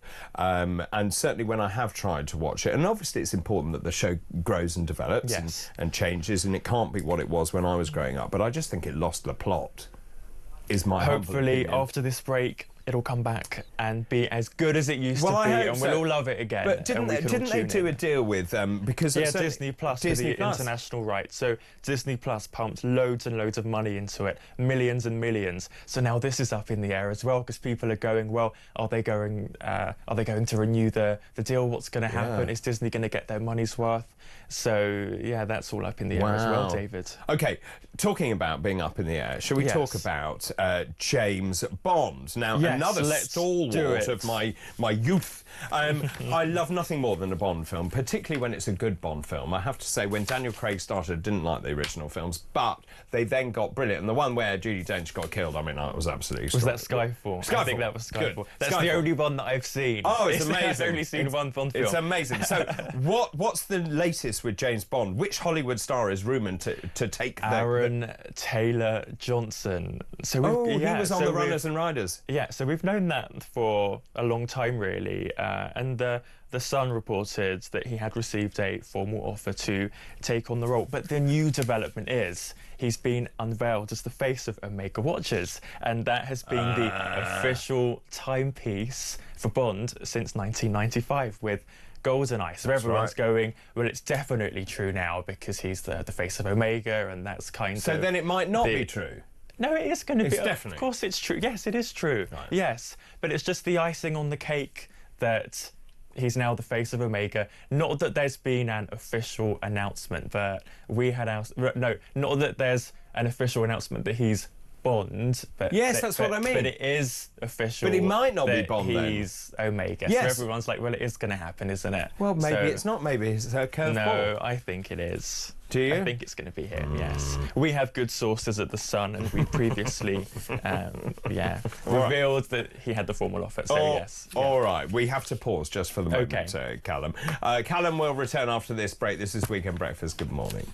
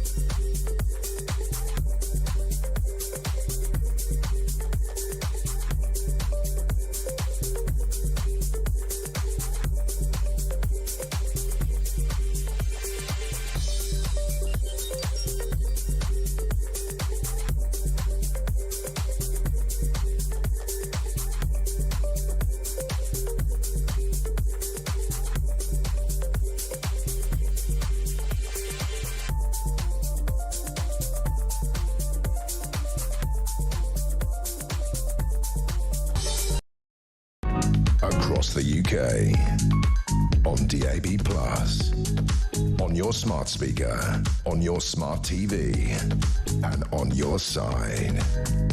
This is Talk.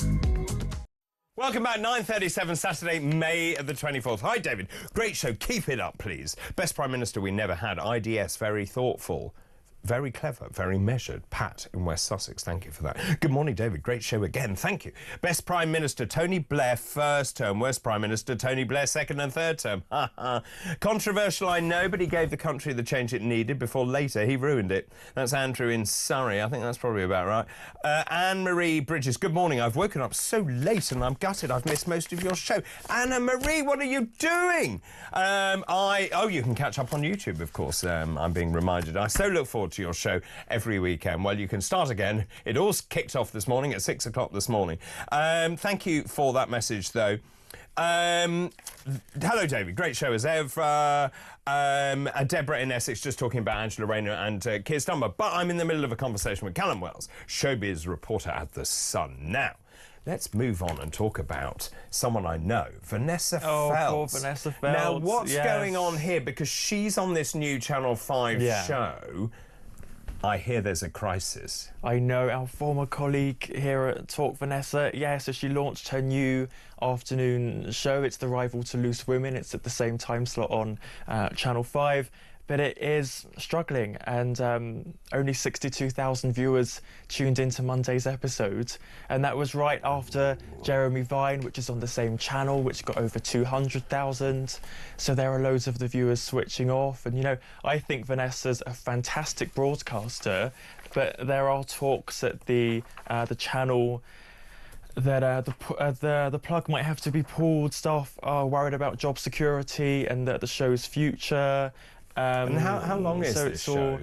It's on for, I think, 2 hours. Right, OK. Yes. So 62,000 really isn't great. I mean, if you look back, I mean, this shows how television has changed. Yeah. Because back in the day when I was doing, I mean, admittedly, prime time on BBC One, we'd get 7-8 million watching any show. Yes. I mean, that shows how the audience has dissipated over multiple media, doesn't it? And but that kind of number, that's unsustainable. We are in the age of streaming, so you're right that the numbers are dissipating. But, you know, if you look at ITV as well, there have been big cuts. You might have heard on jobs. Lorraine and Loose Women too. So daytime, I just don't think is going to be the future. It's the linear, you know, TV, the form of linear TV, and now everyone wants to stream, and that's what the new generation's doing. Do you think we're witnessing the demise of linear television? Absolutely.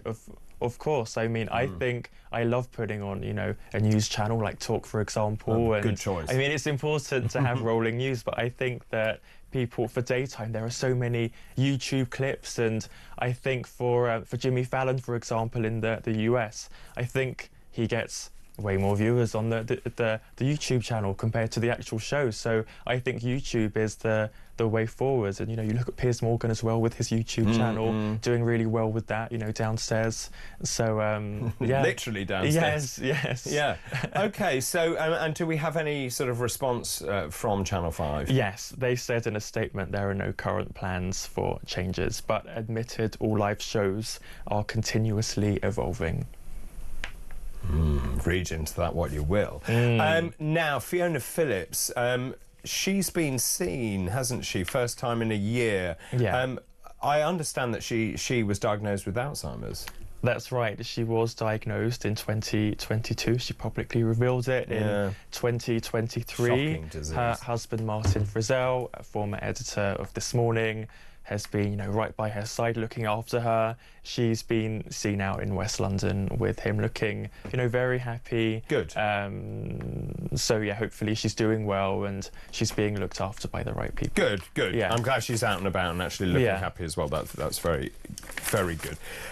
My favourite person, Meghan. Yes, oh, Meghan. She's still going. She is still going, and actually she's had her show, her Netflix show with Love Meghan has been renewed for a third series now. So despite dismal ratings, the boss of Netflix really likes her and has a home near her in Montecito. They're good pals, and he's renewed it for yeah. But what a are the third ratings? season. Come on, what are the ratings? Right, what are the ratings? Let me look. So in the first week, the show had 2.6 million viewers. Oh, that's not bad. So no, but if you think of the Harry and Meghan documentary series, that got 97.7 million. Yeah. So you've got to remember, you know, we've been talking about Vanessa Feltz. This show is international. This is Netflix. It's a global stage, so you're going to be expecting much higher figures.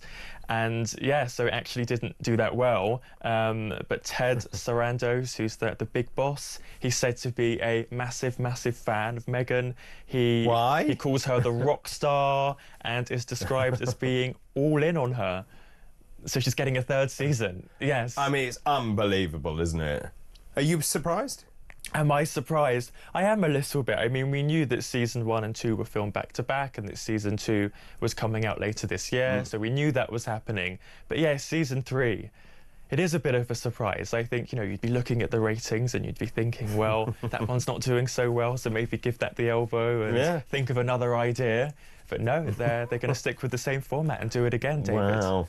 What a thrill. Season 3. Can't wait. Thank you so much, Callum. Really good to see you. Callum Wells there, showbiz reporter at The Sun, with the biggest showbiz stories of the day. I'm asking this morning, who's the best and who is the worst Prime Minister of your lifetime?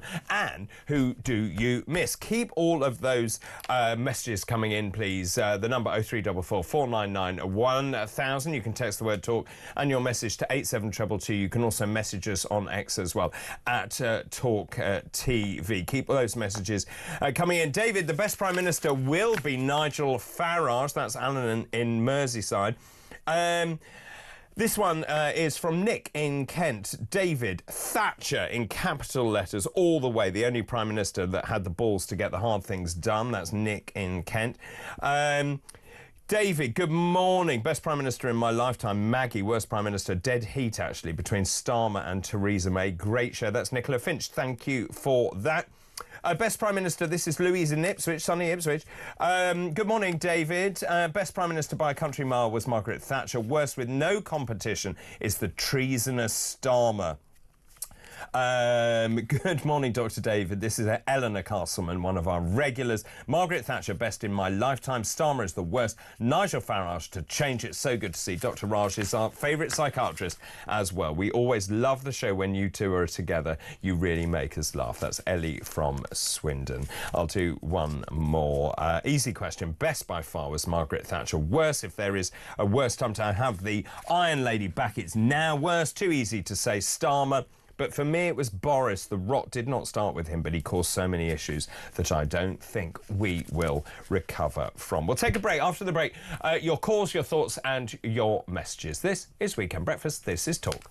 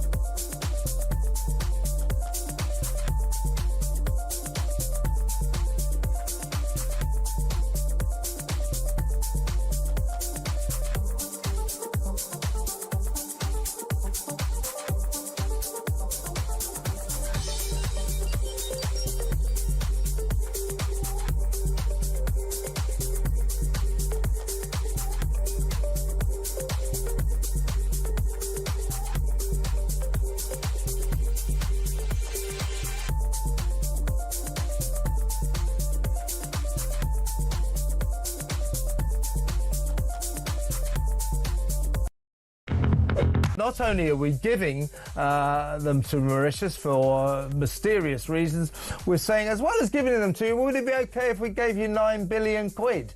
We're doing that as well. The deal is absolutely mystifying, baffling.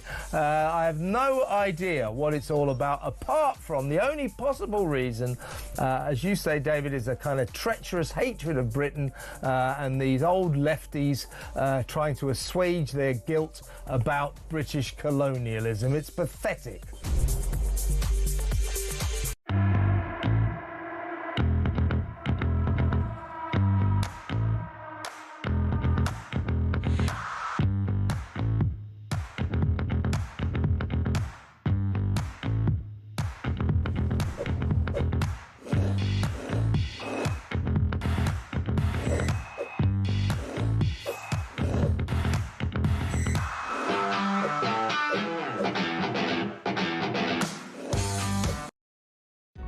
Across the UK, on DAB+, on your smart speaker, on your smart TV, and on your side. This is Talk. Welcome back. Loads of messages coming in. Theresa May, the worst. Starmer came a close second. That's Leslie in Rugby. Hi, David. The worst Prime Minister in my lifetime. Starmer even worse than Ted Heath, and that takes some effort. I'm 78 years old. That's Robin Cheshire. Thank you for that. David, I love your show as usual. Do you think the Mirror headline about Kate... Oh, yes, let's just have a look at that. Where's that gone? The Mirror headline. Yes, here it is. My big sister Kate and me. OK, so this is the big headline, and this is James Middleton talking about how Kate and Pippa have helped him through his mental health challenges. Do you think... Where's that gone? Do you think the Mirror headline is about Kate because it's a Labour paper and they have no good news about what Starmer has done this week? Ooh, Francis in Sussex. I think that might just be right. Hi, David. Worst Prime Minister in my lifetime. Starmer even worse than Ted Heath, and that takes some effort. I'm 78. Oh, sorry, I've done that one. Good morning, David.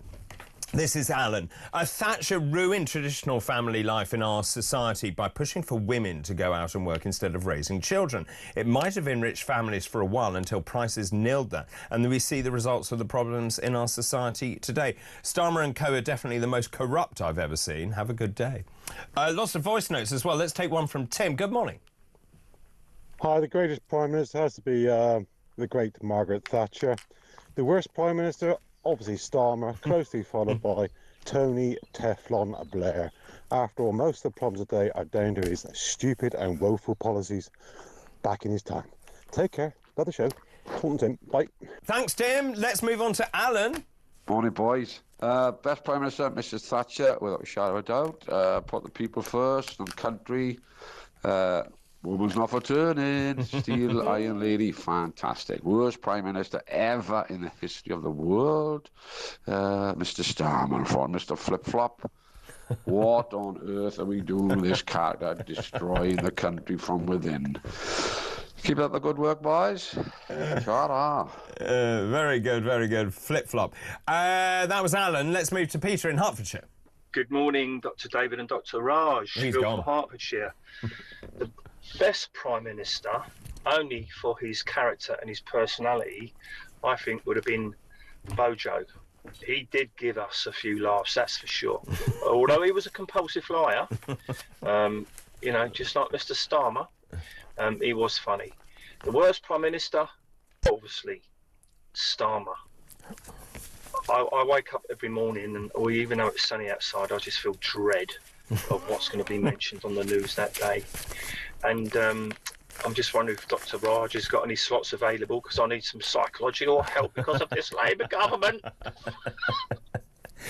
I'll ask him for you. Thank you for that. Hi, David. Super show. Thanks, Pat in West Sussex. Best Prime Minister in my lifetime. Churchill, of course, followed very closely by Thatcher. Wouldn't it be great to have a real leader again? What happened? Well, what happened indeed, Pat? Leslie said, well, no, Thatcher sold everything off and now we're paying the price. David, best Prime Minister, this is David in South Gloucestershire. David, best PM, Thatcher. Worst ever, Starmer. Best future Prime Minister, Farage. Worst future Prime Minister, Rayner. Succinct. Keep all of those messages coming in, please. Let's get some response and messages to the Chagos deal. By the way, Keir Starmer obviously giving away the Chagos Islands. It's going to cost us 30 billion. Yeah, so you've got this right. Basically, we already own the Chagos Islands. Mauritius actually has never owned the Chagos Islands. So we've done a deal where we're giving it away, even though it's ours, and we're going to pay 30 billion quid. What? Let's take a voice note on that. Chris in Epsom. All you need to know about the Chagosian deal is it's a complete betrayal of British people. Look at who's behind it. Starmer, Philippe Sands, the founder of Matrix Chambers, where Herma came from, and the Blair Witch. The whole thing has got Tony Blair and his international lawyers stamped all over it. I'd like to know how much Philippe Sands is getting paid by the Mauritius government as Starmer's best mate. Extraordinary. OK, let's take one from Paul in Hartlepool. This Chagos deal is one of the most disgraceful and disgusting deals ever undertaken by a government. Can you imagine what we could have bought for £30 billion? A new Trident system, aircraft carriers, 20 years winter fuel allowance, goodness knows what we could have bought with that. And he's sold it away, given all that away. Also, it's interesting that Starmer visited Mauritius before he became Prime Minister on an all-expenses-paid trip. There's something very rotten about this. I cannot imagine going to a bring-and-buy sale or a car boot sale with this government. You'd end up paying everybody to take your stuff away. It's unbelievable. Madness. Good morning, doctors. Thank you. Yeah, I agree with you. I mean, this man is the worst deal maker I think we've ever encountered. So not only the Chagos, but also the surrender summit to the EU. I still can't understand how he ignores 17.4 million people who say, right, we want nothing more to do with the EU. And then he essentially says, we're rejoining the single market for food and agriculture. No, we said we didn't want that. And then the EU laws and courts are going to prevail. Also, I'll tell you what else we'll do. We'll rejoin the single market on energy trading, carbon pricing and border controls. No, we don't want that either. We voted against that. Also, a youth mobility scheme. By the way, they may be able to bring their families. Oh, and whilst I'm at it, we'll throw in 12 years of fishing rights for UK waters. And we have to now pay more money back into Brussels, even though we get out. What did we get out of this particular deal? Well, very little is the answer. We have the possibility to apply for a bit of the €150 billion fund. It is utterly incongruous, unacceptable. I don't know how he's managed to get to this position where he's giving away all our strategic national assets. Right, let's take a call from Dave in London. Good morning, Dave. Hi, David. How are you? Yeah, I'm all right, thanks. Your thoughts this morning? Well, I was listening to your very enthusiastic and very energetic economist guy. Yes, an hour ago. Yeah, nice guy. But I mean, the problem we've got is this government can't do those things for growth. The only thing they wake up and think about every single day is what can we tax today. Yeah. They don't have any other thoughts. They don't. There's nobody in this cabinet or government that's ever been in business. So all they do all day is what can we tax today? And quite frankly, the next things they'll come up with will be a wealth tax. Then they're going to hammer private pensions again. Yep. They'll go after the cap. And all the time, all we're becoming now is a two-tier society between the public sector and the private sector. It's private sector, you find gold-plated pension. Those new pay increases will cost the country £1 billion on final salary pension schemes. £1 billion. That's as much as the VAT issue on schools and the winter fuel payment. So this is all they can do. We're screwed unless we get people in government that have actually run a business, understand it, because these guys, they're just peas in a Brussels world. They don't understand any of this. I think the whole thing is a tragedy. Stella's on the line from Swindon. Good morning. Good morning, David. Yeah, I just want to say about the worst and best prime ministers, you have to also consider the team they choose to back them up. Yes. So they don't live in a world where they make all the decisions. I did think Margaret Thatcher was the most patriotic woman, and she came from working stock, so she knew all about business. I was just old enough that Churchill was still about, but I think he wasn't Prime Minister when I was born. And it's hard to choose the worst Prime Minister, but certainly Mr Starmer is not really a leader, is he? Well, he's definitely leading in that field, I would suggest.